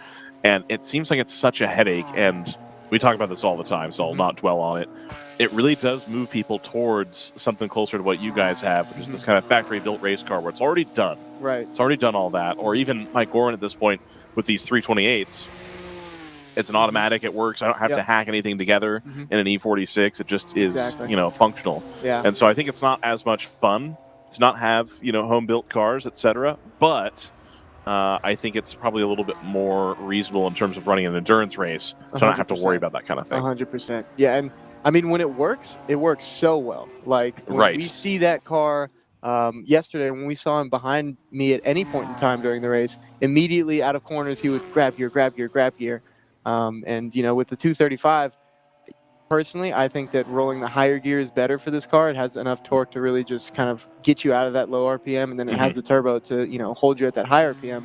Right. But again, at that high RPM, the turbo is kind of just sitting there if you're not on throttle. Yep. And that turbo sitting there and kind of spooling by itself and waiting for something, that engine braking is legit. So I'd rather have the freeness going into the corner and then maybe carry enough momentum to keep that high gear, rather than what PC was able to do, which is just downshift, and now I got you. Right. So that makes sense. Again, with the WRL bringing all the different types of speed into the equation, it's just so cool to see how different cars find that track time. We were a little worried. Worry is an aggressive term. You're always wondering about the possibility of a race not being remotely close at a Code 35 race. Right. GP1, obviously, it's usually spread out a little bit because you got a lot of different cars, a lot of different driver lineups, etc. But for the most part, we've kept this race pretty close. I mean, today we had the full course caution with the safety car, but yesterday even the race stayed pretty close most of the day. 100%. And ended up not really being an issue. Yeah, so I mean, for the full course caution, oh, sorry. Oh, car on the wall, they're saying. Length. Oh, brushed the wall. Yeah. Yeah, I think that was the 120. 120 brushing the outside wall. Let's see if we can see it. Or is it the Honda? I think the 41. Oh, got it. 41. Okay. Sorry. That's all right. Hey, no, it's okay. Everybody calm down. You're good. Yep. And everybody's... Oh, you can see the mirror missing. Yep. That'll do it. Yeah. My apologies. Anyway. Yeah. Yeah, so I think the full course caution today really brought the fight back to us. We had an issue on my pit stop. The what's it called? The key fob wasn't reading. So when we tried to get the car back to start, that's when you guys noticed we had a nice lead coming out of the first couple of stints, and then it just disappeared. Right. So thankfully that full course caution was allowing us to bring ourselves back around, and we got ourselves into a fight with Cajun Canuck, and now we actually have the 61 car, putting up a fight as well, and it's just so great to see that these cars are so capable, and there's very little that you need. Honestly, you can take half of the front off, and it's still fast. They're such great cars. You don't need the front right corner of the 61, as it turns out. Yeah. Yeah. It's really an impressive platform, and we keep seeing the C8 just tearing stuff up, and what they were doing at Road America was just phenomenal, right? But then you go to Daytona, and it's like they're lacking on the speed here, or it's like you go to Watkins Glen, it's like you're lacking on kind of that same type of speed but commitment. When you're in a BMW, being sideways is where you're comfortable, Right. And when you're in a front engine car, it's much easier to kind of fix stuff, which makes it a much easier platform to learn on for especially a lot of the open throttle drivers where, this isn't our job, open throttle, we're trying to have fun, but Mike's thing is he wants to let you know that you want to have fun, but this car can do whatever you want it to do, right? You just have to have the kind of determination and, I guess, willingness to work with the support you have around you with open throttle, meaning Zach, I guess, he's team manager, right? Yeah. Okay. Yeah. Zach, team manager. He knows head strategist. Every car. Exactly, head strategist. Zach is so good with the strategy that we were the 7th fastest car in Texas, and we won the race. Right. And so, relying on that strategy, relying on, the car being working, and if something goes wrong, the car gets fixed almost immediately, right? Like the car will go finish the race. So, it's really hard to find another team that is as good for growing as a racing driver than open throttle. 100%. Well, and sorry, I yapped for a while. No, that's fine. No, that's great. And I wanted to expand on that a little bit because you talked about, what the team offers, but to get the job done, you still need to have the drivers behind the wheel that have the pace and the experience. And so I just wanted to, ask you if you would just let everybody know here a little bit about what your background is. Yeah, and, what have you been up to that this you season? could hustle? How's it going? Yeah, so I honestly, I'm pretty fresh to motorsports other than the past couple. I mean, I understand, but comparatively to the other people that are in my field, I have maybe a fifth of the experience, but because I, came up racing with Mike with all this seat time, it feels like to me it made up for the lack of time I had in the seat as a kid. And when going up to these, higher levels of racing, it shows that, hey, WRL, Champ Car, all these big seat time areas, this is the place to learn. You know? Like where you want to refine that learning, yeah, you can go to a Miata spec series, or you can go to a Boxer spec series, or you can be crazy and go to like a Lamborghini spec series. I don't know who would do that. Yeah, who'd do that? But Who's out there door banging with Johann Schwartz, you know? He is so cool, by the way. He's I know, really he's the nice. coolest guy. He's the coolest guy. I know don't they've think had he kind saw of a me bummer there. weekend, but yeah, usually he comes and chats as well. Yeah, no, so it's really I want to, you know, thank all of the people at Open Throttle for, you know, being able to see a kid that has never driven a race car before and say, hey, you know, here is our fastest car. Right. We trust you after this first practice session. We think that you can go fast enough to, you know, be responsible with it, and just let it go, you know, free reign. And that free reign of learning in the Champ Car series and the WRL series, that's where I learned most of my racecraft. Right. And so I've been driving competitively. Sorry, didn't mean to interrupt you there, Greg. But no, yeah, I've been driving competitively since 2023. So, I mean, before that, it was just, right? Yeah. So but before that, it was just you track become the days and poster stuff. boy then for the old adage of there's nothing better than seat time. Exactly. 100%. Yeah. And we see that with Cole in the Mustang Challenge. Yeah, it's unbelievable. We talked about that yesterday, where it's like Cole has seasons and seasons and seasons worth of Mustang Challenge seat time on all of these people that he's racing with. And it's most races, it's not close. And I think the times that it has been close, they've then reported afterwards that there was a car problem.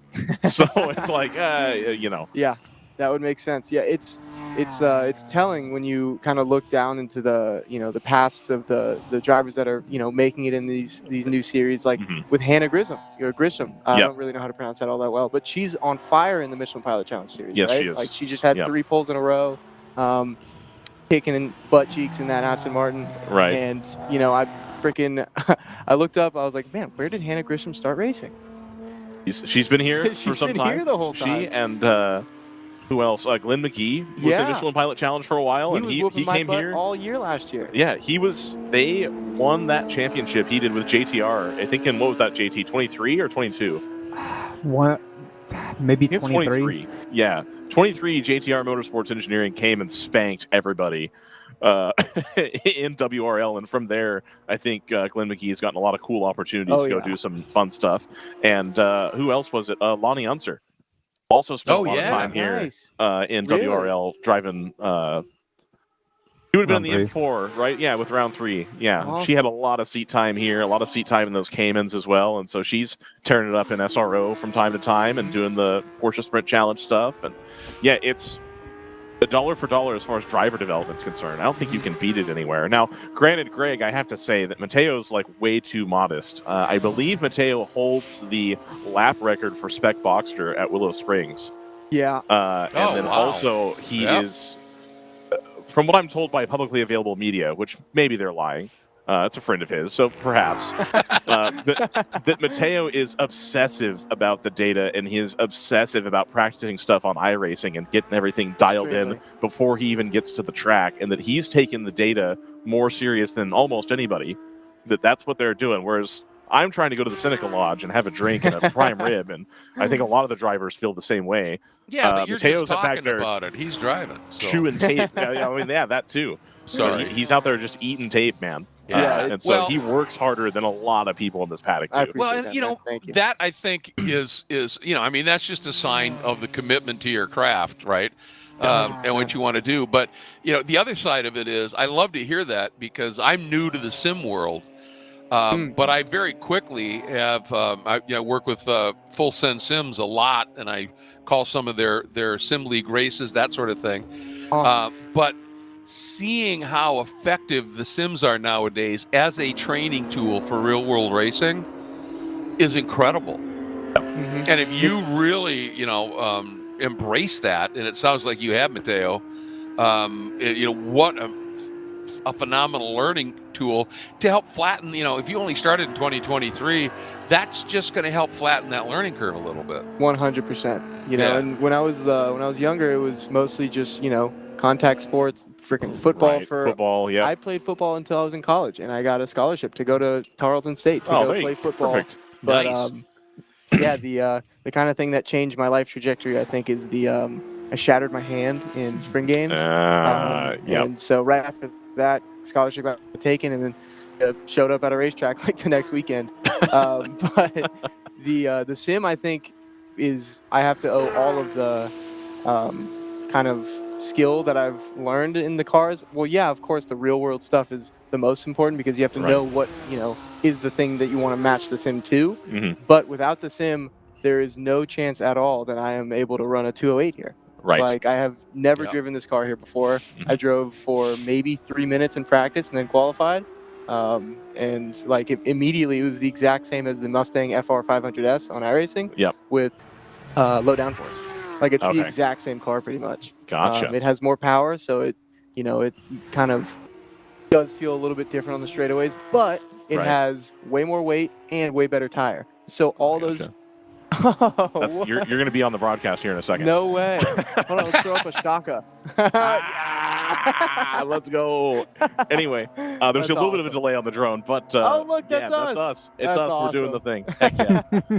That is so cool. So anyway, we're talking about Sims. FR500S with low downforce. Correct. Yeah. So that car is all over the freaking place. It is so hard to deal with, and it's a very slow shifting automatic or it's a manual supposed to be, but I have like the pedals, or I have the paddles, not the shifter. Not the shifter. Right. So I use it in the automatic mode, and that really helps me notice, hey, when do I need the shift? And that really brings out that delayed downshift and that kind of leaving it in the higher gear for for turns 10 and 11. I am at like maybe the lowest bit of that RPM range in 5th gear. But because I get to the throttle so early, I don't need to get to that 4th gear, which would slow me down on the braking extra. So it's all that little baby give and take that you need to have hours and hours and hours of just finding out. Yep. And for me, I played video games for all my life. Like, gaming is fun. And that is the most fun game. Like, super fun. Not even close. I hope that one day I get to the point where iRacing is fun rather than stressful and frustrating. Like, I would like to sit down and give myself some anxiety about how bad I am at this. Let's figure it out. Let's make it happen. No, the career mode is going to be a blessing for me. That's for sure. Yeah, and there's the new arcade mode, and they're trying to. I've been doing a couple of the pickup cup races. It's that's just for fun to like try and ease out, like if I'm stressed out in the mind, if I had a hard day, just a little oval race, like that'll cool you all down. It is so much fun to get into those oval races and just run, like it's a good time. It's a blast. And usually people are pretty chatty. Yeah, exactly. I'm terrible at it. And like people are pretty chatty. You're hanging out, you're talking, you're doing whatever. It's just a really fun game. Oh yeah. But I've been seeing tons of people on like PlayStation controllers on these NASCAR tracks. So that's how I started, was when COVID came around and everybody had finally convinced me that I was wasting my time trying to get good at Gran Turismo, which was true. And it was like, okay, well, I don't have a wheel, so I don't have anywhere to put a wheel, and so I was just using a controller. And I remember my Brendan specifically was watching me do my like rookie MX5 races, and he's like, "Why are you steering? Why are you putting that much steering effort into the car?" I'm like, "No, I'm on controller," and he's like, "Oh, that's why." And the wheel's just like this the whole time. Oh yeah, I remember watching you do a road Atlanta race. No, that's right, not red flag. My apology. That's purple. Is it purple or is it red? We are going red. Oh, it's going to be red. Okay. Oh, boy, with 2:12 to go. It's the number 4 in the bus stop. Number 4 is in the bus stop, is what we're hearing. It's so easy. Oh, it's JT. Everybody heard that. Okay. Oh, it's like coming out of the carousel? Oh, no. Sorry.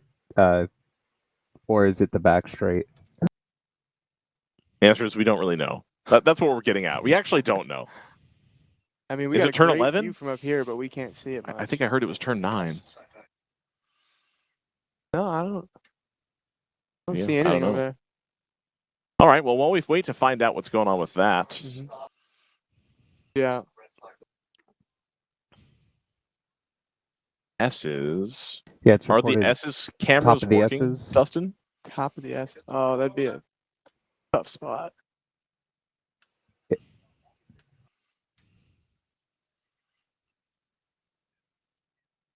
Okay. We're looking for turn 6 area. Yeah, interesting. Can't quite see that from here, unfortunately. The bus stop is especially tricky this weekend because the Michelin Pilot race during Mhm. the IMSA weekend took out that barrier or the curbing on the way in. Yeah, Oh, they did. interesting. I So didn't know much that. speed. It is so much quicker now. Oh my gosh. I didn't even think about it's that. wild. Yesterday when I went side by side with Yeah. I was almost hitting the wall and I didn't touch like any bumps. Oh and my it was so gosh. smooth on the way in that I'm able to just carry the speed on the outside and then be on the inside for the inner loop. I did or not for even the consider that that was carousel. still a problem. Wow. Yeah. And people have been running wide on the all weekend. Mhm. Interesting. Okay. They are sending the digger.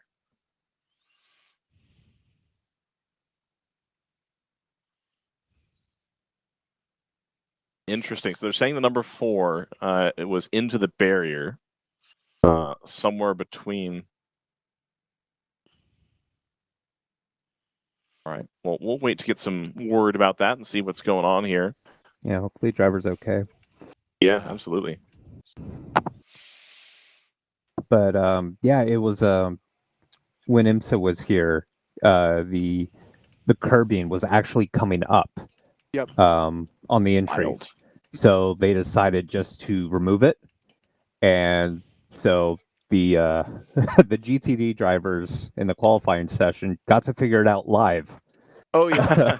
Of, how close you could For get to race the wall. 2 in Trofeo, that was our Yeah. first. Oh That my was our first gosh. time seeing it. It And I was, think yeah. that's probably why we saw that really bad big crash up on the second S up there because Right. we just wanted to get the job done before. Yeah. Okay. So of course, nothing excuses trying something. Okay. Yeah. Not a problem. Yeah. No worries. Sorry, I didn't mean to take up all No, this not a time. problem. Hey, thanks, Jeff. Appreciate you. Jeff Siegel came up to chat with us, but I've only got the one headset this weekend. Sorry, Jeff about that. I'm Siegel from hogging up all the time. GTR 99. No, it's hey, it's fine. All right. It's fine. You got here first, We heard It's from all good. Jeff at Road America for a while. We did, so yeah. And then that's you good. also delayed to let me eat lunch. Ugh.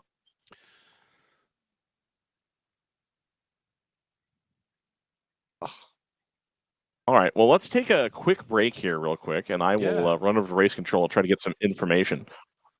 So we will be right back here shortly from Watkins Glen.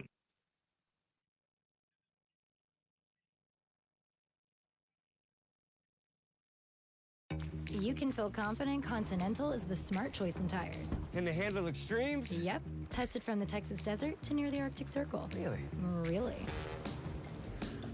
Anything for the guy who finds that one pothole? Yeah, road hazard coverage has your back. For real? Absolutely. Were they made by like a bajillion engineers? Well, closer to 100. Continental. Welcome to the smart choice in tires. Are you still messing around with multiple solutions? Data system, cameras, hotspots, antennas, YouTube configuration nightmares? Stop. You've got a race to win. Sentinel Mini can consolidate a complete video solution, live telemetry, data analysis, and live broadcast into a single system, all managed from a phone, tablet, or web browser.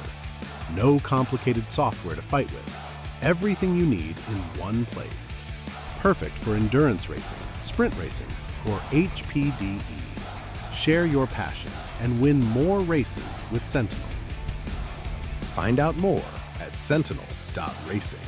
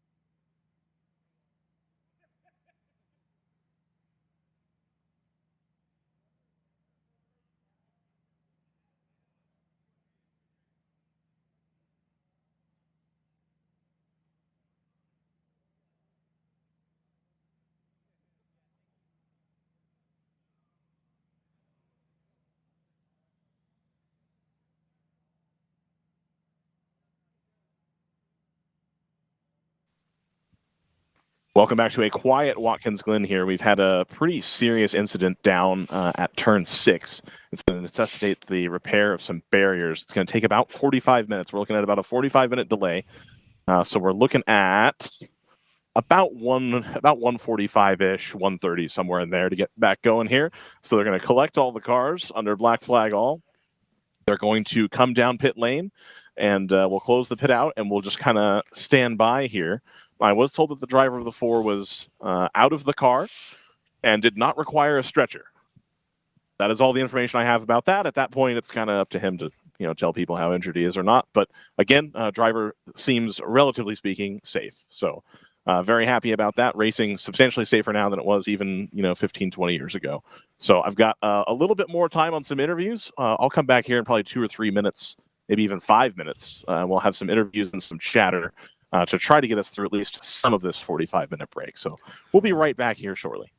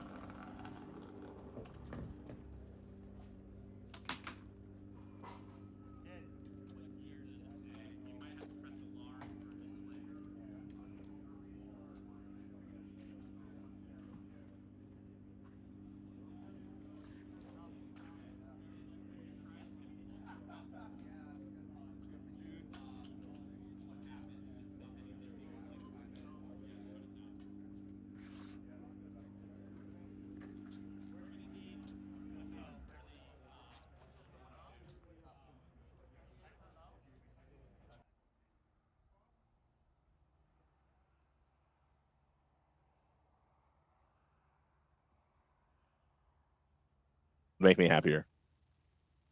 Nothing would make me happier than to introduce Matteo Siderman leaving the booth. Very nicely said. Yes, thank you. Appreciate that. No, Matteo, thank you for coming up and spending time with us. Yeah, I'm of sorry course. it Thanks ended for up being having a kind of a bummer way to kind of finish this chat. No worries. It's racing here at Watkins Glen, right? It is, absolutely. How? Let's just be straight with me. How's your Lamborghini Super Trofeo season going? So we started the year in Pro-Am and saw that we now have Danny Formal also in Pro-Am. That was a shocker. Yep, that's tough.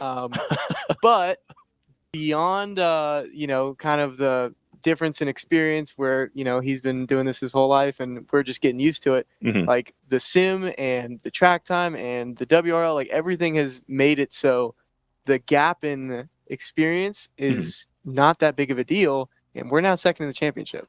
Perfect. So we're running really strong. We had a really, really unfortunate weekend at Road America. We finished third in race 1, and then the car blew up right after the checkered flag. And then we spent all night rebuilding the engine, and then, not rebuilding, putting in a new engine. Exactly. Yep. And for race 2, we had all the pace in the world. We were really, really good. And then on my third lap, on my stint in the second stint of the second race, the left rear suspension almost imploded. So if you guys go back and watch race 2 at Road America for the Super Trofeo series, you'll see the 63 just three-wheeling it around the track for most of that second end of the race. Jeez. But unfortunately, it was a tough weekend. But fortunately, a lot of our other competitors had a tough weekend too. So we didn't move down on the championship points, and the gap to the lead is pretty significant. But 4 races left and a whole lot of determination. We can see what we can do with it. Perfect. 4 races left, and you're in second position in the championship. Honestly, and I don't want to tear you down. Do what you got to do. Win all the races. I don't care. I feel like if you finish second to Danny Formal in the Pro-Am category, that's a win. I feel like that's a good deal. Yeah, I think that setting the bar with Danny Formal is great, but being able to reach it, do that pull up, that's what I'm hoping for. But of course, racing happens, and my engine exploded after we finished the race, so you never know what's actually going to turn out with the season. But I do think that finishing out the rest of these. I think I'm going to try and do Utah in 2 or 3 weeks. But then after that, I'll be in Italy and Indy for the remaining doing parts of the year. Nice, because you're going to do the World Championship thing. Yep, perfect. Well, guys, thank you so much for having me again. And go 62, guys. Let's try and fight for that win today. All right, let's see it. Matteo Siderman in the 62, thank you so much for joining me. I appreciate you, man. All right, and then we'll seamlessly add Matthew Singler to the... We'll add Matthew Singler to the realm here. It's all situated. The queue. What was that? How you doing? I'm doing all right, man. Yeah. Yeah, we're just we're killing time here now. We still got about 30 minutes to kill, give or take. So thanks for coming to chat with us. We appreciate it. Of course, happy to be here. Yeah, absolutely. So car got packed up on the hauler early. What's going on with that? Yeah, so it's actually not packed up yet. Unfortunately, going into turn 1, my sister Caitlin reported that we had a puncture, and come to find out that one of the bolts on our lower control arm on the front right had sheared off completely. Is that what caused the puncture then? Yeah. That the bolt sheared and then it caught the tire? Yeah, so the tire didn't actually puncture, but the whole assembly started to move back and forth, and that caused the lockup and going into turn 1 that I'm sure you guys saw. Yeah, she handled it beautifully. I mean, she couldn't have handled it any better than she did. Well, and she had that spin yesterday too. That was no drama. Got the car turned and kept going. I was like, oh, okay, we're good to go here. Yeah, absolutely. Yeah, I have to give Caitlin major props for this morning too. I mean, she drove us from 13th position up to 6th, along with some phenomenal work from our crew. Yeah, and we were in really, really good standing, if not for that unfortunate mishap with the lower control arm. So I gotcha. So the red in one way is helping because you're not losing track position right now. No one's generating laps. Right. But you're also not able to work on the car because it's technically parked for May with the red. Right. Gotcha. Yeah, it's a little bit unfortunate because we are super close to having the car put back together. We actually harvested a bunch of parts off of our practice car, the number 13. Okay. The perks of having two identical cars in the paddock. Yep. but we harvested some parts off of the number 13, and our crew is doing a phenomenal job putting the number 25 back together to get us out on track and hopefully get 50% of the laps so we can get some points. Get some points, yeah, absolutely. And you guys are, I think, 3rd in the championship, right? Yeah, that sounds about right. Yeah, that's awesome. So I want to talk about yesterday, right? Yeah. So you come in, and we're talking about this. Like, we talked about it on the broadcast. You can go back and watch it. Yeah. You guys come in, you take a front left tire. Right. And we start looking at the standings, like, why are they taking a front left tire? Why would you take a tire here? Like, you're pretty much where you need to be. And then within about 5 to 10 minutes, we notice, like, they think that they can catch them. And sure enough, you get it done. You catch up to that Porsche. You get around it just with, a few minutes to spare, basically. Right. Was that a conscious decision? Was that a strategy choice that was made that, like, nope, we're going to take a tire. We're going to go get 6th? No, so to be completely honest, Rob was in the car and he reported some high-speed vibrations coming through 3-4 and down into the bus stop, coming from that front left. Okay. And so we had this idea, like maybe the tire was blistering, maybe something was wrong, and so at the end of his stint, he came into the paddock, and we pulled the tire off, and it was in pretty bad shape. Okay. It was in pretty bad shape because there's a lot of fast right-handers around here, off camber, and so that front left just takes a beating. And so, we figured we're gonna check the tire. We may as well just change the tire if we're gonna take the time to check it. Right. Well, that makes sense. And so they put that front left on, and actually, funnily enough, I had no idea that I was going to get in the car until about 5 minutes before Rob pulled in. Oh, okay. It was unfortunately Rob was having some radio problems, and we were having trouble diagnosing it. Okay. And our engineer intern Charlie decided that it would be best for us to just swap drivers, to see if that would fix the issue with our communications over the radio. Okay. And so here I am, I'm getting ready to hand fuel jugs because, when I'm not in the car, that's what I do. Right. I hand fuel jugs to my brother-in-law, Zach, who fuels the car. Mm-hmm. And then, 5 minutes before he comes in, I get told, hey, you're getting in the car.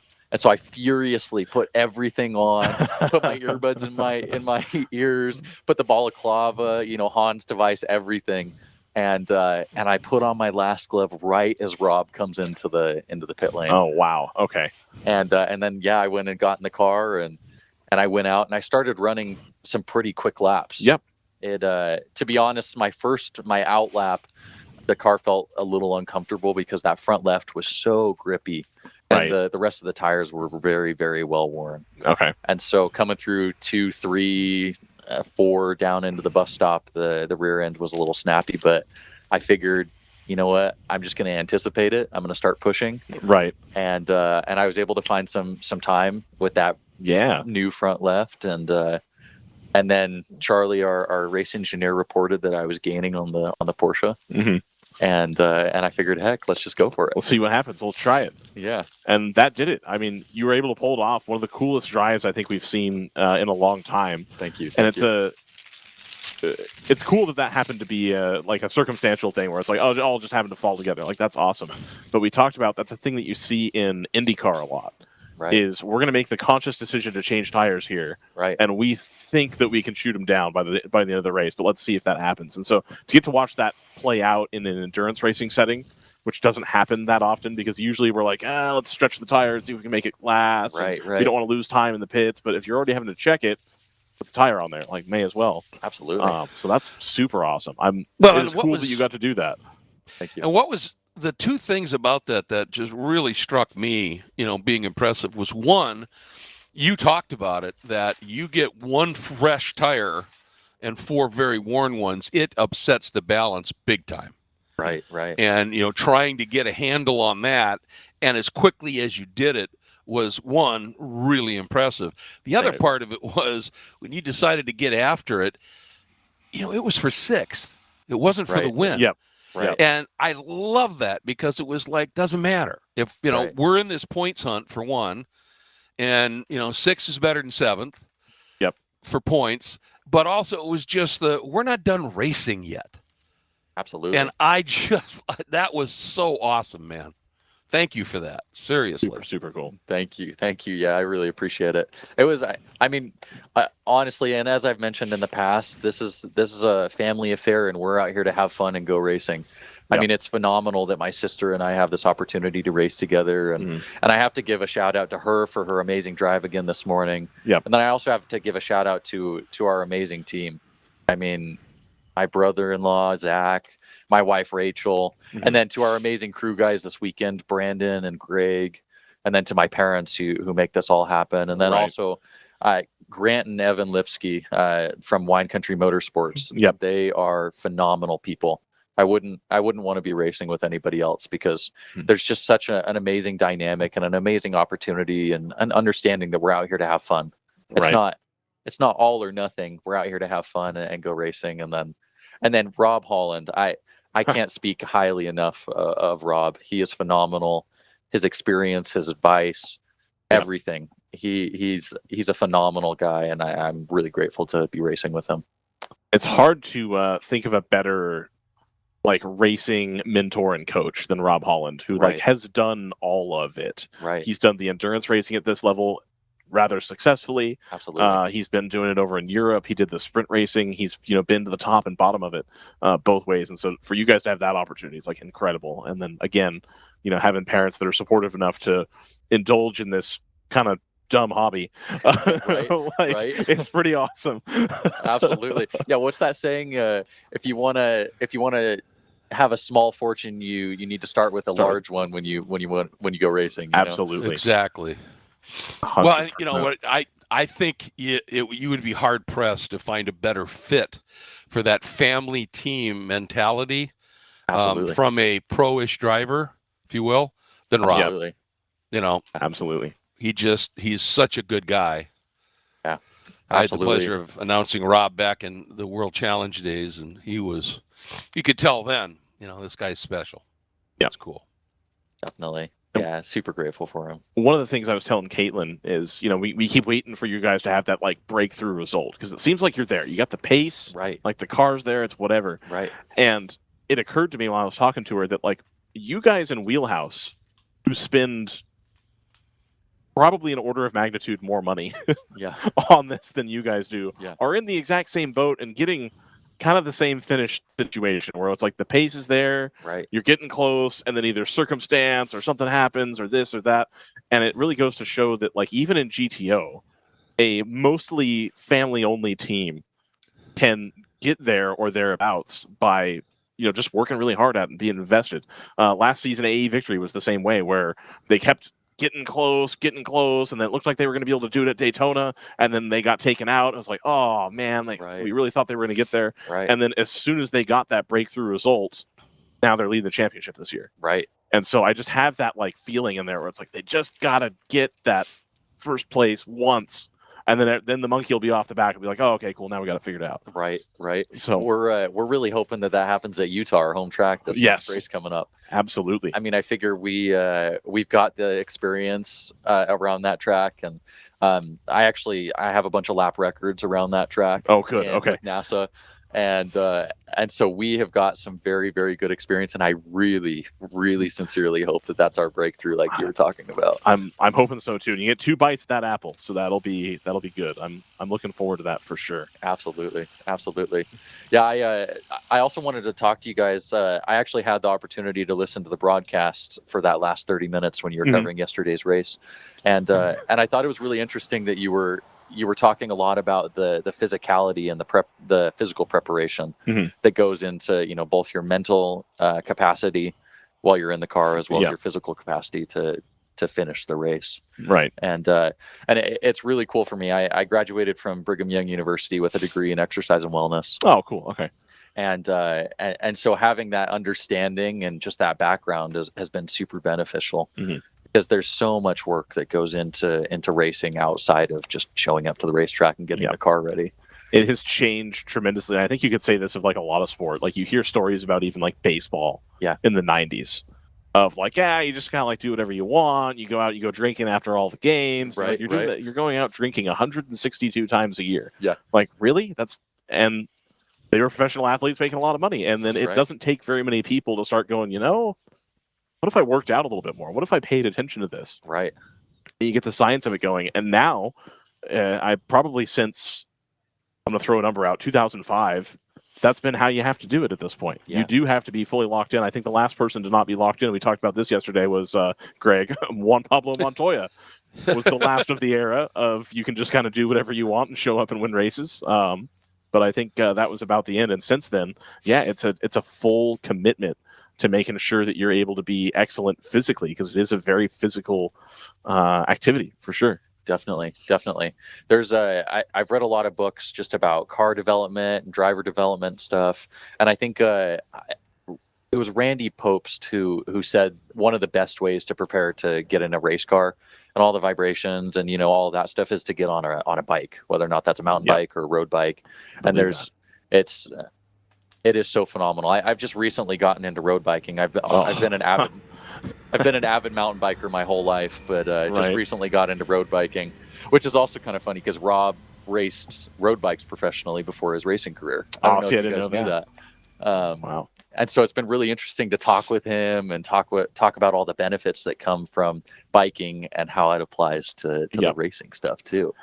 You're even starting to see a little bit of that in cycling. And I remember watching the Tour de France as a kid. So like I grew up road biking in a place up in Northern California, up in Redding. You know, exactly. Love Redding. Where I didn't do mountain biking, and that was a huge deal up there. And like me and my friends, like, no, we're gonna go road biking. We got lots of paved trails. Like it's faster. It's like more fun. Yeah. But I remember watching the Tour de France back then, and there was always this like sort of vague idea of like he's good at descending, right? And like that's just kind of like where they left it. Like they left it alone there, and now they pay a lot more attention to the line that the rider is picking when they're coming back down the mountain. And like, that's what it means to be good at descending, is like, you're technically aware of front brake, rear brake, trying to get the balance right, trying to pick the right line.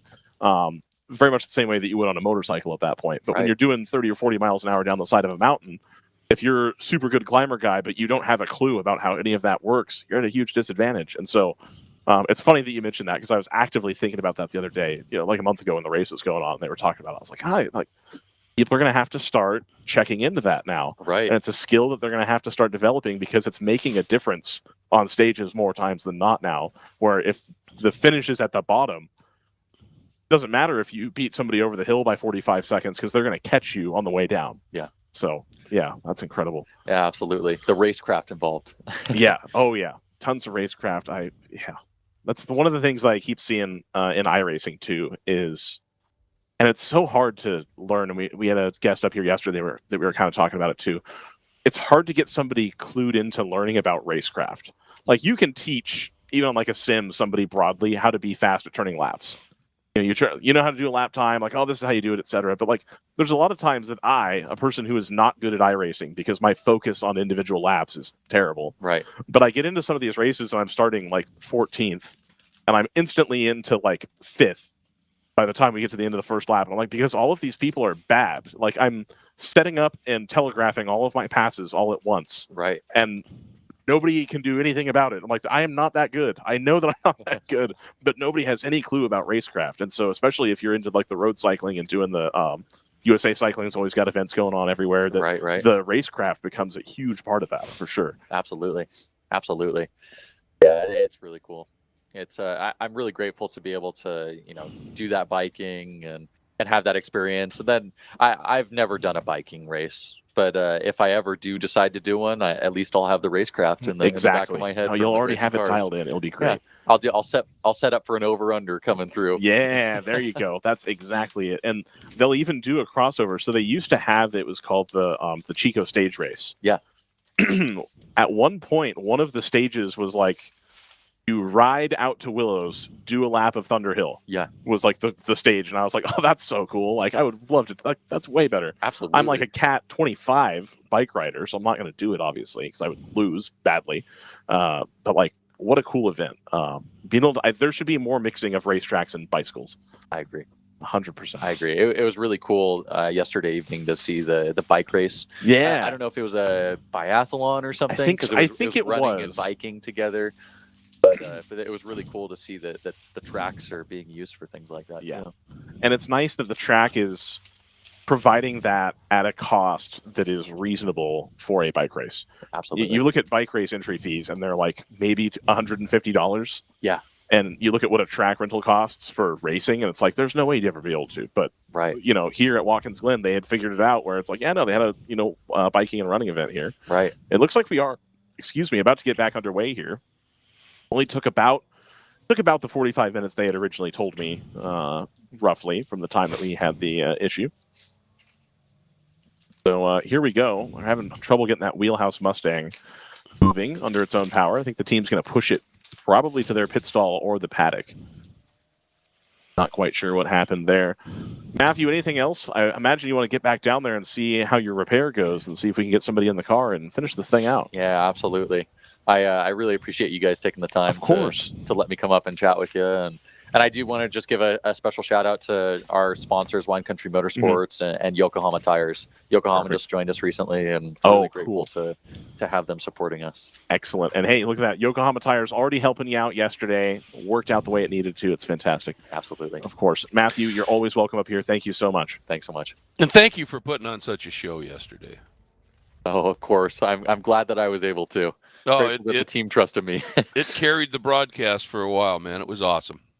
Oh, awesome. Well, thanks so much. You got it.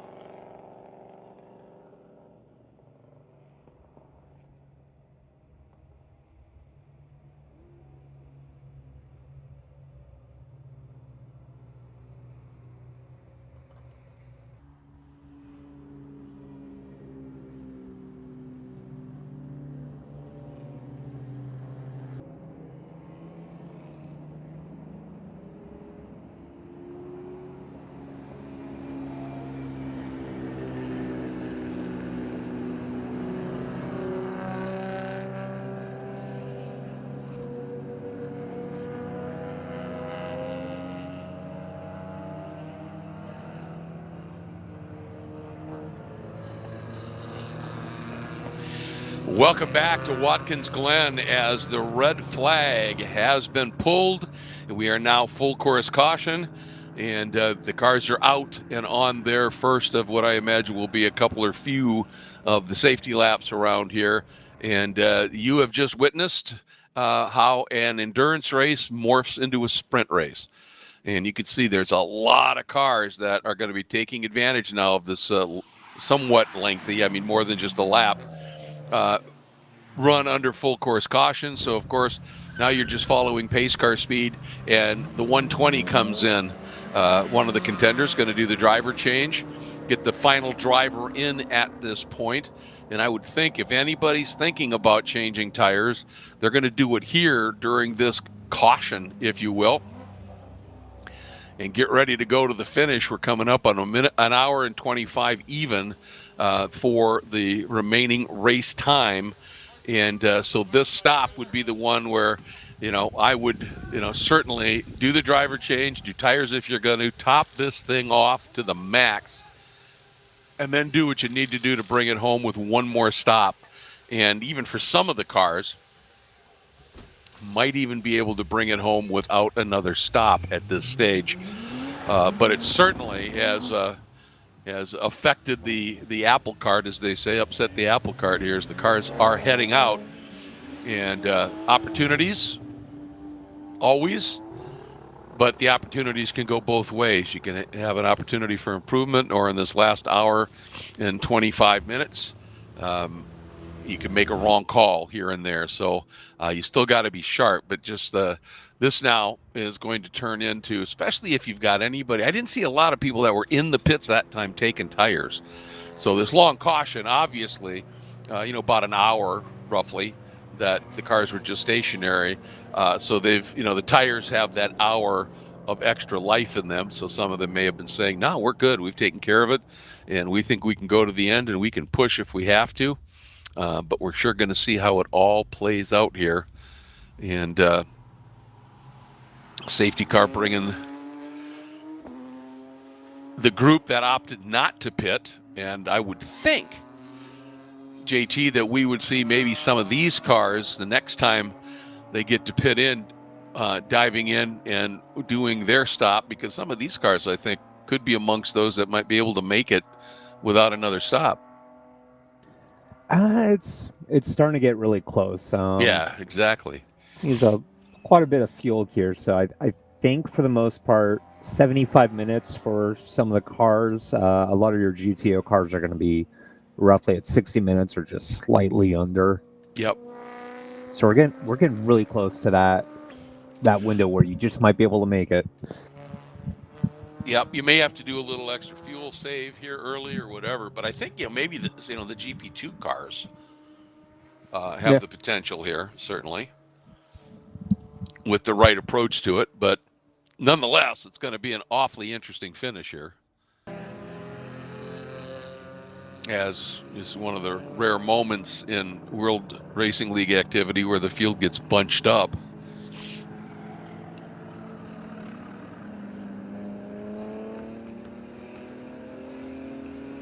And I don't know, I haven't heard how many of these safety laps they're going to run, so we're just going to be keeping an eye on that lights on the pace car here. At least one more, and indeed, here comes the 61 from Open Throttle, going to make a call to the pits here. But yeah, there wasn't really anybody else that dove in. So I guess they're playing the track position game at this point. GP2 leaders coming on in. Ah, here comes our GP2 leader. That is the number 38. Comfortable lead in that category right now. Looks like Nick Romano is hopping out.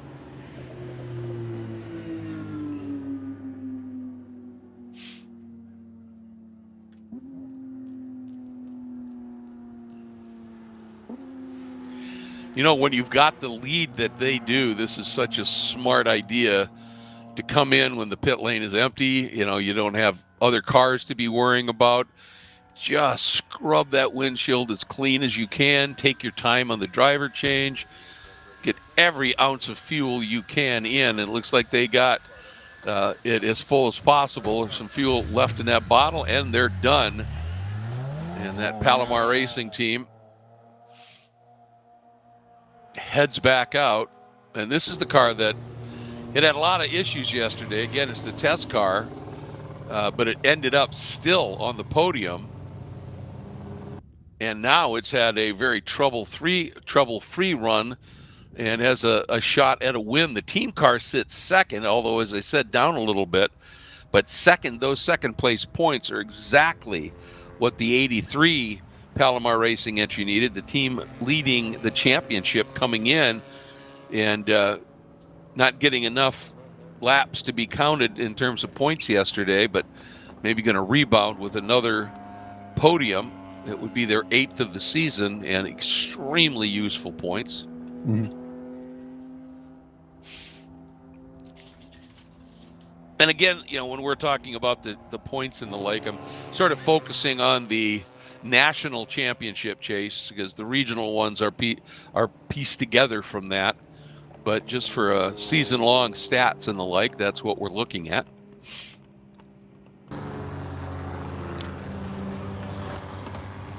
And after that trip through timing and scoring, AE Victory Racing, Michel Abate behind the wheel. It shows the number 120, the Toyota. over Rob Jakowitz, now behind the wheel of the GTR 99 BMW.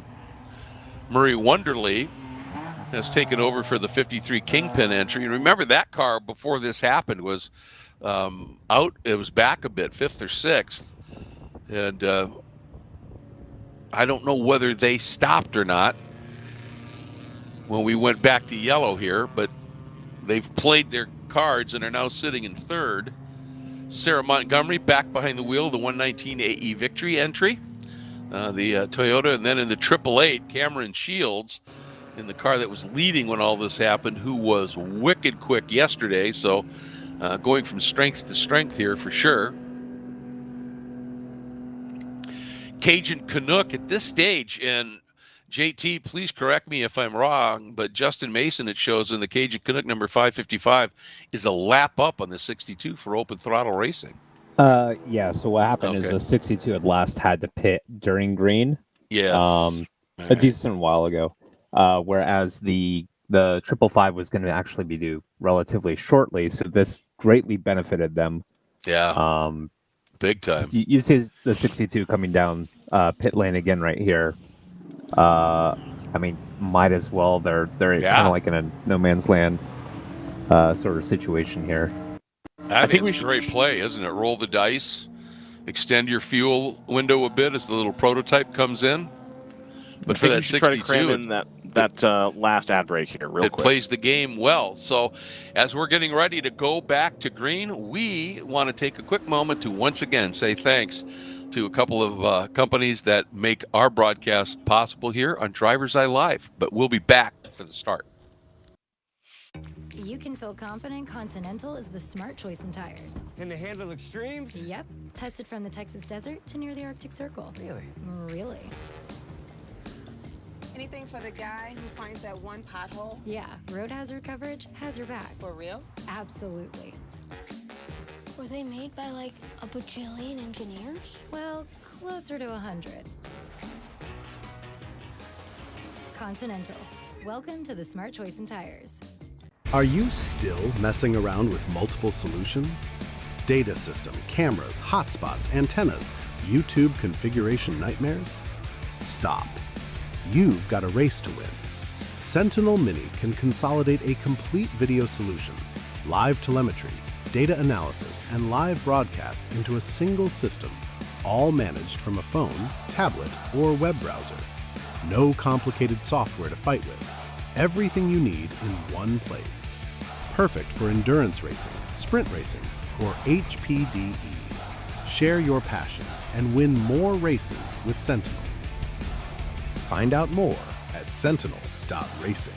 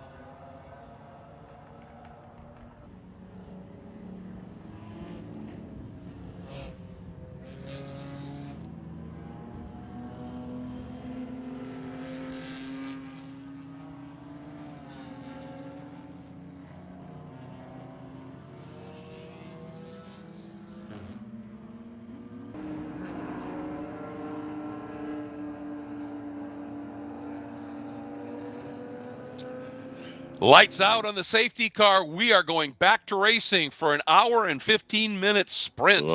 At the end of a 7-hour endurance race. Pace car making its way in. The field coming around behind. They have to wait. They had to actually check up. They were too close. You can't pass the safety car until it's in the pits. And we're green. We are back in racing. Wheelhouse Mustang jumps out to try and clear everybody here. And here comes the field.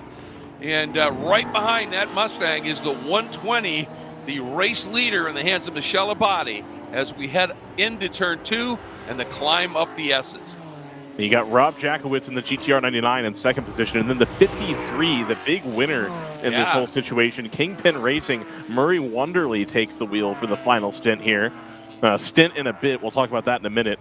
Now, following him, another big winner on this situation, the 119 of AE Victory. Excuse me, I think we've got an attempt for the lead here, and sure enough, GTR 99 getting through. They got a huge run up through the S's, guys. Sorry to jump on you. No, but not a problem. Get through and snatch the lead away from the 120 of AE Victory Racing.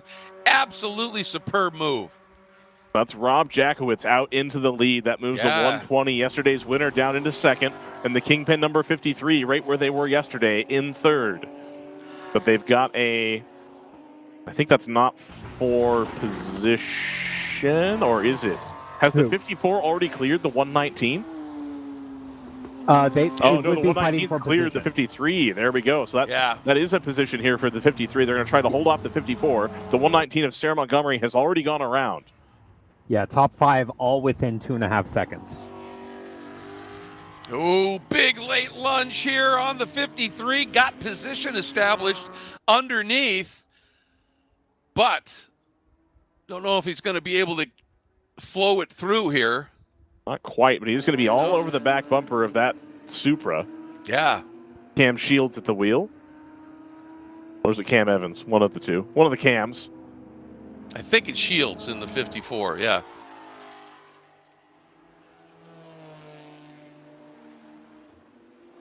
And there's the 119 right there as well. It's a bummer for the 91 that this has happened twice in a in a Code 35 race that we've had to be under the safety car, and neither time were they able to get their lap back. So, as Mike points out, they're actually back on the lead lap. They are currently, they're at the very end of it. They're correct. Yes, they are technically on the lead lap at this point. And we also just saw the 54 of Cameron Shields duck underneath the 53 of Kingpin Racing, and that is Shields up front. So now it is the 54 up into third, last podium spot, with the 53 from Kingpin sitting in fourth, and then the 119 from AE Victory sitting in fifth. And we'll see here with an hour and 12 to go, that necessitates one more stop for everybody in GTO. Wow, running really wide there. You can't really tell from this camera, but that dip on the left of the track there, that little bit of sand there, is pretty deep. It's probably 2 or 3 inches at least. If you're running over that, you're going for a little bit of a ride. Yeah, that may have been a little bit of what happened to the number 4.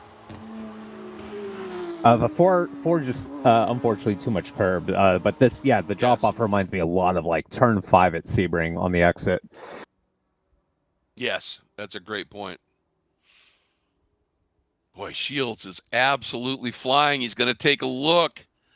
Not quite close enough. This is the battle for second overall right now. Shields wasting no time.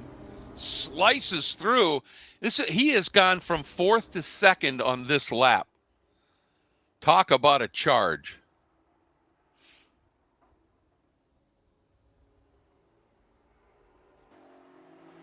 Here we go. And JT, I'm going to ask you this question. Have all of our top 5, did they pit during that yellow before we went back to green here? I believe so. Because I'm seeing 3 yeses under their pit sequence, so there should be 2 had they not. That sounds gotcha. Right. Yep, makes sense. All right. Yeah, it's a little weird because of the red flag situation. Yeah, that's why I wanted to just clarify. This lead trio now is opening it up over the 53. Both Shields and No Acres set in the car's fastest laps, both under a 2:01. Wow, that's flying. A 2-minute 0.7 from Cameron Shields. Yeah, you called it. Phenomenal lap.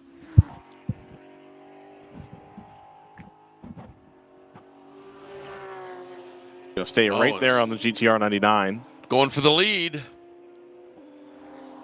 Down Sarah into Montgomery's- the toe of the boot. Sorry. No, go ahead.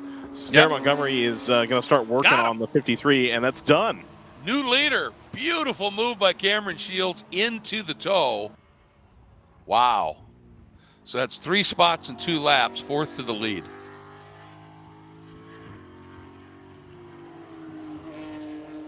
And again, keep in mind that car of Cameron Shields, 2 fresher, not brand new, but much fresher rears. But the 120 put on all 4. And at the moment, Michelle just not quite able to match the pace.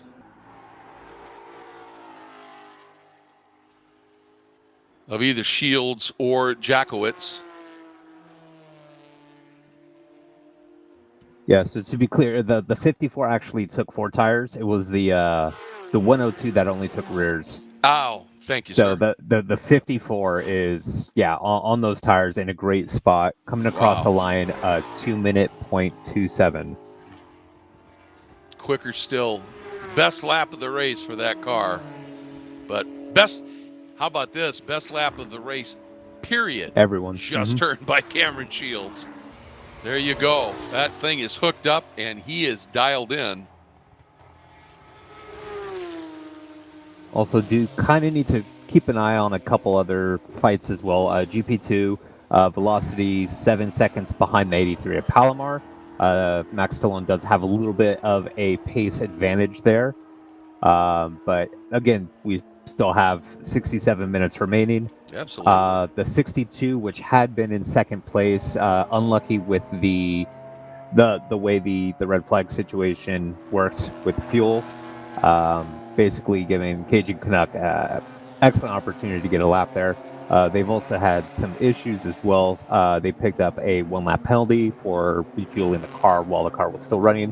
That has dropped them down to 4th. Now within 5 seconds of the 505, Angry Croc with Sam Keller behind the wheel in that the BMW M2 Cup car. Pretty evenly matched pace at the moment, so we'll definitely plenty to play for with the final hour. Without doubt, yeah. Yeah, that does promote the 946 Flying for Motorsports back into second with a nice safety margin. Yeah, and Angry Croc in the 505, Sam Keller, now up into 3rd. It's a sketchy 3rd because you've got that 62, only less than 5 seconds adrift. And it's going to be a matter of who can find the pace in that one. And, of course, 38 of Palomar Racing, Matt Million behind the wheel, and big lead right now over their team car, the 83, then the Velocity Motorsports, as you said. Although I'll tell you, Todd Chiappino just turned a lap about a second quicker than did Max Stallone. So be keeping an eye on all of that. Hey, Cameron Shields just turned a 159.7. That is stunning in terms of the pace. Yeah, I mean, he's got fresh tires, but, that car's been in the wars for 6 hours, a little under 6 hours here. And I would assume that when they stopped, they topped off. But it is just clocking time right now. It's amazing what he's doing. And obviously they gave him a car.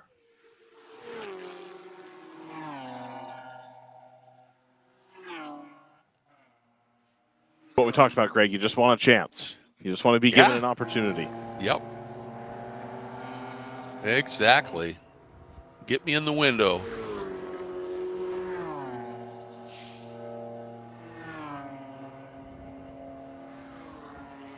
So that margin first to second overall is 4 seconds. Then it's another 4 from second to third, the 120 AE Victory Racing entry. 3.5 back to the 53 Kingpin Toyota. And then half a second back to the 119 AE Victory machine. So that battle there is on.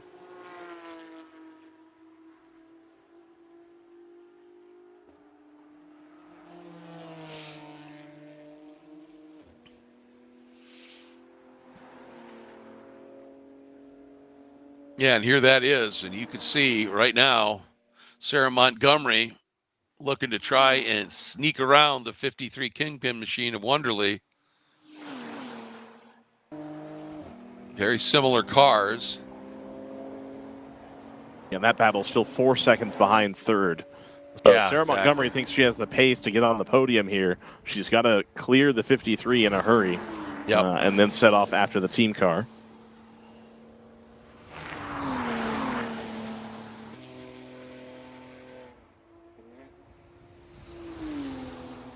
It's been an interesting day for the 119. You know, there were moments where it was very close to going down a lap. Yep. But they just played the strategy, kept doing everything that they could do, that they could control, and it's played out where they have a shot here at a podium potentially. And we still got an hour left to play here. So it is going to come down, I think, to the pit crews again and how the strategy has played for everyone. You have to imagine everybody's going to stretch the fuel as long as they can. And if people start having to come in with 15 minutes to go, so be it. But then it'll be a mad dash because you won't have much time to make up for any time lost in the pits. So the pit strategy here is going to become extremely important. Yeah, it really is.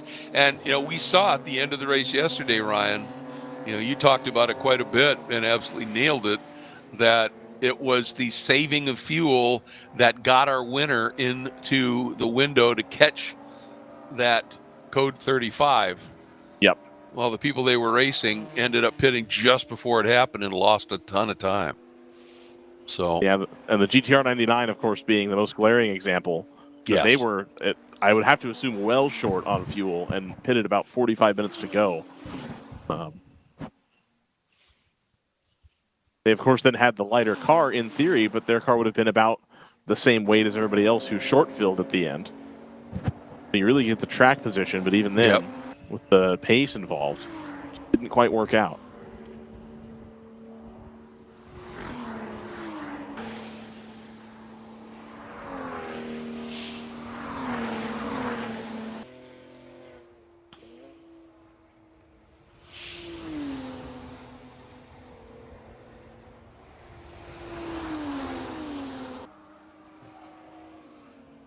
'61, that's the green car that you see here.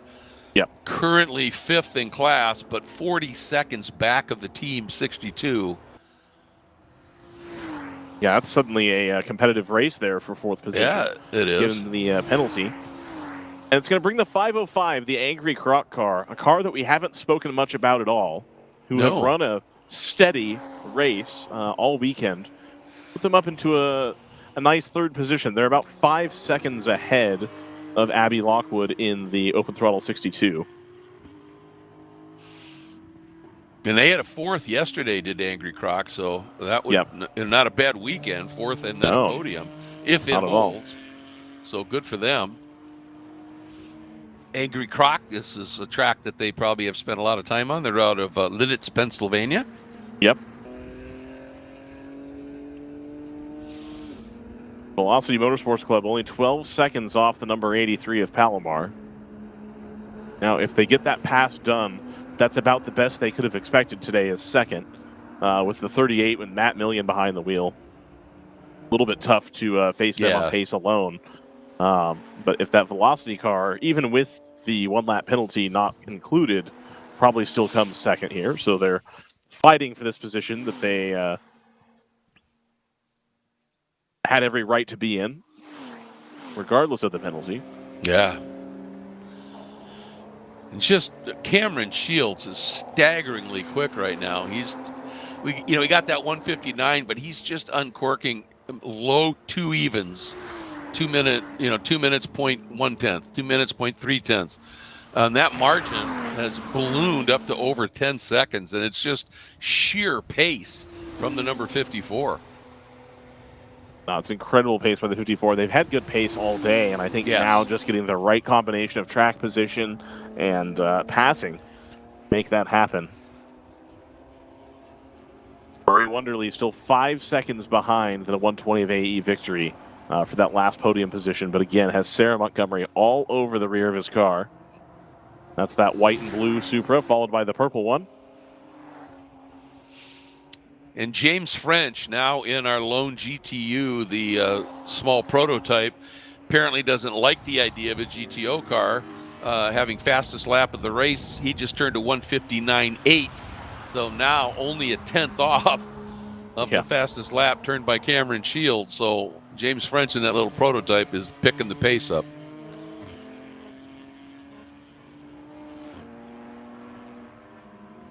Unfortunately, the best that he can do right now is probably 7th overall. Another 5 laps to catch the Wheelhouse Mustang. Yeah.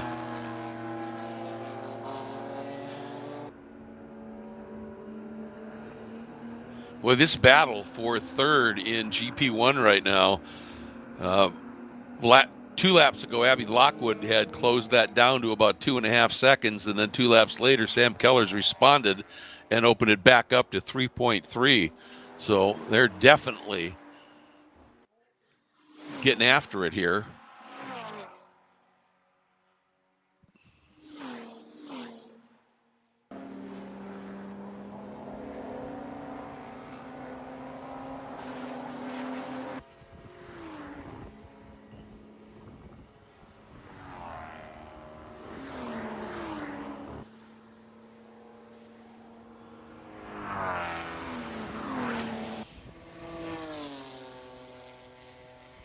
There goes the 120, and then you could see the gap back to these two. It's only 5 seconds.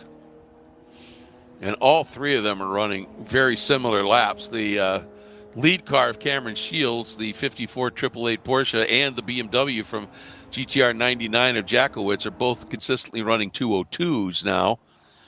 And then the next 3 cars consistently in the 203s.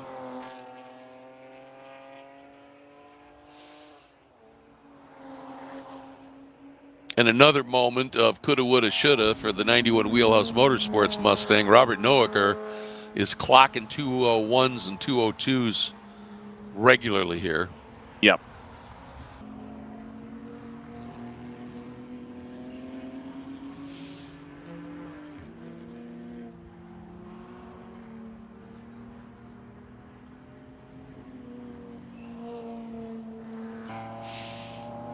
Boy, Murray wants to get by this car before they get to the turn into 9 and uses the grunt of that GTO Toyota, slips through, and I don't know. Nope. She couldn't get there with Sarah Montgomery. Now she gets through. Didn't lose too much in that exchange. You see that big slide out of the Kingpin car there? Yeah. It's a pretty good race car driver's name, isn't it? Murray Wonderly. Indeed. You've called a race with Murray Wonderly in it, Greg? I have. I think he came second that day, alongside some other WRL friends. The folks from Rebel Racing were also in that race yes, doing Spec Monster. Yep. That's right. Yeah, it's cool, JT. You go to a Porsche Owners Club event and, like, a larger percentage than you would imagine is, like, WRL people. It's like, oh, hey. Nice. I guess that's where all our Boxster and Caymans went. Yep, indeed it is.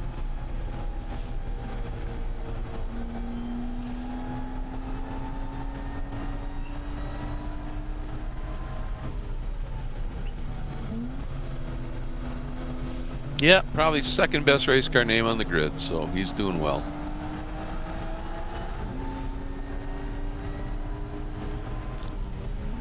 Nice. Smoothly aggressive. Oh. Yeah. Trying to get back to the throttle, I think just doesn't have enough tire left to be, because it didn't seem like he was being that aggressive on it. I think that's just the back end coming around.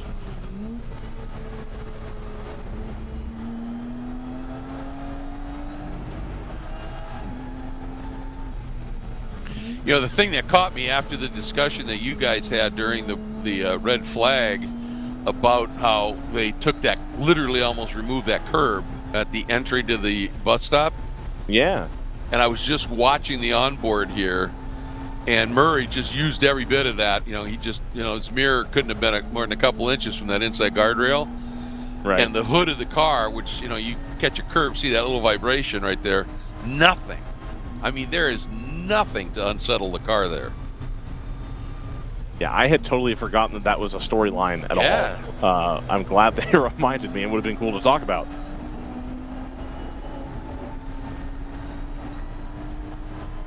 Of course, no rear view camera on this onboard. Unfortunately. Otherwise, you'd see a camera full of Sarah Montgomery trying to get around. Yep, still well within a second behind here. Slice down to the inside of the number 62. Gonna double them up. Gets the 505 as well.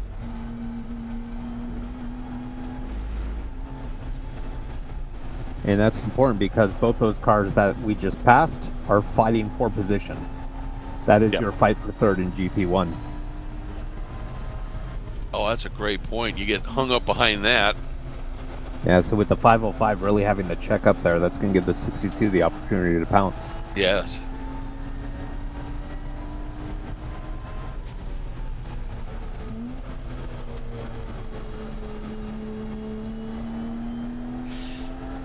I think we just figured out why Murray had that little bit of a moment in the toe last time. Yeah. When he made that pass, he got, you know, he was a little more to the inside. Ah, okay. And as I just watched his line and his normal line through there, you know, he's never really quite on the apex curve, and I've seen him do that a couple of times, a foot or two off, and then does a little later apex. And that time he was pinched, went to throttle, and I think he still had that little bit of extra steering input because of that tighter angle we've talked about. Yep. And the car talks to you, you know, it protests sometimes. Don't do that.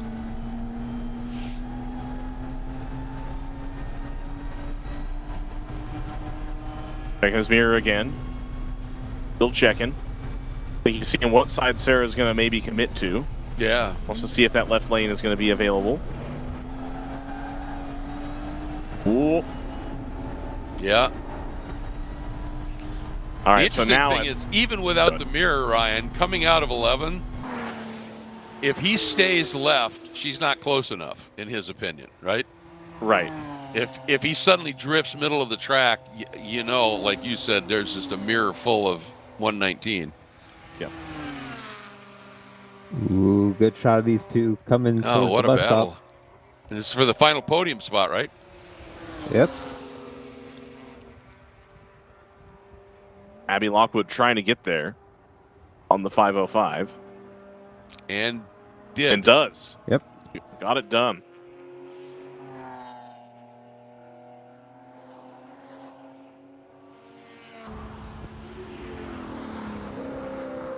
That's a podium position now for the 62 of Open Throttle Racing. There's some hard work today by the drivers and crew.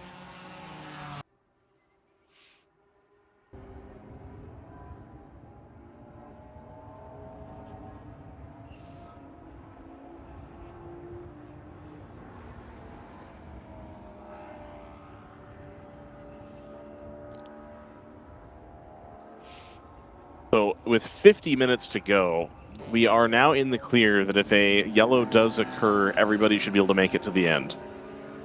So now we just got to wait and see who blinks first. Yep. Again, we figure they've got about, give or take, 30 minutes of fuel remaining here in GTO.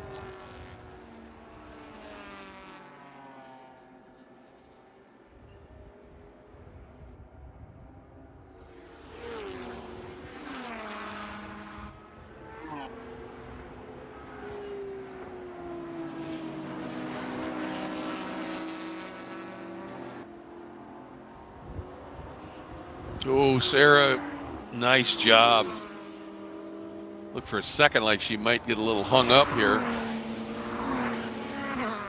was able to slip through. Did cost her some time.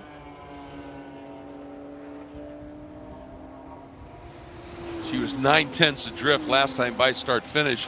I'm guessing now it's going to be a little over a second.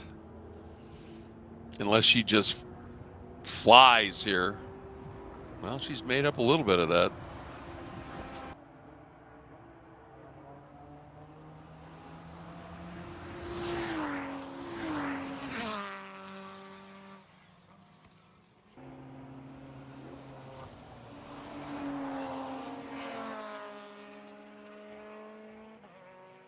Also changed in GP1 previous lap. El Diablo Motorsports with Sean Lovett behind the wheel. Getting past the 61 of open throttle. Been running very consistent competitive times in GP1. Well, doing now 211s to 213s.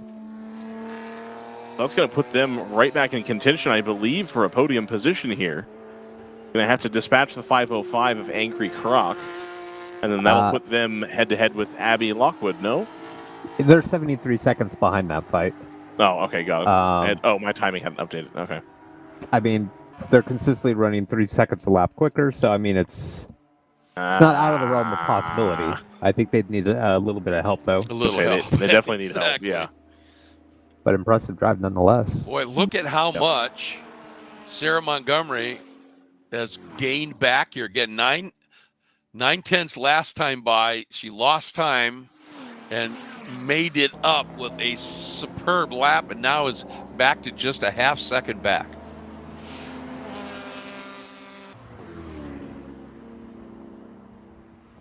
Now she's going to come under attack from James French, though. Yep.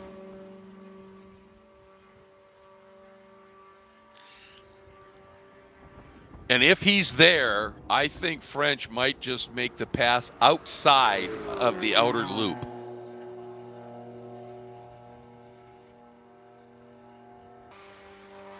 Sounds about right. If he can stay close enough here. I don't know if he can, though. Ooh, yeah, lost some time on the backstretch there. Yeah, but they're all going to lose time, and he's going to come right back. Yeah, but he wasn't close enough. You're right.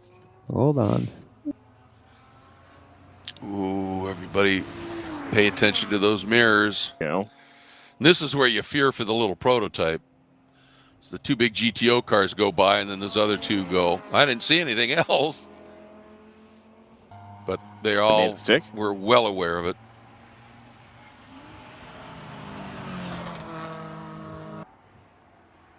I'm curious, when the TC Klein drivers close their eyes at night, do they just see a green BMW in their dreams? Yes. 100% yes. I feel like a majority of this weekend has been spent them trying to fight the open throttle BMWs. I mean, to be fair, when they have the most entries in the field, that is going to happen. Yeah, that's true. Well, the other thing I think their dreams would be saying is, how is that one so fast with a massive air dam on the front, or massive air brake on the front right? Yeah.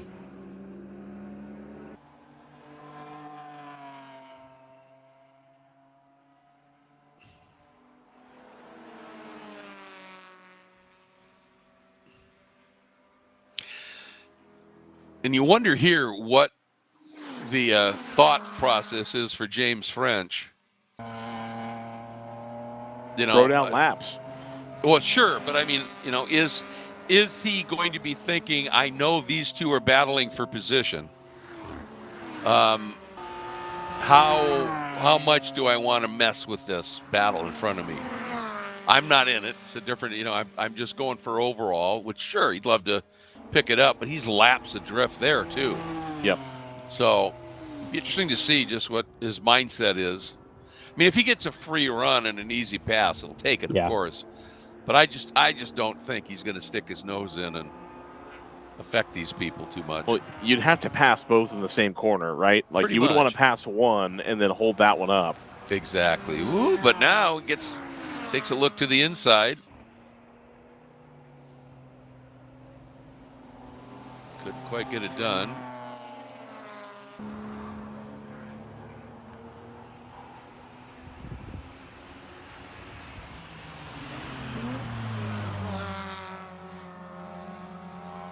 You heard the big lift from that Cajun Canuck car. Yeah, absolutely. Smart move. They've got plenty of time in hand here. Yep. So no need for Justin Moon to push the issue and stand his ground.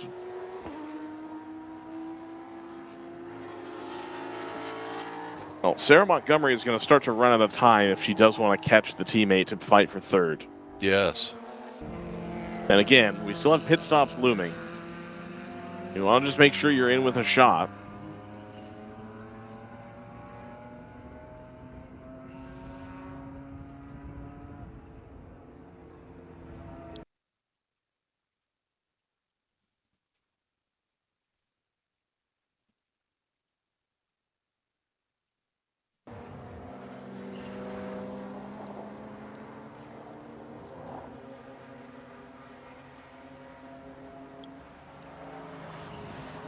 Boy, it's just a fun battle to watch here.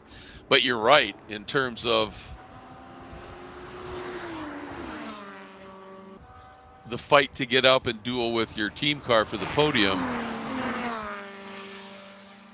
Murray Wonderly is just not consistently able to run quite the same times as Michelle Abate, and that's opening up. So if Sarah thinks she's got that speed, she needs to clear the 53 and do it quick, as you said.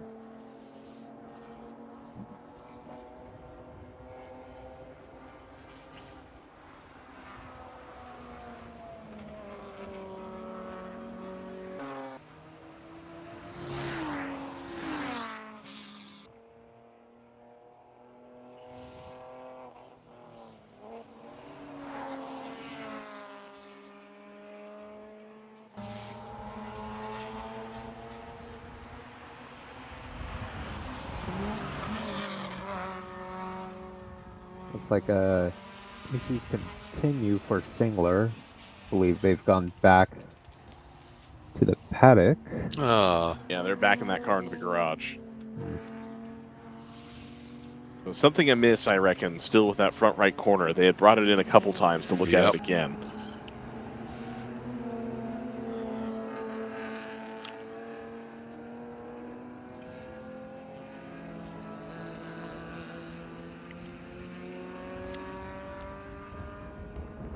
'64 is looking to catch its sister car this lap at 61.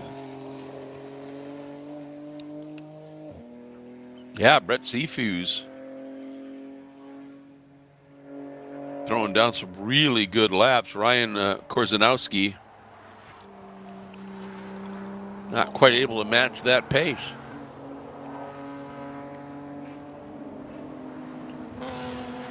And that's for sixth.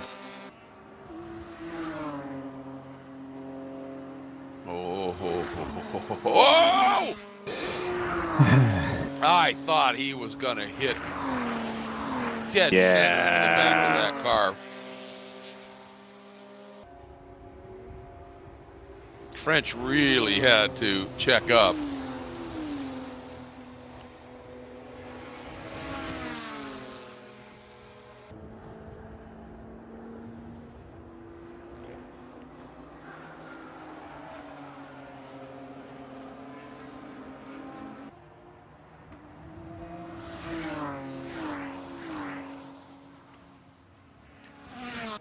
Is there something hanging off of the... Oh, no, sorry. My imagination.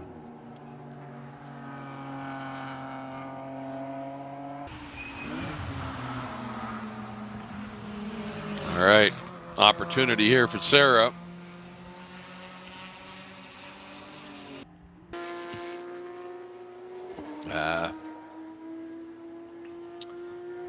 Not enough.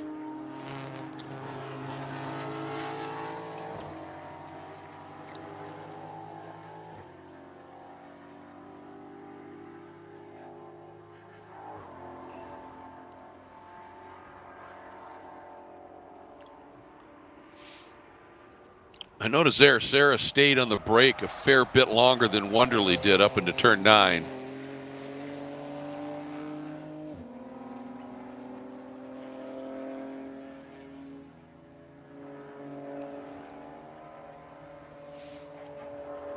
But that could just be she wants to hold that brake a little longer because it just gets the weight on the nose. Right. Trying to use a little bit more front tire, a little bit less rear. Yep.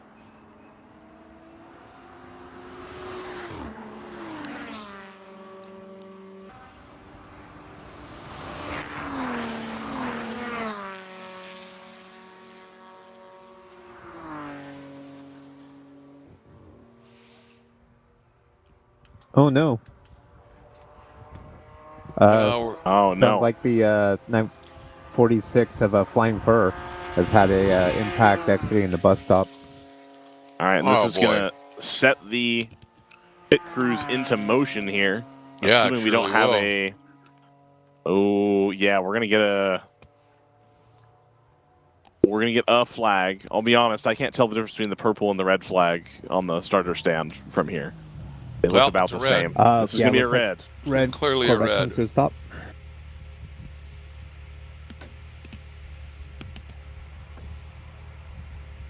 All right, so with 38 to go. Gentlemen, let's hit one more ad just to make sure our bases are covered here, and I will go check and see what the time horizon looks like. Sounds good.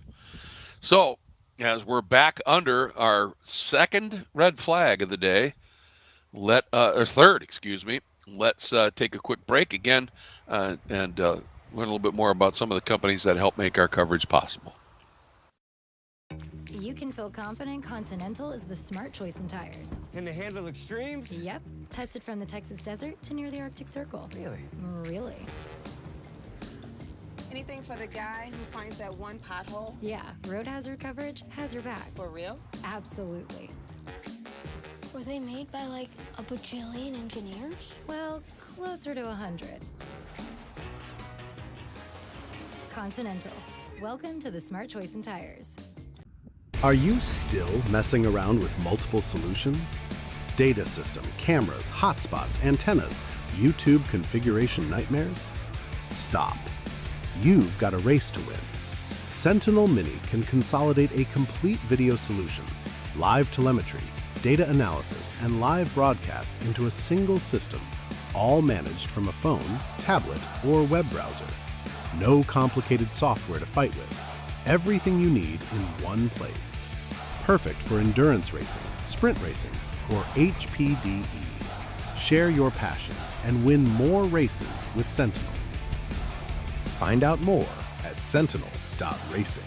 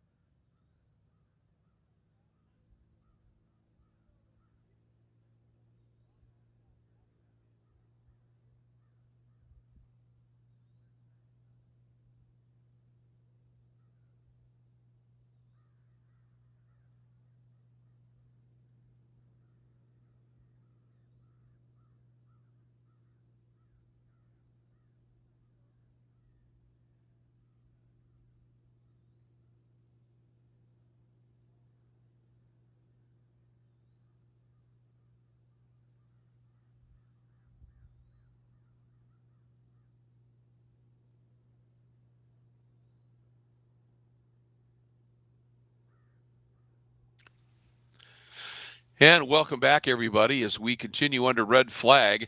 Got a little bit of an update for you. In the simple case of what's going to happen here is we've got about 25 minutes, they think, of cleanup and repair work. And we've got about 35 minutes or so of racing left to go. So we're going to wait and see exactly what happens here at this stage. But the best part of it all, we've got confirmation. Driver seems to be just fine. So that's the great news. And so we're just going to kind of stand by here for a little bit, and we'll come back in as soon as we have more information for you.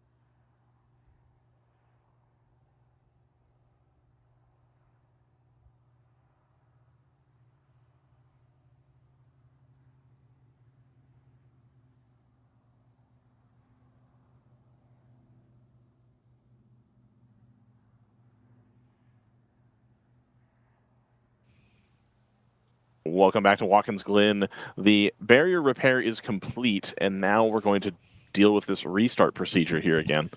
What we're going to do is we're going to send the pace car the wrong direction up the pit lane so that they can catch the leader, who is right there underneath the Go Bowling sign.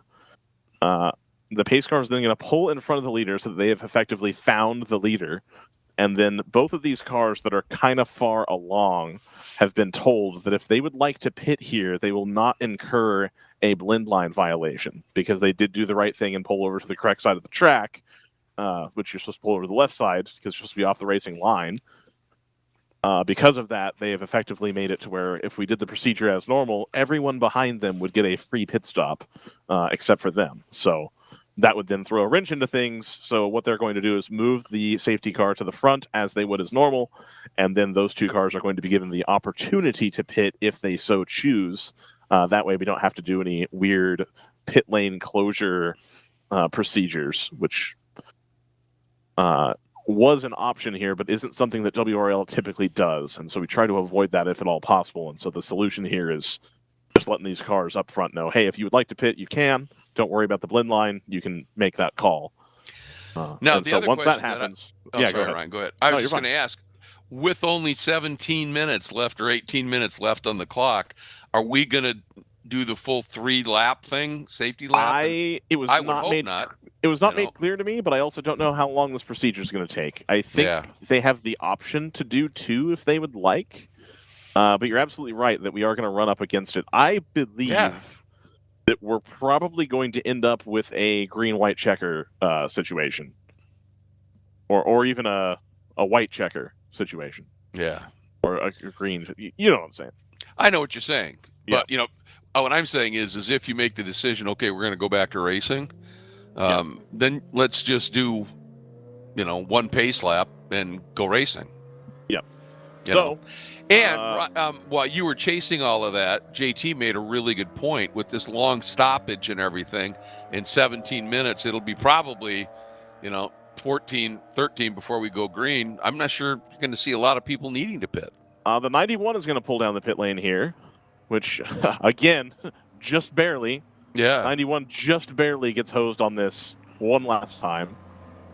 Unfortunately, they had given up the track position to the 54. Yeah. So if they had been able to stay ahead of the 54 here, they probably would have got their lap back. Unfortunately, that has not occurred. So they're going to do a driver change and a fuel stop here. Always good practice. It is going to bunch this GTO battle right back up again. Although, it is. If we look at what we've got for recent lap times, everybody's in a similar position.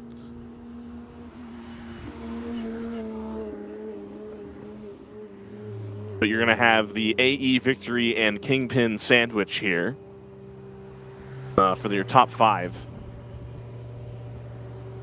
GTR 99 is going to have one more shot at the 888 here of Cameron Shields, but that car has been hooked up. Oh, yeah.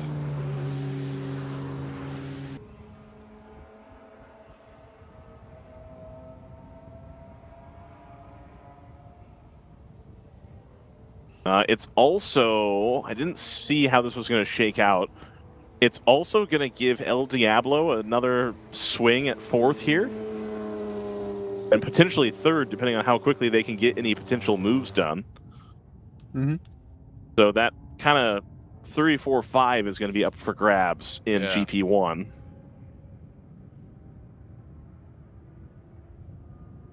GP2, it is going to give the 41 the opportunity to stay with the 83, I believe. Oh, no, they've been split.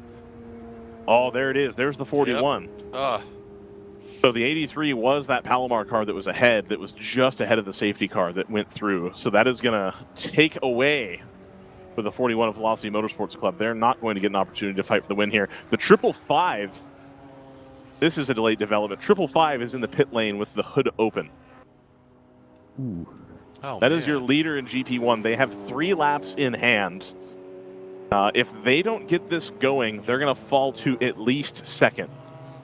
And honestly, depending on how it shakes out, they may fall all the way down to 6th, depending on the number of laps available. At this point, they have 8 minutes.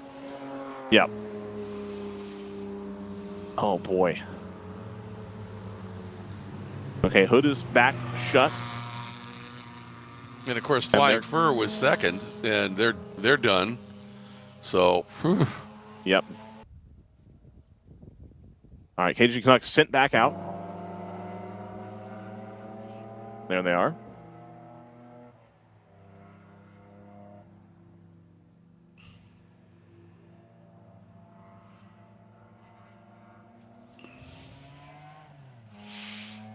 you know, they got the opportunity for the win here, and that margin, they had a bit of one. Maybe not a bad idea. Just stop. If they were concerned about something, give it a quick check. You know, with the late super sprint kind of thing happening here now. Yeah, it's always nice to make sure that you could tell the driver, no, it's good. You're okay to push. You know, right, kind of a thing. So yeah, everybody's going to make it out of fuel now.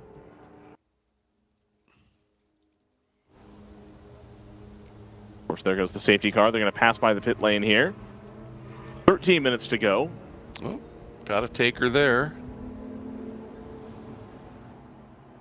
Now that is going to be the 41. They've got no reason not to stop here if they're in any way, shape, or form worried about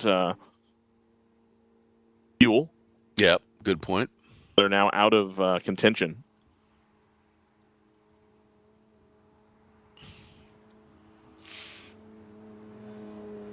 Yeah, and well ahead of everybody else. Yep. So in their class, so they are taking their time going over and talking to the driver. Driver gets out. I think they're adjusting the seat, perhaps? Oh, no, it is going to be a driver change. And it's a rather leisurely driver change. We're going to get one more driver in to finish the race here.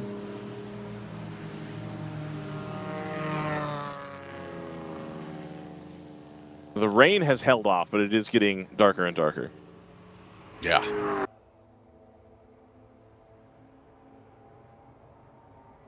Indeed, I will be moist picking up my cameras. That is absolutely true. Oh, please tell me the lights are going to go off here.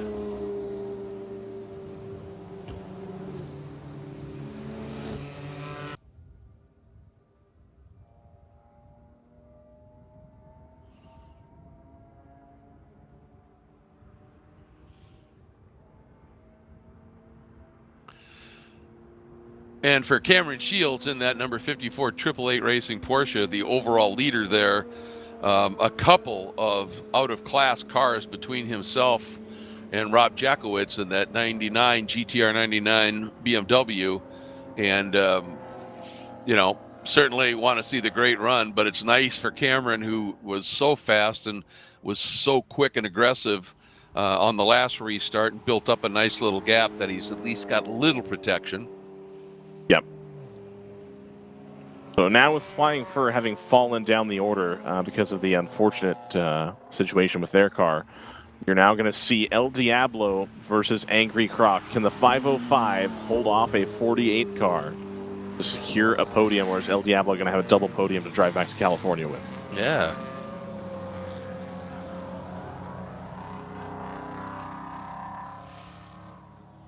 Ah, JT, did you see who got in the 555? I did not. Friend of the show, Billy Jack Smith. Hey. It's in the 555. You know, we know how fast as well, guys, that Abby has been in that number 62 open throttle racing car. But basically, we've got her in second, Angry Croc in third, and El Diablo in fourth all together. If I'm reading that right. I believe so. Yeah, so. And the 64 is a little way further down the order, but they're also there, as well as the 61.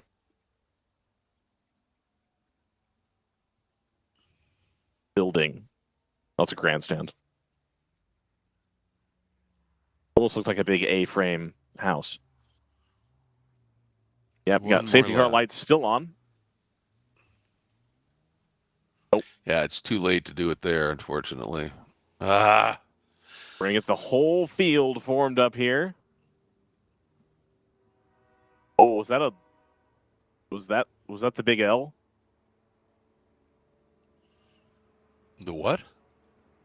Did anybody else see that flash on the screen? No, I didn't. Oh, okay. Maybe I'm crazy. Oh, it was the drone. Okay, got it. All right. I thought that was a lightning. Got it.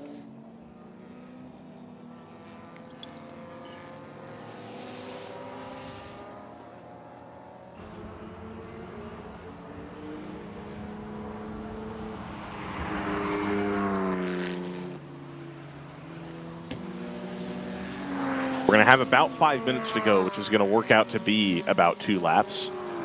We're definitely going to get our green-white checker here.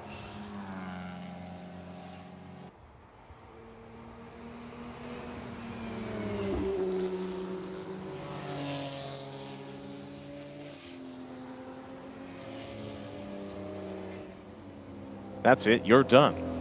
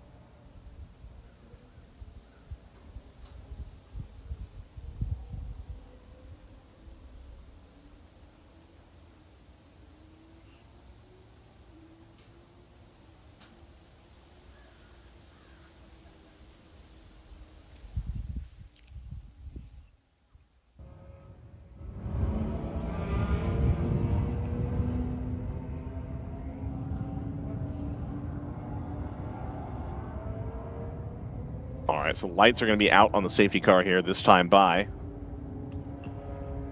Indeed, we're about to go racing. 6 minutes 57 remaining.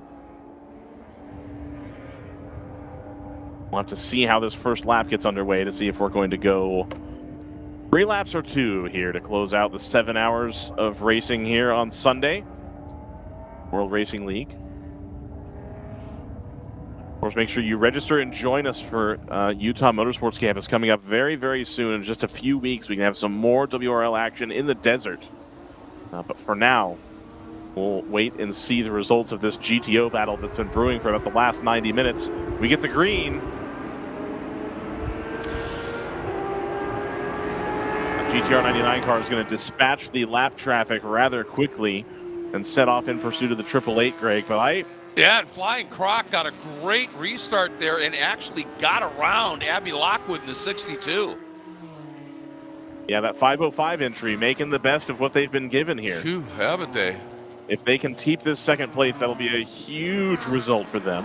Yeah, absolutely. Well, that did take the GTR 99 of Jackowitz long. And he was able to throw some extremely fast laps after that last restart. So he might still be in with a shout. Also huge here, the Kingpin car has made its escape. I think the 119 mired down in the traffic. Yeah, that's what I was just looking at. And you're right, Sarah Montgomery has absolutely been buried in the traffic here. There she comes finally. She'll have to deal with James French again. Get around and get back up to the rear wing of Murray Wonderly. But with 5 minutes to go, you got to start imagining it's getting out of reach here. It's a long ways to go. And she's going to have that 91 all over her, too. The 91 has shown they're not interested in slowing down at the end of this race. They're still trying to put as many hard miles in that car as possible. Yeah, that's exactly right. After that great jump through the traffic, the GTR 99 not able to get up to Cameron Shields. Cameron Shields, too much to overcome on this occasion. Oh, battle there. Looks, backs down. The 62 of Lockwood trying to dive underneath Sam Keller for Angry Croc to grab that second spot back. Couldn't quite get it done there. And keep in mind, the 64 that's right behind them is also for position. Oh, that's right. Yes. Yeah, and if I saw correctly, I think El Diablo. I couldn't tell if El Diablo's ahead of them coming through the shot now. So El Diablo's now second in GP1. This is third, fourth, and fifth in GP1 right here. Look at that. Okay, so El Diablo, what a restart for them, huh? Yeah. Brilliant Get it done. stuff. Moves them up into second. They could come away with 2 consecutive second-place finishes.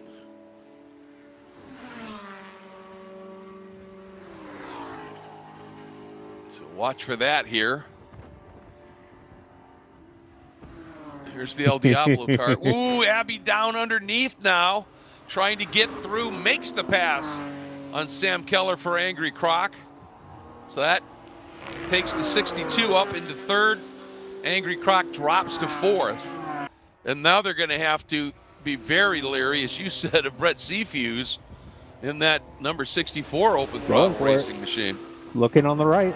Yep. And is in. And got him.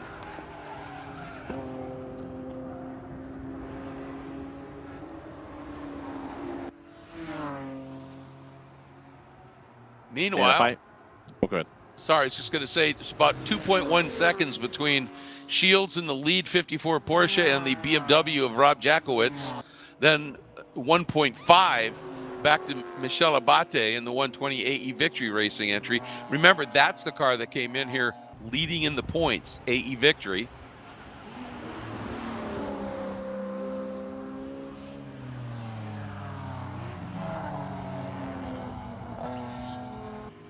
Boy, what a consequential restart this has been.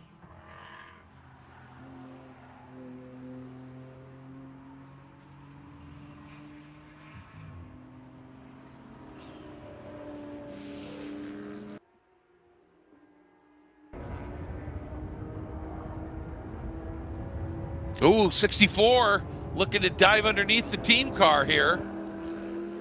It's got position inside. Oh, not but quite. Not better enough launch. exit speed, though. Yeah. Yeah.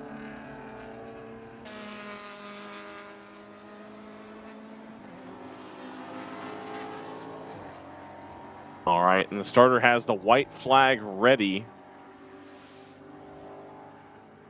You know, Angry Croc gave up those 2 spaces, but is now absolutely sticking with them. So Sam Keller trying to stay in a position, and here we go. Late move down into 164 inside the team car. Again, that's going to slow them both up.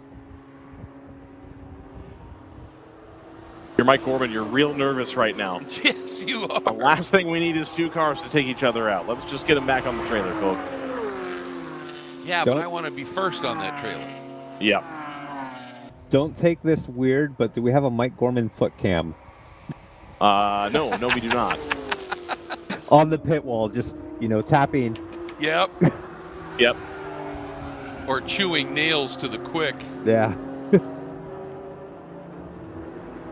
And that El Diablo car is gone. Like, completely gone.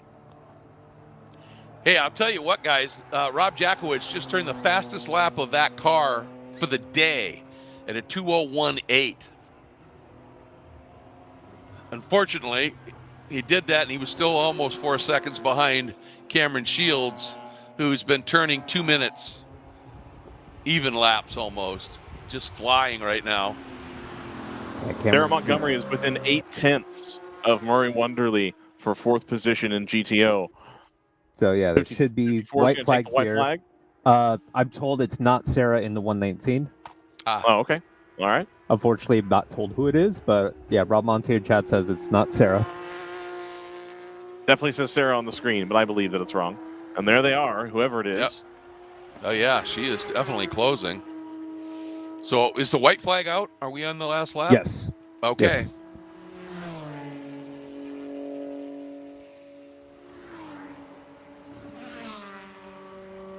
Oh, and a 59.779 by Cameron Shields in response. That margin's up to 6.2 seconds. He has just set sail here. Just like he was before. Car's hooked up, he's dialed into it and flying. And it is Charlotte trainer in the 119. 64 on the inside of 62. 62 is going to check up, try to square under. Gets it done this time. 62 is going to. Yep. Coming right back, trying to get established inside for Abby on Sean Lovett here. Couldn't quite get that done. And all of that dicing between those two team cars is keeping, no question, is keeping Angry Croc right in the battle here. That it is. Angry Croc really just waiting to pick up the pieces here, if possible. Yeah, essentially. And then that white car just coming into the inner loop here, heading toward us. That, I believe, is the GP2 race leader. Yep.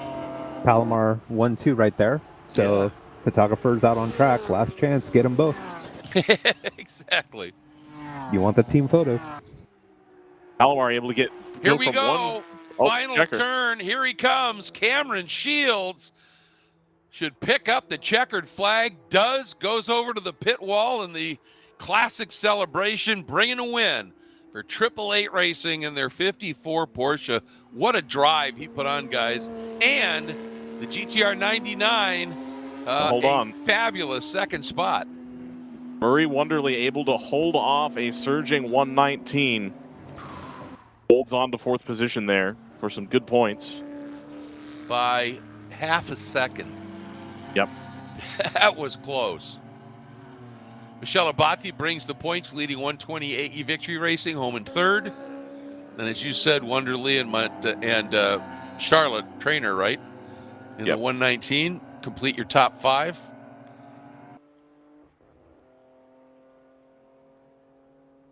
Cajun Canuck should be comfortably easy to bring it home. Here comes this battle. Well, I'll tell you what, once the 64 of Sifu's got in front of Abby in the team car, he opened it up a chunk. And she may have been focused on defending her spot then from Angry Croc.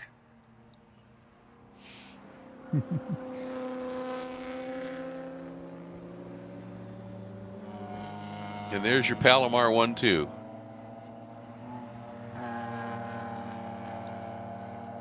Separated by a lot of laps, but it's a 1-2.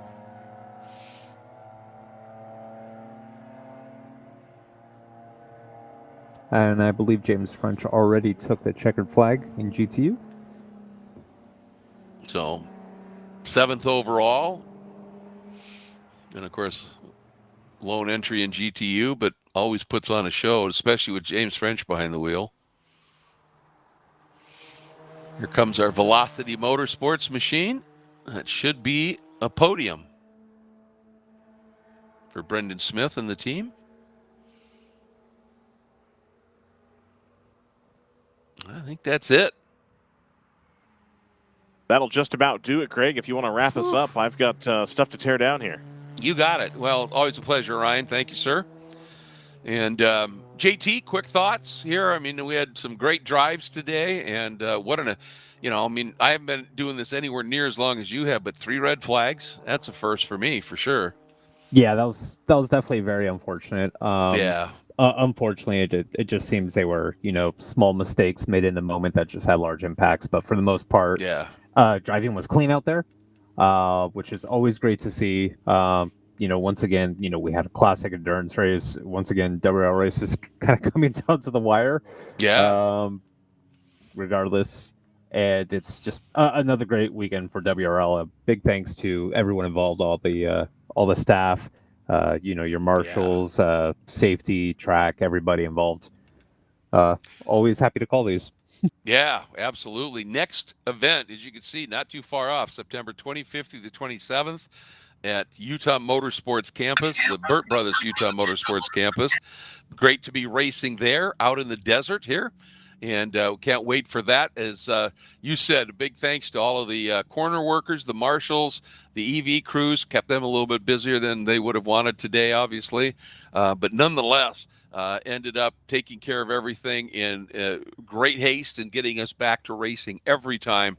And, of course, for me, I always like to say a big thank you for the unsung heroes of the sport, the crews that get all this done. So absolutely great job. JT, always a pleasure working with you, my friend.